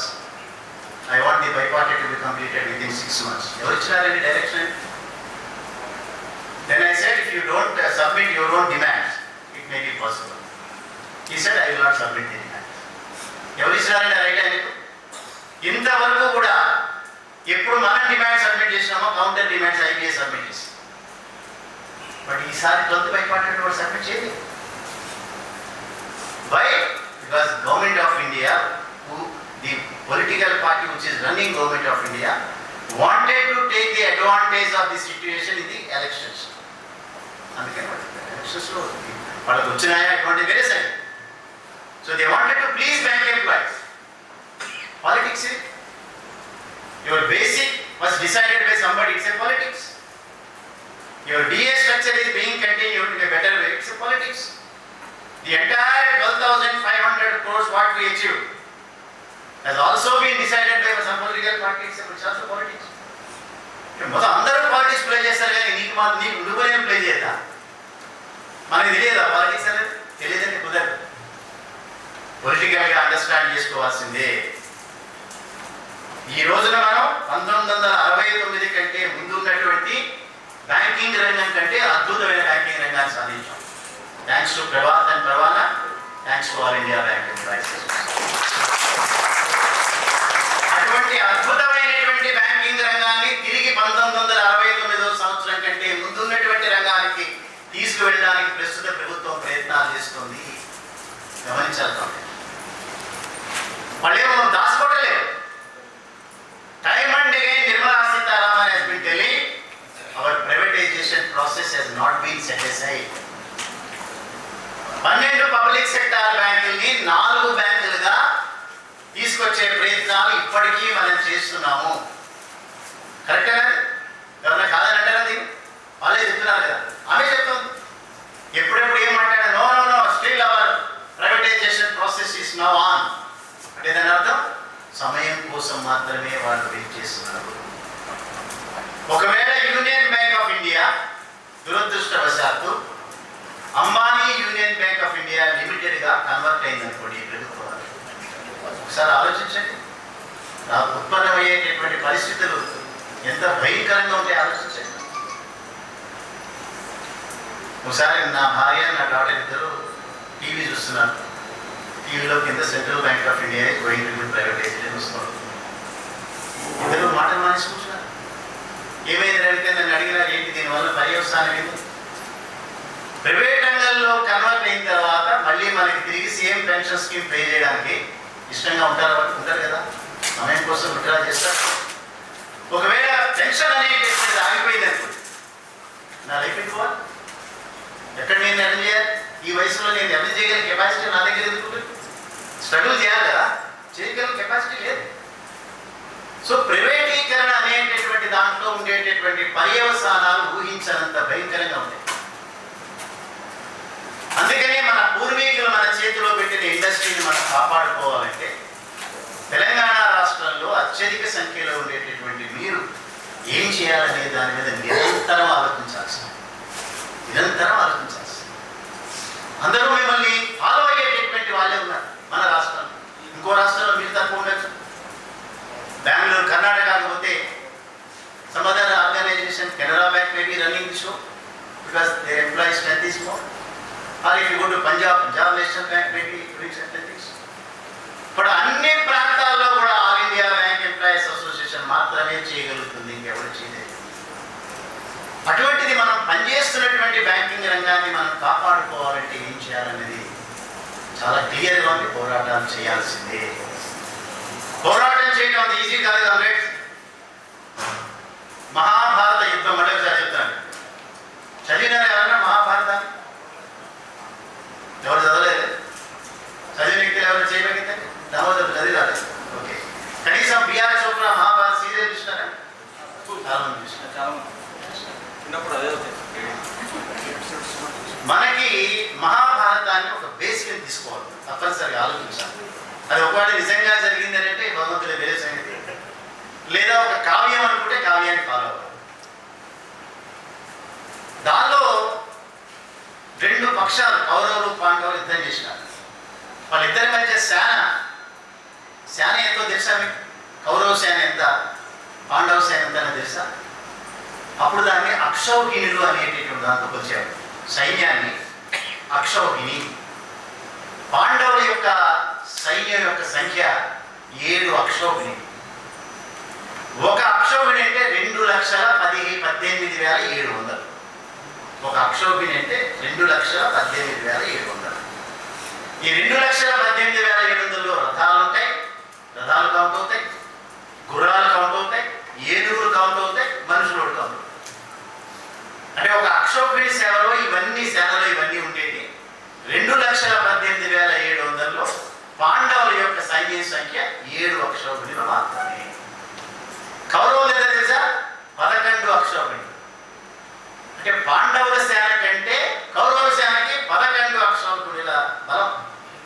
2,17,700 అంటే ఎంత అయింది? దాదాపు వాళ్ళకి ఒక 25 లక్షలు అయింది. అక్కడ ఎవరున్నారు? అక్కడ కౌరవులో తన చావుని తనే నిర్ణయించుకునేటటువంటి భీష్మాచార్యుడు ప్రధాన సేనాధిపతి. ఆయన నమ్మలేదు మీరు. ఇప్పుడు ఆయన ఎవరు నమ్ముతారు? మిమ్మల్ని అందరినీ చెప్పేస్తాడు. మొత్తం పాండవులు అందరినీ చెప్పేస్తాడు. ఓడిపోయారు ఎవరు? రెండోది ఎవరు? ద్రోణాచార్యుడు. తన యొక్క చావుని తనే నిర్ణయించుకుంటాడు. అతన్ని నమ్మలేడు ద్రోణాచార్యుడు. ప్లస్ అందరూ ఉన్నవాడు అందరూ ద్రోణాచార్య శిష్యులే. ఎవరు నమ్మలేరే, ఓడిపోయినారు కదా. మూడోవాడు ఎవరు? దుర్యోధనుడు గాంధారి పిలవటం, నగ్నంగా రమ్మనటం, ఆవిడ చూపు ప్రసరించిన తర్వాత మొత్తం బాడీ అంతా వజ్రకాయ అవ్వటం విన్నాం కదా. దుర్యోధను నమ్మలేరు ఎవరు? ఒక కృష్ణుడు మధ్యలో అడ్డొచ్చి తల్లి దగ్గర పోతారా ఎవరన్నా అని చెప్తే కట్టుకున్నాడు కదా. ఆ కృష్ణుడు చెప్పకపోతే అసలు చంపే ప్రశ్నే లేదు. చచ్చిపోయినాడు కదా. ఓడిపోయారు కదా కౌరవులు. 4వాడు ఎవరు? కర్ణుడు. చంపుతారు ఎవరన్నా కర్ణుడిని? 4 ప్రధానమైనటువంటి వ్యక్తులు ఉండేటటువంటి కౌరవ సేనలో 11 అక్షౌహిణుల సేన ఉండేటటువంటి కౌరవ సేనలో ఒకటే డిఫరెన్స్. ఎవరు? కృష్ణుడు అటున్నాడు. మిగతా వాళ్ళు తిట్టున్నారు. మరి కృష్ణుడు దేవుడు కదా, ఆటోమేటిక్ విన్నవాళ్ళు కదా, ఆటోమేటిక్ వినే కదా. ప్రతి విషయంలో స్ట్రాటజీ చేస్తున్నాడు. ప్రతి విషయంలో న్యాయబద్ధంగా మాట్లాడాడు. యుద్ధం అయిపోయాక చెప్తాడు, పాండవులు గెలవడం అనేటటువంటి ముందు నుంచి నిర్ణయం చేసిందే. పాండవుల పరాక్రమం కోసం కాలేదు, పాండవుల పక్షాన ధర్మం ఉన్నది. ఇప్పుడు కూడా అంతే. ధర్మ ప్రకారం యుద్ధం చేసినప్పుడు మాత్రమే గెలుస్తావు.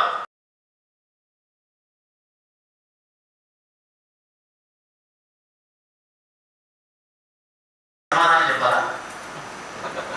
యుద్ధం ధర్మమా కాదా అనేది నువ్వు అధర్మం పక్కన ఉన్నావు. నేను చెప్పాలా సమాధానం? ఆయన చెప్తున్నా చూడు.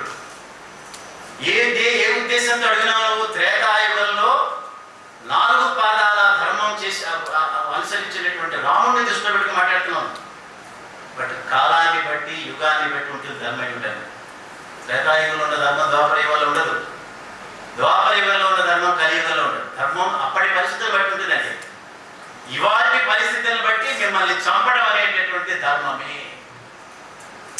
నమస్తే పెట్టాడు అంతే కదా. నువ్వు అధర్మ పక్కకున్నావు కదా, నువ్వు అడిగేది. దుర్యోధను చనిపోతే అడుగుతాడు, కృష్ణ ఒకసారి వెళ్తాడు, 3 ప్రశ్నలు అడుగుతాడు. అడుగు ఫస్ట్ ప్రశ్న,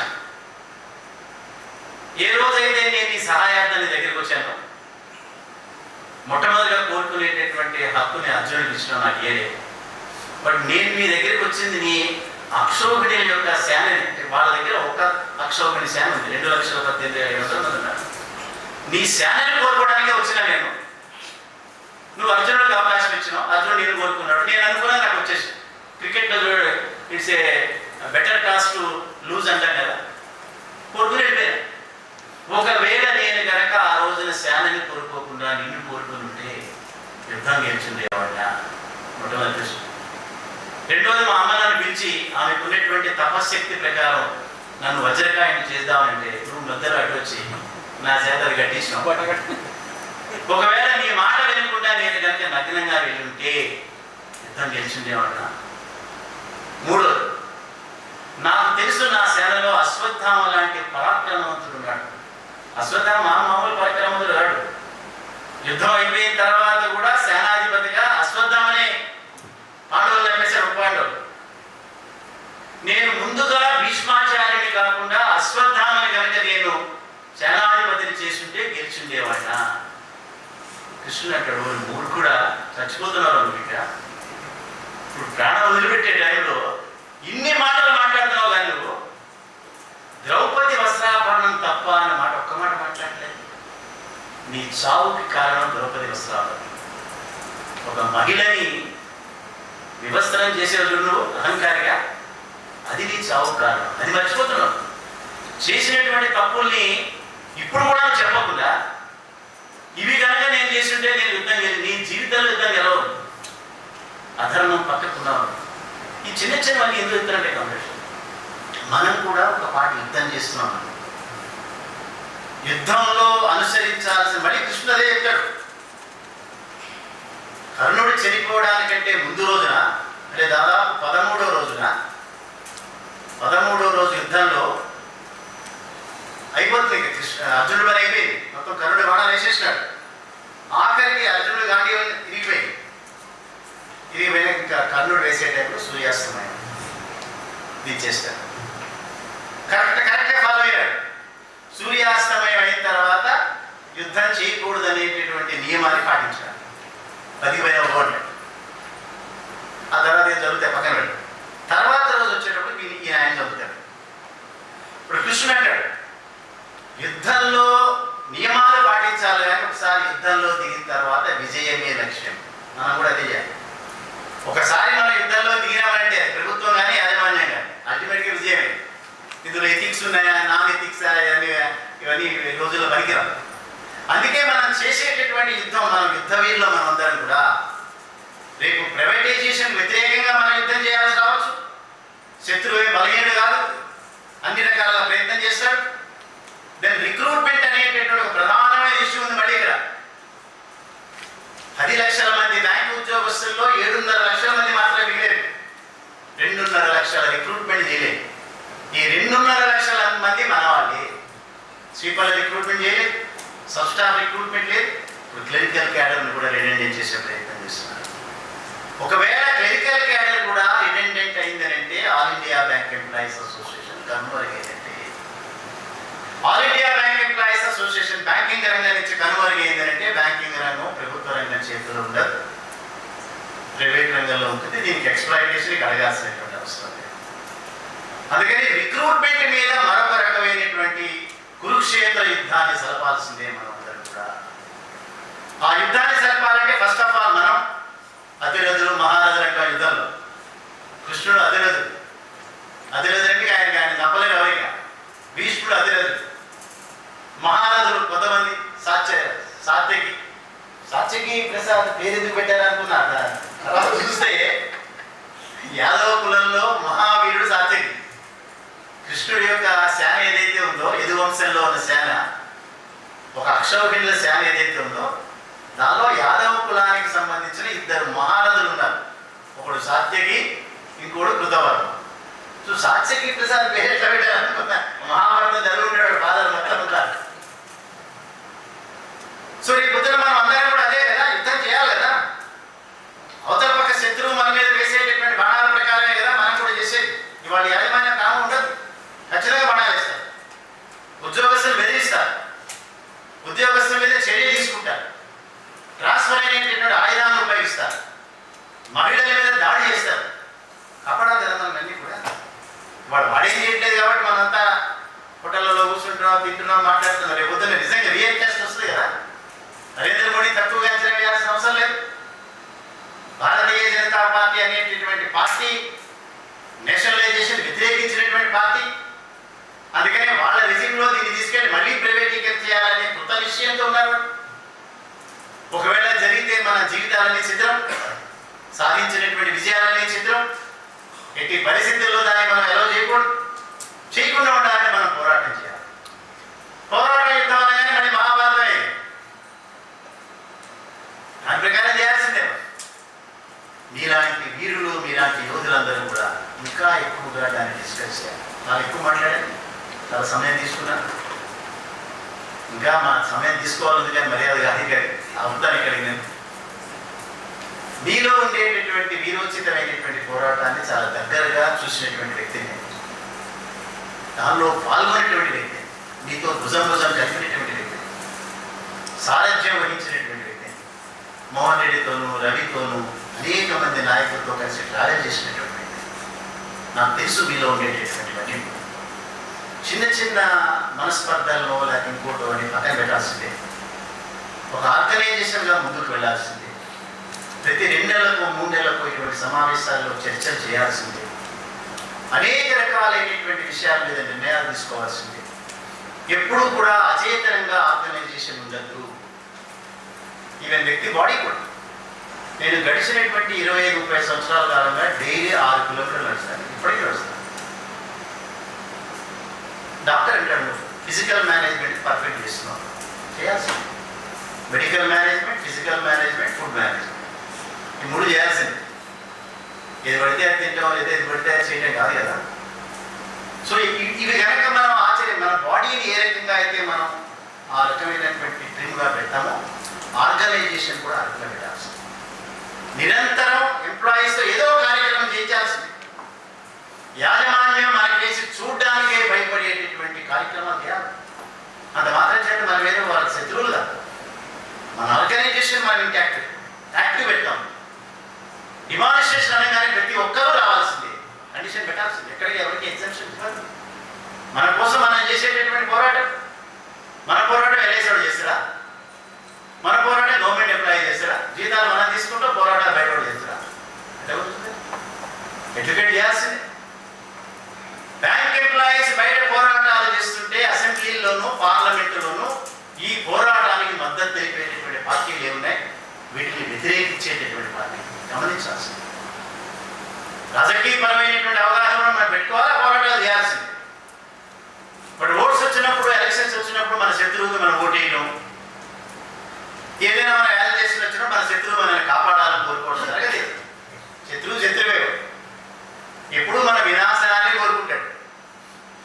మనం పనిచేసే పరిశ్రమ ఎప్పుడు దెబ్బతీయాలని చూస్తాడు. ఇవాళ బ్యాంకుల ప్రైవేటీకరణ జరగకపోవచ్చు, కానీ బ్యాంకు యొక్క పనిని మాత్రం ప్రైవేటైజ్ చేసే ప్రక్రియను ఎప్పుడో మొదలుపెట్టేసినారు. అవుట్ సోర్సింగ్ చేస్తున్నారు. అదే రకంగా ఈ అప్రెంటిస్ యాక్ట్ అనేదాన్ని విరివిగా రిక్రూట్మెంట్ చేసుకుంటూ పోతున్నారు. అనేక రకాలైనటువంటి ప్రైవేటైజేషన్ అనేది జరుగుతుంది.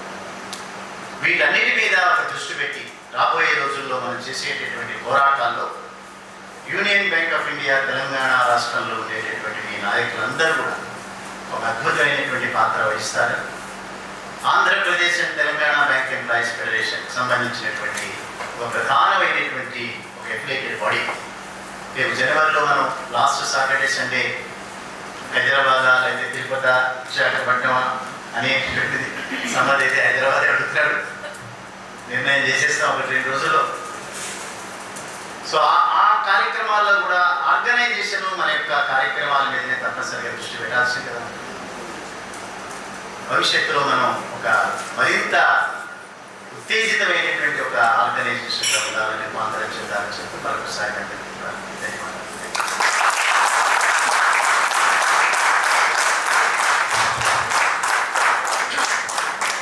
కామ్రేడ్స్, గతంలో రాంబాబు గారి అడ్రస్ స్పీచెస్ చాలా విన్నాను. ఇవాళ మాకు కూడా చాలా కొత్తగా ఇన్స్పైరింగ్గా ఉంది. ఒక రకంగా మోటివేషన్, లీడర్స్ని మోటివేట్ చేయడం చాలా చక్కగా, బాగా రెలవెంట్. మీ అందరికీ బహుశా తప్పకుండా ఇది చాలా రెలవెంట్ సబ్జెక్ట్ని చెప్పినందుకు ఆయనకి మరోసారి ధన్యవాదాలు చెప్తూ, ముఖ్యంగా మహాభారతాన్ని అంత క్షుణ్ణంగా ఎప్పుడు చదివారో నాకు సో ఇట్స్ గుడ్. ఇప్పుడు మనందరూ కూడా సవాల్ అనిపిస్తుంది. సో రాంబాబు గారిని మన రీజనల్ సెక్రటరీస్ అందరూ ముందు రండి. మీరే డిస్ట్రిక్ట్ సెక్రటరీస్గా ఉన్నారు కాబట్టి మీరే ప్రాపర్గా జస్టిఫై చేస్తారు స్టేషన్. రీజనల్ సెక్రటరీస్ అందరూ ముందు రండి.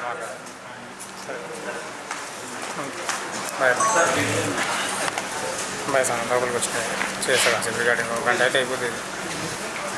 అటు మాట్లాడు మీరు వాళ్ళ సార్ అదంతా మాట్లాడు, ఫోన్ చేసి చెప్తాడన్నావు మాట్లాడు. అదే ఎవరైనా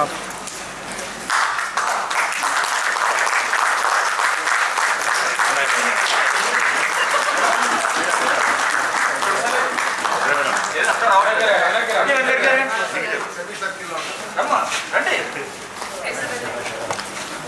ఎవరు రావట్లేదు కాబట్టి డెసిగ్నేషన్ తో పిలుస్తున్నా.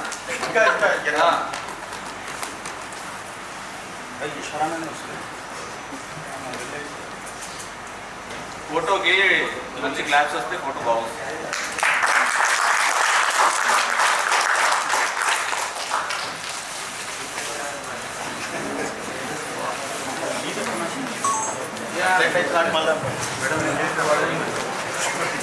రాంబాబు గారు వెళ్ళిపోతారేమో, మీకు పర్మిషన్ నాకు అడుగుతున్నారు గారు. మన ఉదయ్ గారు మాట్లాడే ముందు జస్ట్ చిన్న ఇన్ఫర్మేషన్ షేర్ చేయాలనుకుంటున్నాను. డిమాండ్ చేయాలి సార్, అది డిమాండ్ ఎట్లా కన్సిడర్ అయిపోయిందంటే అర్థమవుతుంది అందరికీ. మనం 5 o'clock మళ్ళీ రీఅసెంబ్లీ అవుతున్నాం మాస్ మీటింగ్కి.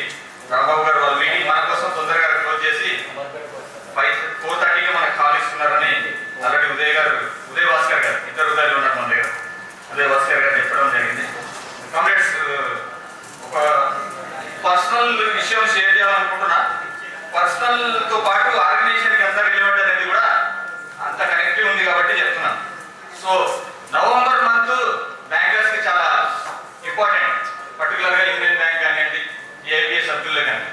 ఈ 3rd నవంబర్ మనం పర్వానా గారు 100th బర్త్డే సెలబ్రేట్ చేసుకున్నాం, సెంచనరీస్. అలానే ఈ నవంబర్లోనే మన ఈ ఆంధ్ర బ్యాంక్ సంబంధించిన వాళ్ళకి ఫౌండేషన్ డే, అలానే ఇప్పుడు యూనియన్ బ్యాంక్ కూడా ఫౌండేషన్ డే.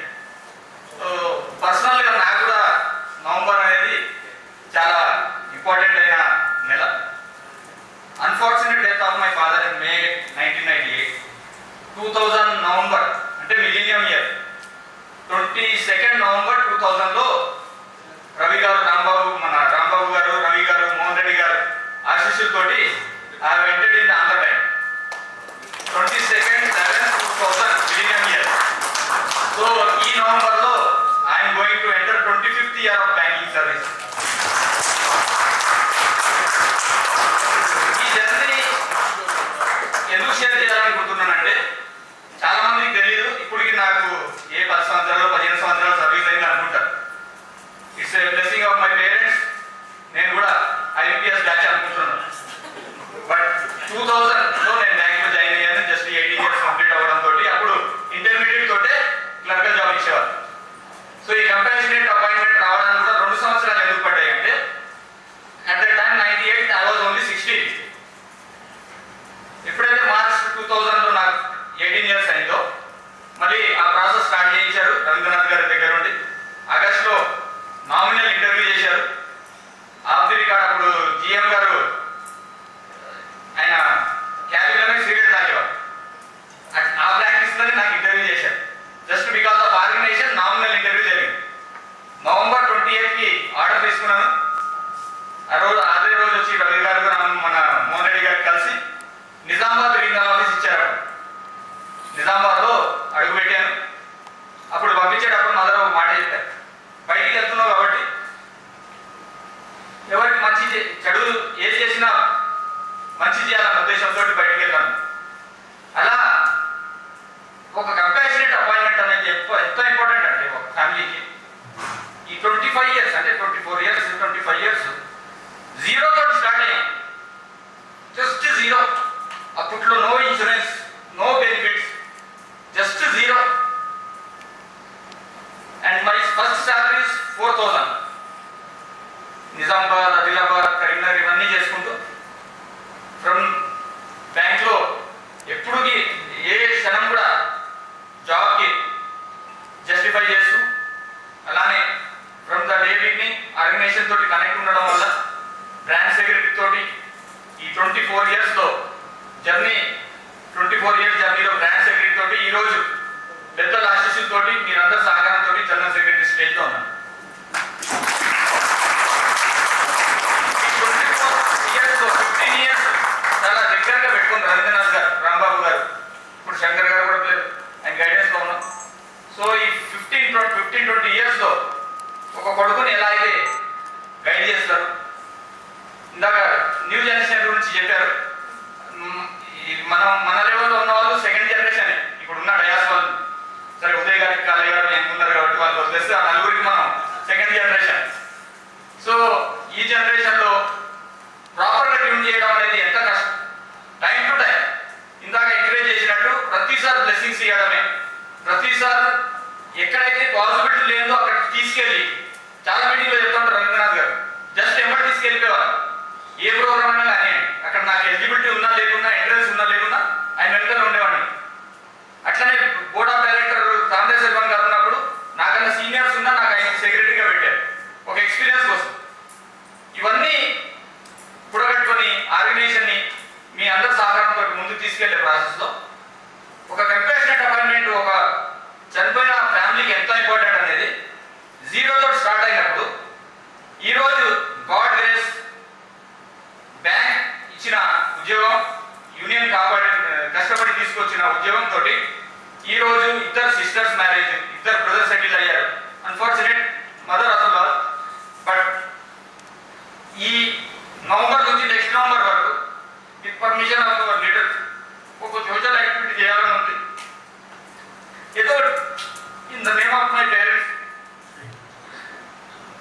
సో ఒక మంత్ 12 months ఉంటుంది కాబట్టి just my intention is how AIT has achieved this compassionate appointment. What is the relevance of compassionate appointment అనేది నా ఉద్దేశం. Just I felt that this is the correct forum before our leaders to share the information. Thank you. Great salute to AIT and long live our bank.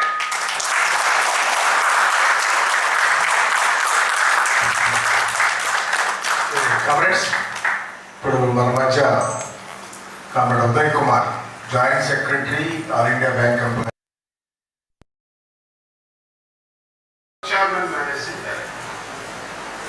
Okay Gopalam, AK Gopalam, okay Gopalam. ఆయన చనిపోతే ఆయన భార్యకి బ్యాంకులో క్లర్క్గా ఉద్యోగం ఇచ్చిన, అంటే ఒక చైర్మన్ మేనేజింగ్ డైరెక్టర్ వైఫ్కి కంపాషనేట్ అపాయింట్మెంట్ ఇచ్చిన బ్యాంక్ ఏదన్నా ఉంది అంటే ఒక union bank of India. Union bank of ఇండియాగా మనకు చరిత్ర. It's historical moment. ఈరోజు ఆ బ్యాంకులో కంపాషనేట్ అపాయింట్మెంట్ ఇవ్వడానికి మేనేజ్మెంట్ ఆలోచన విధానం ఎలా ఉంది అని ఇలా ఒక్కరు చెప్పారు. మేము ఆల్రెడీ ఎంప్లాయీ చనిపోతే లయబిలిటీ ఇన్సూరెన్స్ లో ఉన్న అవుట్ స్టాండింగ్ లోన్ అమౌంట్ ని కడుతున్నాము. అదేవిధంగా ఎంప్లాయీ చనిపోతే 20 నెలల క్రాస్ జీతాన్ని ఇస్తున్నాము. అఫ్కోర్స్ మినిమం లిమిట్స్ కూడా పెట్టాం మనం యూనియన్ గా. సబ్ స్టాఫ్ చనిపోతే మినిమం 10 లక్షలు, క్లర్క్ చనిపోతే మినిమం 15 లక్షలు, ఆఫీసర్ చనిపోతే మినిమం 20 లక్షలు. ఇందులో మినిమం డబ్బులన్నీ వస్తాయి. ఈ లయబిలిటీ ఇన్సూరెన్స్ ఏదైతే ఉందో, లేదు ఈ కాంపన్సేషన్ అమౌంట్ ఏదైతే ఉందో ఇవి ఇస్తున్నాం కాబట్టి మేము ఇంకా కంపాషనేట్ అపాయింట్మెంట్స్ ఇవ్వాల్సిన అవసరం లేదు. ఎక్కడైతే మానసికంగా మనకి సంబంధించిన అతి ఇష్టమైన సబ్జెక్ట్, అతి ఇష్టమైన యాక్టివిటీ, అందులో కంపాషనేట్ అపాయింట్మెంట్ ఉంది. నేను ఆ కళ్ళారా చూసా కామెంట్స్. మేనేజ్మెంట్ అడమెన్సీ ఎంత తీవ్రంగా ఉంది. అదే బ్యాటరీలో కంపాషనేట్ అపాయింట్మెంట్స్తో పాటు ఇంకొకటి ఏంటంటే టెంపరరీ ఎంప్లాయీస్కి సంబంధించి మన దగ్గర ఒక 2013లో ట్రైపార్టైట్ అగ్రిమెంట్ ఉంది. ఈ అగ్రిమెంట్ని మేనేజ్మెంట్ ఇంప్లిమెంట్ చేయట్లేదు, అమలు పరచట్లేదు. ఇది తప్పనిసరిగా అమలు పరచాల్సిందే అనేది ఇంకొక పాయింట్. దాంతోపాటు ఉన్న టెంపరరీ ఎంప్లాయీస్ అందరికి కూడా uniform service conditions, uniform wage ఇవ్వాలి, అప్రాప్రియేట్ వేజ్. ఈ 2 సంవత్సరాలు పెట్టాం. గత 8 అయ్యాక మీటింగ్స్ నుంచి మీరు ఈ రోజు కూడా సెంట్రల్ అయ్యాక మీటింగ్ మినిట్స్ చెక్ చేయొచ్చు. ప్రతి సెంట్రల్ అయ్యాక మీటింగ్ లో మొట్టమొదటి పాయింట్ అదే, ఇంప్లిమెంటేషన్ ఆఫ్ ట్రైపార్టైట్ అగ్రిమెంట్. ప్రతిసారి ఇచ్చిన సమాధానాలు ఏంటంటే management we will look into the matter ఒకసారి, we will examine the matter ఒకసారి, we will settle the issue at an appropriate time ఒకసారి, we will discuss with the all India majority union ఒకసారి. అంటే ప్రతి చోట కూడా చాలా పాజిటివ్గా తప్పనిసరిగా ఇంప్లిమెంట్ చేస్తాం అనేది ఇచ్చారు. ఎప్పుడైతే 2వ తారీఖు నిర్ణయం తీసుకొని మీరు ఇవి చేయకపోతే టెంపరరీ ఎంప్లాయీస్కి మేము యాజిటేషన్లోకి వెళ్తామని చెప్పాము. 9వ తారీఖు sub committee small committee meeting పిలిచారు. ఇక్కడ నుంచి రవిగారు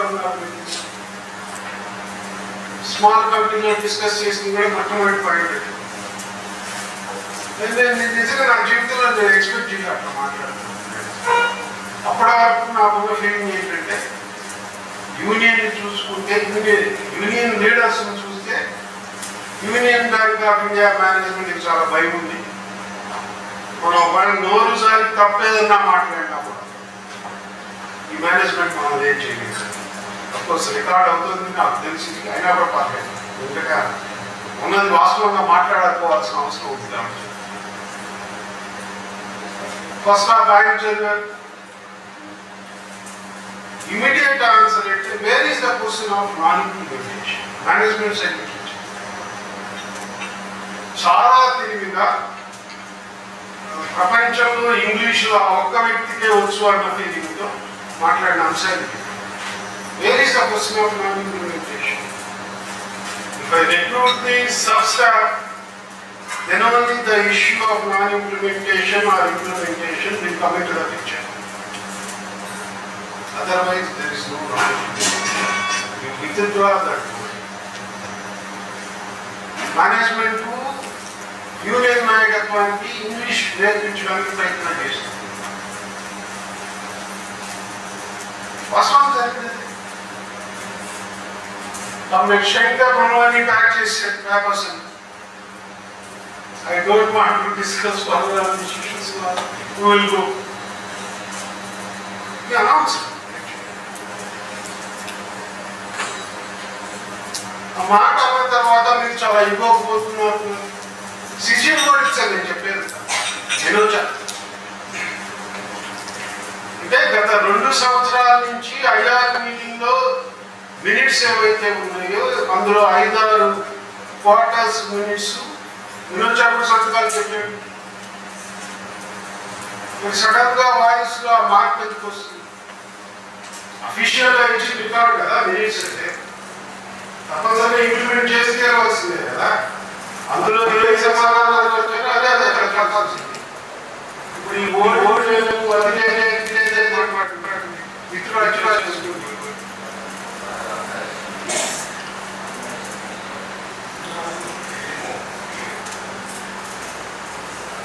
నేను మొట్టమొదటిసారి చూశాను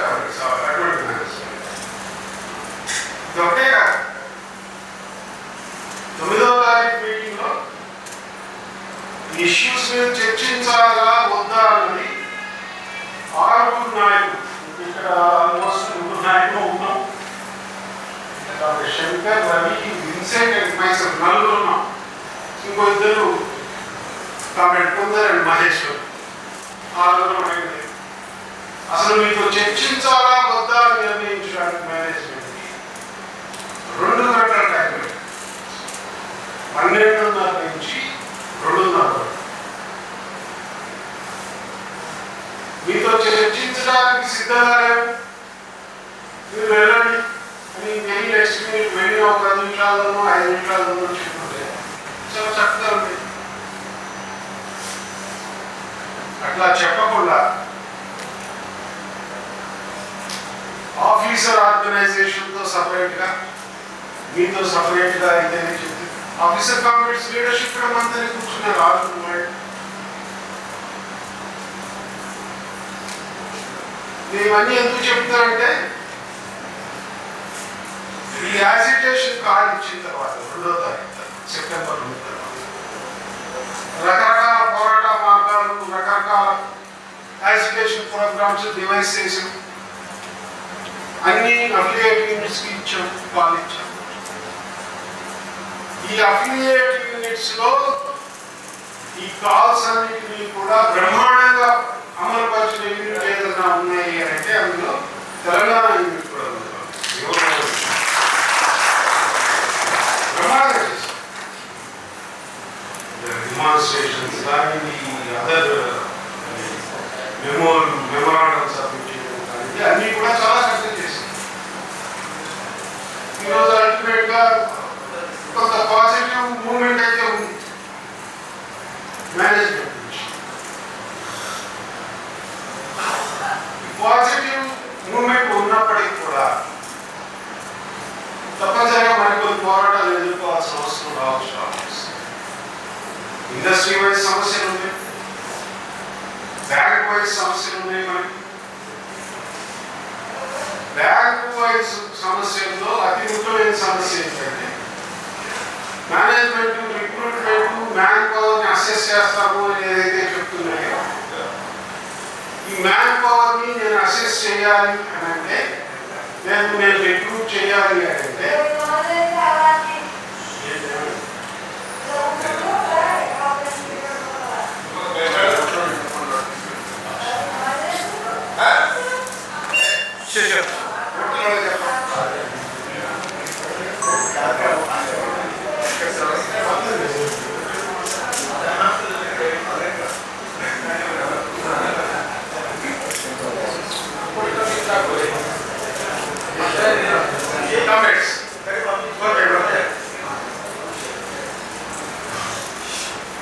మ్యాన్ పవర్ అసెస్ చేయాలన్నా రిక్రూట్ చేయాలన్నా తప్పనిసరిగా మేనేజ్మెంట్ నుంచి కొన్ని కౌంటర్ డిమాండ్స్ ఉంటాయి.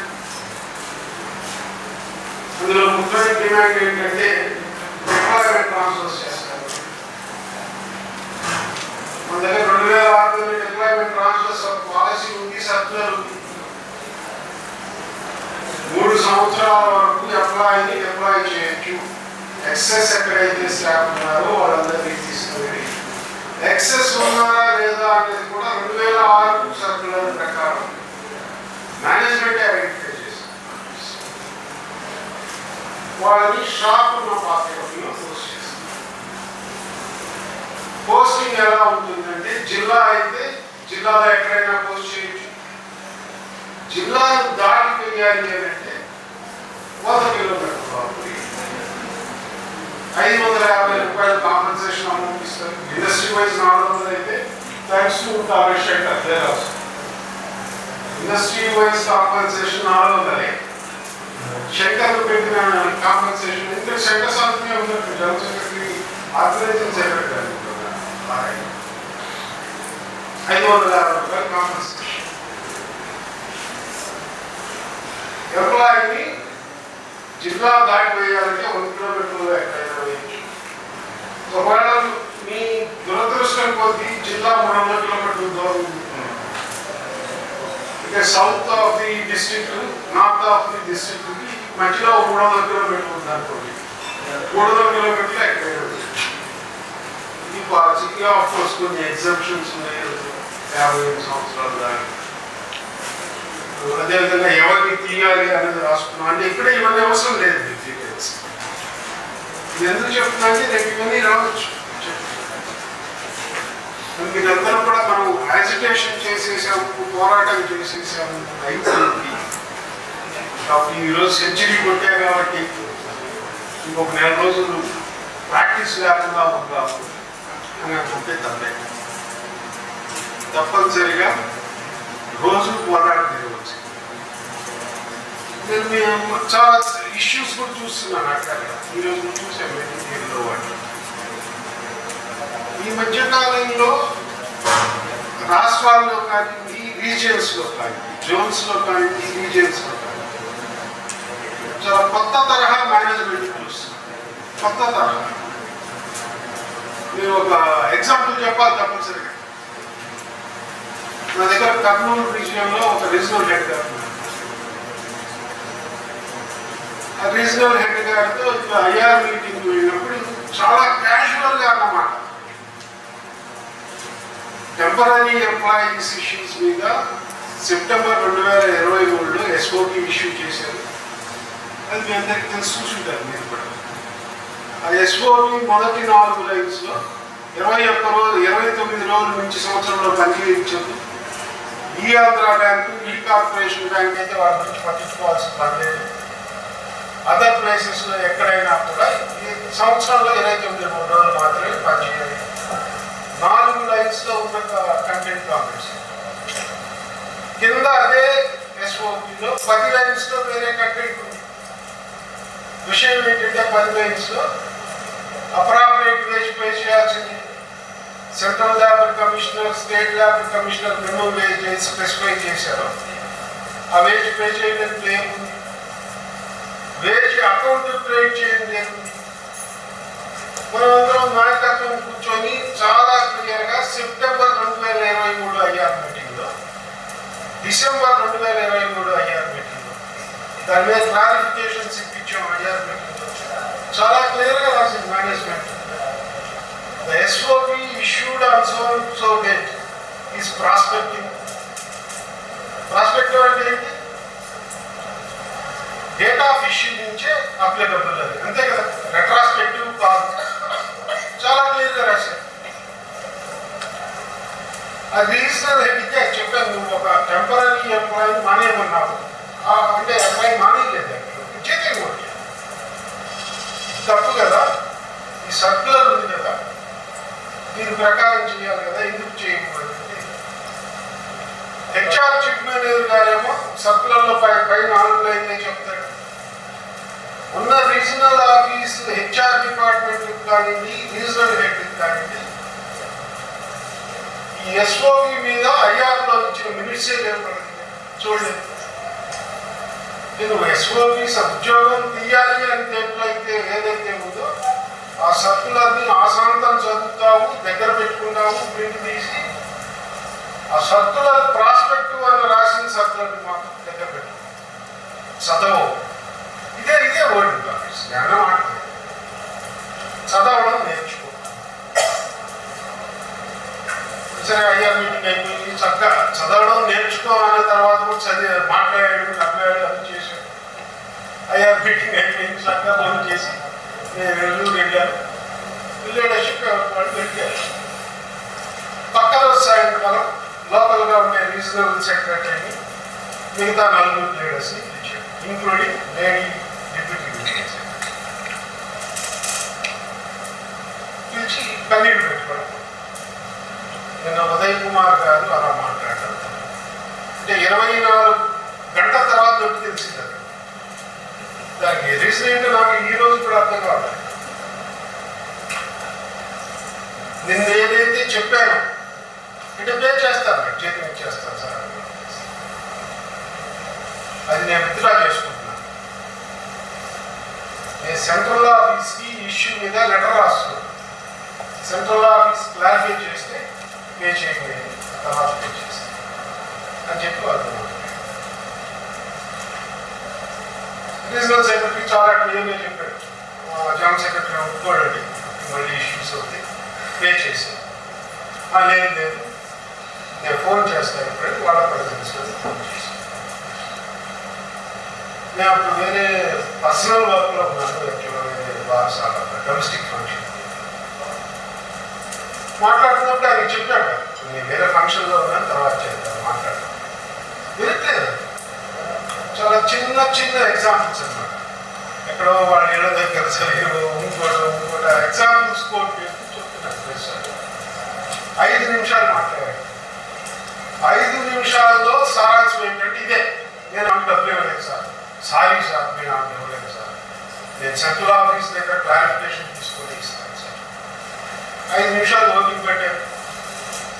తర్వాత ఓపిక కొంత తగ్గింది. ఓపిక పూర్తిగా పోయిన తర్వాత 7వ నిమిషంలో 8వ నిమిషంలో చెప్పాను, ఇది బాబుగాడి బ్యాంక్ కాదు, union bank of India. Union bank కొన్ని రూల్స్ ఉంటాయి, అవి మాత్రమే పాటించాలి, ఇంప్లిమెంట్ చేయాలి అని ఫోన్ బ్యాంక్స్. ఇది జరిగిన కరెక్ట్ 1 నెల తర్వాత రొటేషనల్ ట్రాన్స్ఫర్స్ రీఆరియంటేషన్ తీసుకున్నాం. కర్నూలు లోకల్ లీడర్షిప్ ని 22 ట్రాన్స్ఫర్స్ ఏవైతే ఉన్నాయో రొటేషనల్ ట్రాన్స్ఫర్స్ కర్నూలు సిటీలో ఆర్డర్లో రాసి ఇవ్వమని చెప్పాము. రీజనల్ సెక్రటరీ ఇచ్చాడు, అక్నాలజ్మెంట్ కూడా తీసుకున్నాడు ఇచ్చాడు. కాబట్టి మీ అందరికీ కూడా సత్యం ఇష్యూ తెలుసు. రామలింగరాజు గారు సత్యం గారు ఏం చేశారంటే, సత్యం అనేది సత్యం సత్యం ఈ మ్యానిపులేషన్స్ కోసం ఇంకో కంపెనీ స్టార్ట్ చేశారు. దాని పేరు ఏం పెట్టాలి అనేది ఆలోచన. సత్యాన్ని తిరిగేసి మేటాస్ అంటే ఎంత క్యాజువల్ అప్రోచ్, మనం ఏం చేస్తున్నా కూడా చెల్లుతుంది అన్న భావన. సేమ్ కర్నూలు రీజనల్ హెడ్ కూడా అదే చేశారు. రీజనల్ సెక్రటరీ ఇచ్చిన 22 ట్రాన్స్ఫర్స్ ని పైన నెంబర్ 1 ఉన్న వ్యక్తికి 22వ వార్డు బ్రాంచ్ అలాట్ చేశారు. నెంబర్ 2 వ్యక్తికి 21వ వార్డు రాసిన బ్రాంచ్ అలాట్ చేశారు. 3వ వ్యక్తికి 20వ నెంబర్ వ్యక్తికి ఇచ్చిన బ్రాంచ్ ఆర్డర్ చేశారు.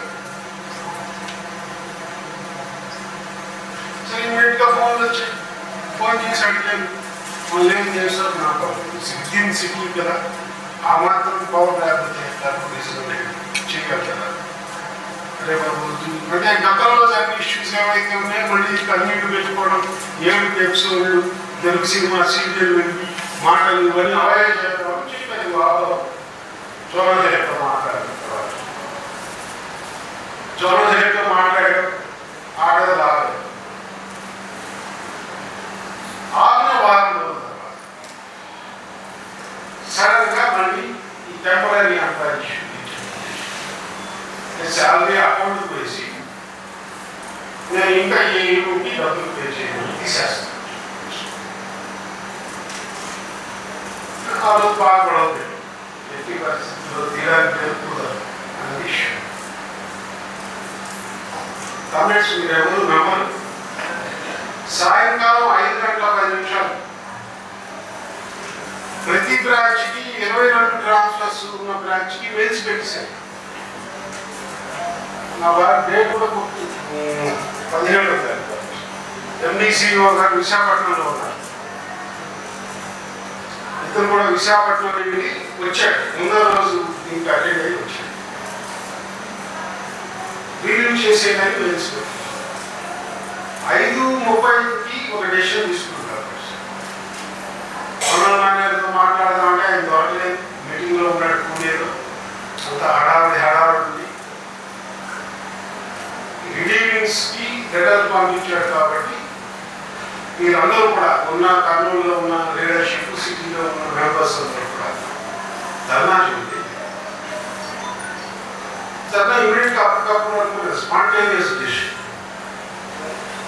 ధర్నా మొదలుపెట్టారు. ఇన్ఫర్మేషన్ అన్ని వచ్చి వివరాలు 6:15 నుంచి రాత్రి 8:30 వరకు 40 మంది ఓపెన్ ప్రెస్ కాన్ఫరెన్స్. 40 మంది. కర్నూలు రీజనల్ ఆఫీస్ బిల్డింగ్ ఎట్లా ఉంటుందంటే 4th ఫ్లోర్లో ఎక్కడ ఉంటుంది రీజనల్ ఆఫీస్. ఎట్లా కింద చేయాలి దాన్ని పైన లిఫ్ట్ నుంచి బయటకు రాగానే ఇంకా రీజనల్ ఆఫీస్ ప్రెక్సెస్ మొత్తం విత్ ఇన్ ఆఫీస్లో అక్కడే చేయండి. ఫ్లాగ్స్ అక్కడే కట్టమని మొత్తం మీద 70 మంది రాత్రి 8:30 వరకు ధర్నా చేసి 8:30కి జనరల్ మేనేజర్ ఫోన్ చేయండి, ఇష్యూస్ ఏమి చేయడం అన్నీ చెప్పి ఏమైతే మ్యాటాస్ తరహాలో కింద నుంచి పైకి వేసాడో ఒక్క ట్రాన్స్ఫర్ కూడా వదలలేదు కాంగ్రెస్. 22 ట్రాన్స్ఫర్స్ మాడిఫై చేయాలి.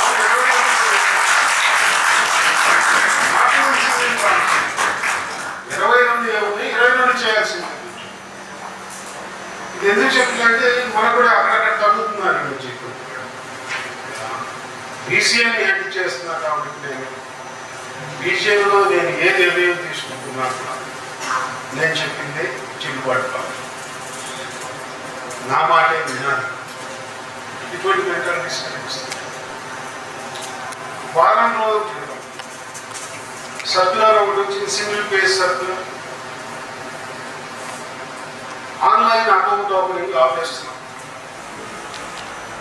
ఎవరితో డిస్కస్ చేయలేదు, ఎవరికి తెలియదు. సడన్గా 4 రోజులు, వారం కూడా కాదు, 4 days ఆపేశారు. మీకు అందరికీ తెలిసిందే, గత 4 నెలల నుంచి క్లర్క్ చేత గోల్డ్ లోన్ ఓపెన్ చేయించారు. గ్యాస్ ఎవరికన్నా ఉన్నా కూడా క్లర్క్కి గ్యాస్ని డిజేబుల్ చేసేస్తారు. గోల్డ్ లోన్ అకౌంట్ ఓపెన్ చేయాల్సిన అవసరం లేదు. రకరకాల కారణాలు చెప్తున్నారు. 6 నెలల క్రితం వరకు కస్టమర్ నేరుగా బ్యాంకుకి వచ్చి కౌంటర్లో ఉన్న క్లర్క్తో ఇంటరాక్ట్ అయ్యి అకౌంట్ ఓపెన్ చేసే పరిస్థితి ఉండేది. ఈరోజు ఉందా? డిఎంఎస్లో లేదు. ఆఫీసర్ ఐడి, ఆఫీసర్ పాస్వర్డ్సే కావాలి. ఈవెన్ యూపీఐ నెట్లో చేయాలన్నా కూడా ఏ క్లర్క్కి యాక్సెస్ లేదు. Only officer ID, officer password కావాలి. నాకు అనిపించింది ఏంటంటే comments, clerical nature of duties ఏవైతే ఉన్నాయో, ఒక పక్క మ్యాన్ పవర్ అసెస్మెంట్ చేస్తామని చెప్పి మనకి స్మాల్ కంపెనీలో చెప్తున్నారు. మరో పక్క ప్రతి 15 రోజులకి క్లర్కులకు సంబంధించిన ఇంపార్టెంట్ డ్యూటీస్ ఏవైతే ఉన్నాయో స్లోగా విత్డ్రా చేసుకుంటూ ఈరోజు బ్రాంచ్లో అకౌంట్ ఓపెన్ చేయాలి అంటే క్లర్క్కి ఎక్కడ అవకాశం ఉంది? గోల్డ్ లోన్ మేము చేస్తా ఉన్నా కూడా చేయకూడదు. దీనికి ఏంటంటే భవిష్యత్తులో ఎలా అనిపిస్తుంది అంటే యూనియన్ బ్యాంక్ ఆఫ్ ఇండియాలో మీకు ఇంతమంది క్లర్క్స్ అవసరం లేదు, చక్కటి ఆయుధం అవుతుంది మేనేజ్మెంట్. మనం ఇప్పుడు ఏంటంటే పరిస్థితికి సీనియర్ సిఎస్ఏ అప్లై చేస్తూ, స్పెషల్ సిఎస్ఏ అప్లై చేస్తూ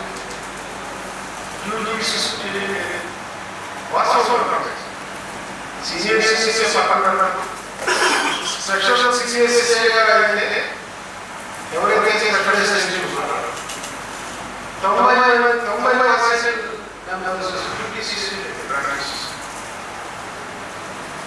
మేనేజ్మెంట్ కూడా ఏ స్పెషలిస్ట్ అడగట్లేదు డ్యూటీ చేయాలి.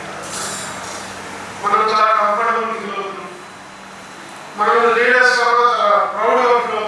ఎస్, నా మెంబర్ ఎంత నా మెంబర్ వస్తా ఇంత అరేంజ్ ఇస్తున్నాడు, నా మెంబర్ ఎవరు ఒక ఎంట్రీ కూడా పట్టలేదు, స్పెషలైజ్ పనిచేయించలేదు అన్న ఇది ఉంది, ప్రౌడ్ ఉంది లీడర్స్. కాంగ్రెస్ ఒక మంచి విషయం ఒకటి చెప్పాలి. నేను 2004లో ఇదే హైదరాబాద్లో all India bank employees association మహాసభ జరిగింది, నేషనల్ కాన్ఫరెన్స్. రాంబాబు రవి గారేమో సెక్రటరియట్ ఇన్ఛార్జ్ డయాస్కి సంబంధించి అన్ని మెటీరియల్స్ ఉంటాయి సార్. సెక్రటరియట్ చూసారు. మేమంతా కూడా కాన్ఫరెన్స్కి వాలంటీర్స్,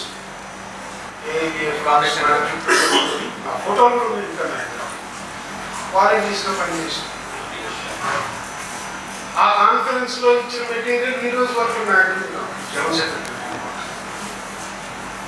1,27,000 మంది సబ్ స్టాఫ్ ఉన్నారని రాస్తున్నారు.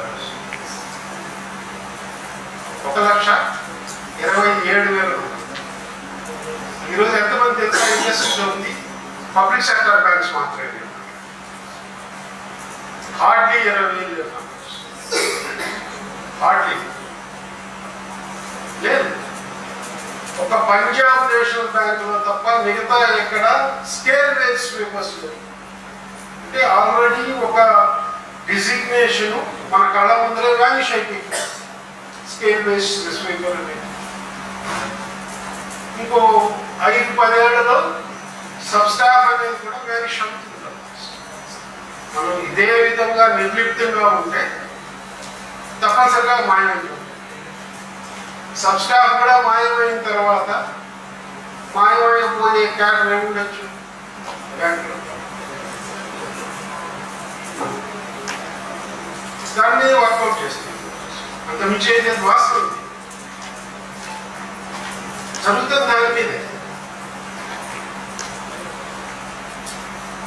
BCG రిపోర్ట్ 4,500 మంది యూనియన్ బ్యాంకుల ఆఫీసర్స్ యాక్సెస్ అన్నాడు. లీడ్ ట్రాన్స్ఫర్ చేయాలి 1,500 మంది, రిలేషన్షిప్ మేనేజర్స్ గా అపాయింట్ చేయాలి అని చెప్పి ఐడీని డిసేబుల్ చేశారు. ఎంట్రీ కొట్టడానికి లేకుండా చేశారు ఆఫీసర్స్. ఇంకో పక్క లోకల్ బ్యాంక్ ఆఫీసర్స్ అని చెప్పి 1,500 మందిని రిక్రూట్ చేస్తుంది. రెండు చాలా కాంట్రడిక్టరీ కదా. తెలుగు మాట్లాడే ఆఫీసర్స్ నీకు బయట రాష్ట్రాల్లో 200 మంది దొరకరా, వాళ్ళని ట్రాన్స్ఫర్ చేయొచ్చు. లేదు నాలాంటి వాళ్ళు, సముద్రానికి వాళ్ళు, కాలేజ్ శ్రీనివాస్ లాంటి వాళ్ళు చాలా మంది ఖాళీ సీనియర్స్, అంటే మేమని కాదు పేరు చెప్పాలి కాబట్టి చెప్తున్నారు. సీనియర్ కాంగ్రెస్ ఉన్నారు, అందరూ చక్కగా తెలుగు మాట్లాడగలరు.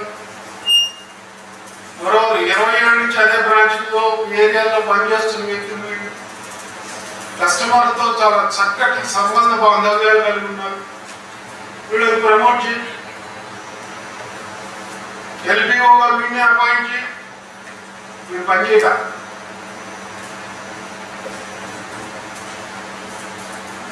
మనం క్వశ్చన్ చేస్తే మేనేజ్మెంట్ ఆన్సర్ చేసే పరిస్థితి. క్లర్కులు రిక్వైర్మెంట్ లేదని చెప్తున్నారు, ఇంకొక అప్రెంటిస్ తీసుకొస్తున్నారు.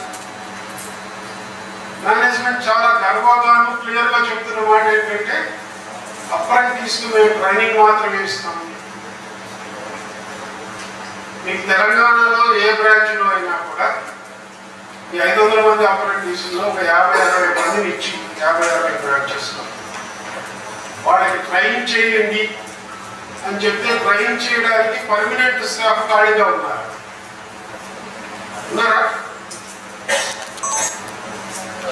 ఏం చెప్పకపోతే నాకు డౌట్లు వస్తాయి.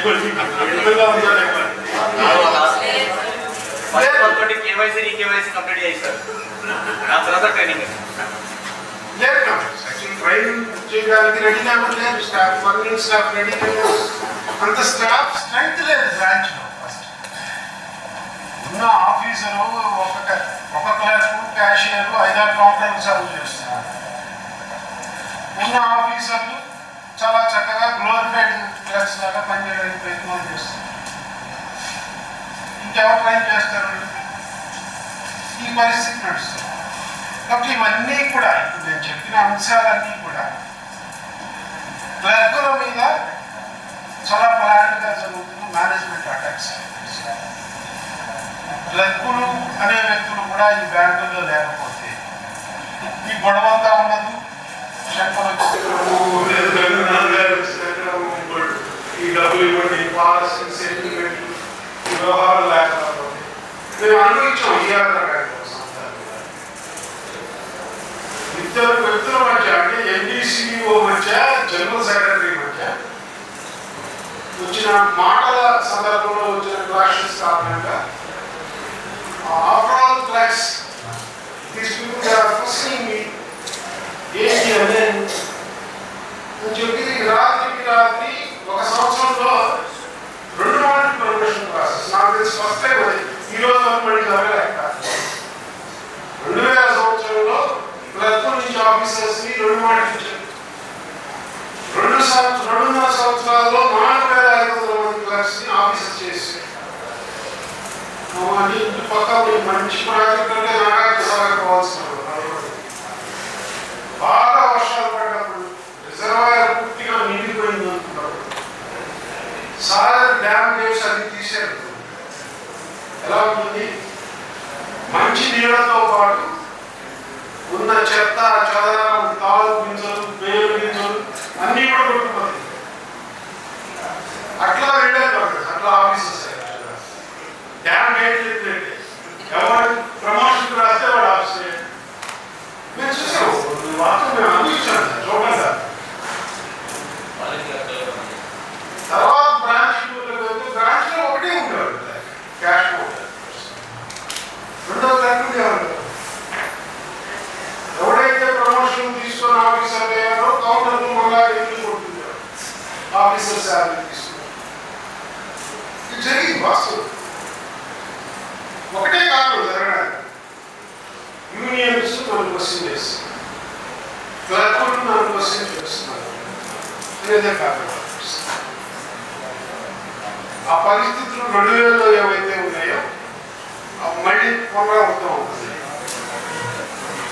కాబట్టి మనం తప్పనిసరిగా ఇందాక సచిన్ టెండూల్కర్ గారిని చెప్పాను కానీ మీ అందరూ కూడా ప్రతిరోజు ఒకసారి ఎర్రజెండా చూడాల్సిన అవసరం ఉంది. కనీసం రోజుకు 15-20 నిమిషాలు మన దగ్గర ఉన్న మెంబర్స్తో మాట్లాడాల్సిన అవసరం ఉంది. నాయకులుగా మీకంత బాధ్యత ఉందో మెంబర్స్ కూడా కొన్ని బాధ్యతలు ఉన్నాయి, గుర్తుపెట్టుకోండి. ఎందుకంటే మీ అజెండాలో చూసే మీ పుస్తకం branch secretaries, assistant branch secretaries, reporting all చాలా ఎగ్జాస్టివ్ గా ఉంటుంది. కాబట్టి ఆంధ్రప్రదేశ్ అంటే కొంత ఎగ్జాగరేషన్ అనిపిస్తుంది, వాస్తవం. నేను కొన్ని విషయాలు చెప్పాను. కొన్ని రీజియన్స్ లో ఫంక్షనింగ్ ఎలా ఉంటుందంటే సూపర్లెట్ ఉంటుంది. చాలా వాళ్ళ బ్రాంచ్ లో ఒక ఎరుతాడు తిరిగింది అంటే వెంటనే రీజనల్ సెక్రటరీకి ఫోన్ వస్తుంది, సార్ మా బ్రాంచ్ లో ఎరుత రైట్ సైడ్ నుంచి లెఫ్ట్ సైడ్ మేము పని చేస్తాం చెప్తారు. వాస్తవం మెంబర్గా వాడి రెస్పాన్సిబిలిటీ. అక్కడ ఉన్న లీడర్ వాడిని అట్లా తయారు చేస్తారు. నువ్వు నీ బ్రాంచ్లో ఏది జరిగినా కూడా వెరీ నెక్స్ట్ మినిట్ నా నోటీస్లో ఉండవలసింది. ఈ మధ్య కొత్తగా చూసాం, మన ఇద్దరు గ్రూపుల్లో పెట్టుకున్నారు. చెప్పాను పెట్టదు, ఇబ్బందులు వస్తే ఏదో ఇటువంటివి పెట్టారు. తెలుగు బ్రాంచ్లో ఇష్యూ ఉంటే డిస్కస్ చేయండి. ఇటువంటి మాట్లాడారు చిన్న విషయాలు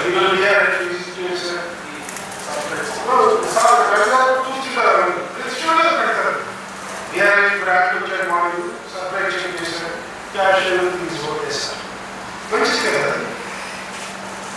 ఎక్కడ ఏం జరుగుతుంది నా విషయంలో లీడర్గా పవన్ కళాలకు తీసుకొచ్చాను. ఎక్కడైనా గొడవ జరిగినా కూడా అలాగే అది మెంబర్ రెస్పాన్సిబిలిటీ, లేదు బ్రాంచ్ సెక్రటరీ రెస్పాన్సిబిలిటీ. లీడర్గా ఇమీడియట్గా వాడు ఏదైతే సమస్యను రిప్రజెంట్ చేశారు, సమస్యను పరిష్కరించడం మన బాధ్యత, మన రెస్పాన్సిబిలిటీ.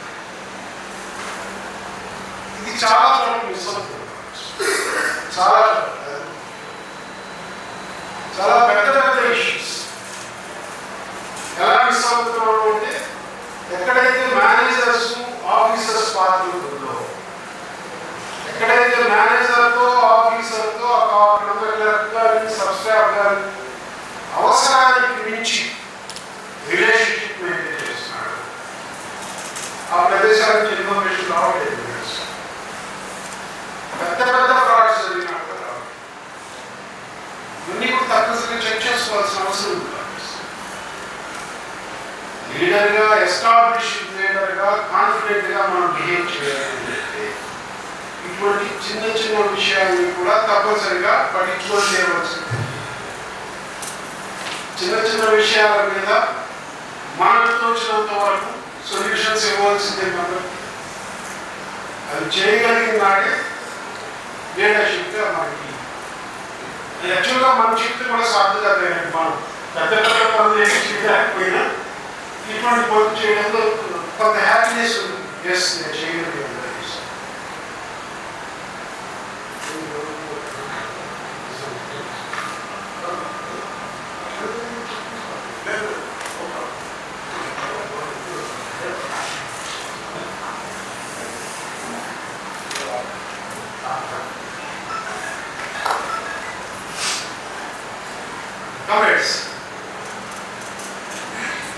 విషయం ఏంటంటే ఈ మధ్య కాలంలో ప్రతి కార్నర్లో కూడా ప్రతి ఏరియాలో కూడా వినిపిస్తున్న మాట బ్యాంక్ బిజినెస్ లో మా పాత్ర ఏంటి? రాంబాబు గారు కూడా మాట్లాడారు, చాలా చక్కగా చెప్పారు. 6 సంవత్సరాలు బ్యాంక్ PCA ఉంది. మన దగ్గర కొన్ని పరిస్థితులు బ్యాంక్ నష్టాలు లేదు. మనం వచ్చినంత నెట్ ప్రాఫిట్ వేరే బ్యాంక్ కూడా ఏ బ్యాంక్ కూడా రాలేదు. 13,000 వచ్చిన కోట్లు వచ్చింది. సమస్య ఏంటంటే ఈ 2 రాష్ట్రాల నుంచి, తెలుగు రాష్ట్రాల నుంచి మొత్తం బ్యాంక్ బిజినెస్ లో మన వాటా ఎంత అన్న లెక్కలు విలువగా కనిపిస్తుంది. జోనల్ రేట్ కాకుండా దగ్గర 24%. టోటల్ బిజినెస్ లో 2 తెలుగు రాష్ట్రాల నుంచి 24% బిజినెస్ మనం కాంట్రిబ్యూట్ చేస్తున్నాం. 24% బిజినెస్ 2 రాష్ట్రాల నుంచి మేము కాంట్రిబ్యూట్ చేస్తున్నాం కాబట్టి మిగతా రాష్ట్రాల్లో ఉన్న ఉద్యోగుల కన్నా కూడా మాకు ఎక్కువ వాల్యూలు అయిపోయడానికి లేదు. అంతేగా నార్త్ ఈస్టర్న్ రీజియన్ లో ఉన్న ఎంప్లాయీకి ఏ డబ్బులు వస్తాయో, ఏవైతే బెనిఫిట్స్ ఉంటాయో ఆంధ్రప్రదేశ్లో వాడిపడాలి, లేదు తెలంగాణలో వాడిపడాలి. బిజినెస్ కాంట్రిబ్యూషన్ అన్నది ఎక్కడ వస్తుందంటే మీరు బిజినెస్ డెవలప్మెంట్ లో పార్టిసిపేట్ చేస్తున్నప్పుడు మీకు కొంత హక్కు వస్తుంది తప్పనిసరిగా మేనేజ్మెంట్ క్వశ్చన్ చేయడం. దానికి ఒక చిన్న ఉదాహరణ చెప్తాను. సడన్ గా రోజులు సర్కులర్ ఇష్యూ చేసి టర్మ్ డిపాజిట్స్ ఇష్యూ చేస్తే, టర్మ్ డిపాజిట్ ఎవరన్నా చేస్తే in Liu of term deposit receipt term deposit advice ఇవ్వండి. బార్ కోడ్ ప్రింట్ చేసి ఒక వైట్ పేపర్ ఉంటుంది, 2 బార్ కోడ్స్ ప్రింట్ అవుతాయి, అది ఇవ్వండి. ఒక 2-3 రోజుల తర్వాత దాన్ని మాడిఫై చేస్తూ ఇంకో సర్కులర్ వచ్చింది. ఆ సర్కులర్ సారాంశం ఏంటంటే గవర్నమెంట్ డిపార్ట్మెంట్స్కి సీనియర్ సిటిజన్స్కి వీళ్ళ వరకు కస్టమర్ డిమాండ్ చేస్తే, వాళ్ళు డిమాండ్ చేస్తే టర్మ్ డిపాజిట్ రిసిప్ట్ ఇవ్వండి. దట్ రీజనల్ ఆఫీస్ ఇష్యూ చేయాలి. రీజనల్ ఆఫీస్కి పర్మిషన్ రాయాలి. వాళ్ళు పర్మిట్ చేసి పారామీటర్స్ రిలాక్స్ చేసి ఒప్పుకుంటే అప్పుడు బ్రాంచ్లో ఆంధ్రప్రదేశ్, తెలంగాణ రాష్ట్రంలో ఈ బ్రాంచ్లో నాకు తెలియదు, అక్కడ 1140 బ్రాంచ్, మొత్తం 2,000 బ్రాంచ్ అవుతుంది.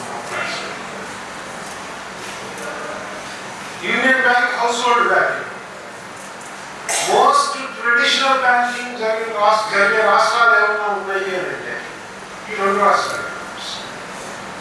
Traditional banking, senior most comrade, సిఏకి బోత్ పార్ట్స్ పాస్ అయిన వ్యక్తి, రిటైర్ అయిన ఎంప్లాయీ నాకు యూనియన్ హౌస్ దగ్గర వచ్చేటప్పుడు నాది మెయిన్ బ్రాంచ్ పక్కనే ఉంటుంది. యూనియన్ హౌస్ 15 meters లో ఉదయం బ్రాంచ్కి వెళ్ళాను. మెయిన్ బ్రాంచ్కి 4 lakhs 2 లక్షలు డిపాజిట్ చేశాను. చేస్తే ఈ తెల్ల పేపర్ ఇచ్చాను, దీని మీద బార్ కోడ్స్ ఉన్నాయి. ఇప్పుడు ఇవే ఇస్తాక మామూలుగా డిపాజిట్ రిసిప్ట్ ఇవ్వచ్చు. నాకు సమస్య ఏంటంటే దీంట్లో అతను చెప్పింది ఎక్స్టెన్షన్ చెప్తున్నా. అతను చెప్పి దీన్ని ఇంటికి తీసుకెళ్తే మా ఆవిడ కూడా నాకు నమ్ముతుంది. కంప్లైంట్ చేసేవాడు.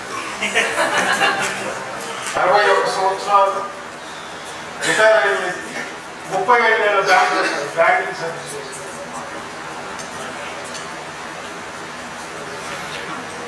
కాబట్టి 2 రాష్ట్రాల్లో రిటైల్ డిపాజిట్స్ 40% డిపాజిట్స్ కోల్పోయాము.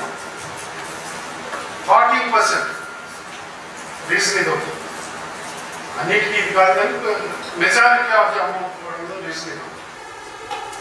చాలా చోట్ల రావట్లేదు రిటైల్ డిపాజిటర్స్, లోపల పడుతూ పెట్టలేదు. ఒక రీజనల్ హెడ్ గారు నాకు ఆయన పేరు మంచివాడు వ్యక్తి, రికార్డు అవుతుంది కాబట్టి 5 అడుగులే ఉంటాడు మనిషి. మొన్నే కలిసి ఆయన కూడా అయ్యారు పెట్టుకున్నాడు. లంచ్ టైంలో ఈ డిస్కషన్స్ అన్నీ వచ్చే యాజిటేషన్ ఎందుకు చేస్తున్నాము ఇవన్నీ మీరు చేస్తుంది మంచిది సార్, యాజిటేషన్ కంటిన్యూ చేయండి మాట్లాడుతూ మాకు కూడా మేము వెంటిలేట్ కాలేకపోతున్నాము ఎక్కడా కూడా ఎండిసిఓ దగ్గర ఈడీ దగ్గర మాకు కూడా ఆ సమస్య ఉంది. చాలా అన్సైంటిఫిక్ ఇవి టార్గెట్స్ ఇస్తున్నారు. నేను 5 అడుగులే ఉంటాను, నా హైట్ 5 feet సార్. ఎండిసిఓ గారు నన్ను 6 అడుగులకి పెరగమని అడుగుతున్నాను. ఏదో 1-2 ఇంచెస్ చెప్తే I can manage. High heel ఉండే షూ వేసుకోవడం ఏమైనా చేసి ఎదగలి. ఇంతేకాని 1 అడుగు పెరగడం అనేది అసంభవం, ఇంపాసిబుల్, చేయలేకపోతుంది. వాస్తవం feeling of A regional head, ఎవరితో కాదు, రీజనల్ హెడ్. ఇది మాట్లాడుతూ ఆయన చెప్తోంది ఏంటంటే అన్సైంటిఫిక్ టార్గెట్స్ ఉన్నాయి కాబట్టి నేను అన్సైంటిఫిక్ స్ట్రాటజీస్ వేస్తున్నాను. ఇది కూడా ఆలోచించాల్సిన విషయం. అంటే వాళ్ళ మీద ఏ ప్రెషర్ అయితే ఉందో ఆ ప్రెషర్ని ట్రాన్స్ఫర్ చేస్తున్నారు కిందకి. కింద వాళ్ళు మనకు చాలా మంది తెలిసిన వాళ్ళే ఉన్నారు. నేను గతంలో చాలా మంది చెప్పుకుంటాను, గత మీటింగ్ ఉండేవాళ్ళు మసాలా దోశల కోసం కెరీర్ని వదిలేసి పెట్టుకుంటున్నారు. బ్యాంకుల్లో కెరీర్ని కోల్పోయిన వాళ్ళు వదిలేసిన వాళ్ళు. కింద వాళ్ళు ఆ ప్రెషర్ని అక్కడ బ్రాంచెస్లో ఉన్న అవార్డ్స్ క్రియేట్ చేస్తారు. అవకాశం దొరికితే క్లర్క్ను, క్యాషియర్ను రూల్ పాటించకుండా, గైడ్ లైన్స్ ఏమి పాటించకుండా పనిచేయండి, మీకేం పడలేదు. చాలా మంది చేస్తున్నారు, చాలా మంది చేస్తున్నారు. గతంలో గోల్డ్ లోన్స్ గురించి మాట్లాడుకుంటారు. ఈరోజు ఆ గోల్డ్ లోన్స్ సమస్య కొంతవరకు తగ్గింది. గోల్డ్ లోన్స్ సమస్య తగ్గినా కూడా మరీ ముఖ్యంగా హెడ్ క్యాష్ చేసుకోవాలి. ఇక్కడ నేను ధర్మారం మేడారం బ్రాంచ్ కూడా వెళ్ళాను. 10,000 పైన క్రాప్ లోన్స్ ఉంటాయి. ఆ కాలంలో ఇప్పుడు 93-4 సబ్లెట్ చేసి ఉండేది, మాన్యువల్ లెటర్స్, ఎస్పీ సబ్లెట్ చేసి క్రాప్ వరకు ఉండేది ఆ సబ్లెట్ ఆ బ్రాంచ్. అటువంటి బ్రాంచెస్ లో అంటే ధర్మారం మేడారం కాలేజీలో క్రాప్ లోన్స్ బాగా ఉంటాయి బ్రాంచెస్. లోన్ క్లోజ్ చేయడానికి, రెన్యువల్ చేయడానికి కొత్త సిస్టమ్స్ వచ్చాయి. ఈవెన్ గోల్డ్ లోన్ అయినా కూడా తప్పనిసరిగా క్లోజ్ చేసిన తర్వాతే రెన్యూ అవుతుంది. క్యాష్ లో క్లోజ్ కావాలి. ట్రాన్స్ఫర్ లో అయితే మ్యాండేట్ ఏదైతే ఉందో కస్టమర్ మ్యాండేట్ ఇవ్వాలి.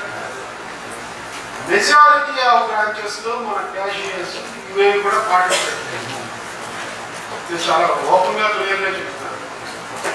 బ్రాంచ్ మేనేజర్తో ఉన్న మొహమాటం ఒకటి, నేను సబ్ మేనేజర్స్, అదర్ ఆఫీసర్స్ తో ఉన్న పరిచయాలు, ఇంకో ఉద్యోగ ప్రయత్నం వస్తున్నాయి. కాంగ్రెస్ మొన్న నేను కృష్ణా జిల్లాలో చూశాను.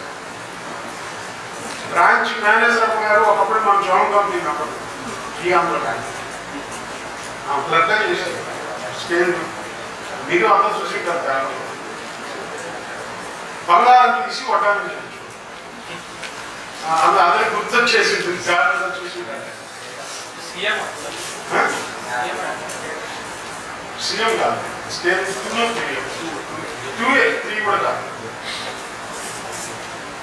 అల్టిమేట్ గా ఫస్ట్ ఇమీడియట్ గా ఏఓసి ఫ్రేమ్ చేసిన ఎవరి మీద ఆర్టికల్స్, క్యాషియర్ మీద, ఆఫీసర్ మీద, క్యాష్ ఆఫీసర్ మీద, గోల్డ్ లోన్ ఆఫీసర్ ముగ్గురికి చార్జెస్ ఇచ్చారు. క్యాషియర్ తరఫున రిప్లై ఇచ్చాం. రిప్లై ఎందుకు ఇచ్చారంటే కాబట్టి ఇక్కడ ఇంకో విషయం చెప్పాలి. లీడర్షిప్ ఇంటర్జెంట్ కార్యక్రమం చాలా విజనరీ లీడర్షిప్ ఉంది కాబట్టి శంకర్ నిజంగా మెచ్చుకోవాలి. విషయం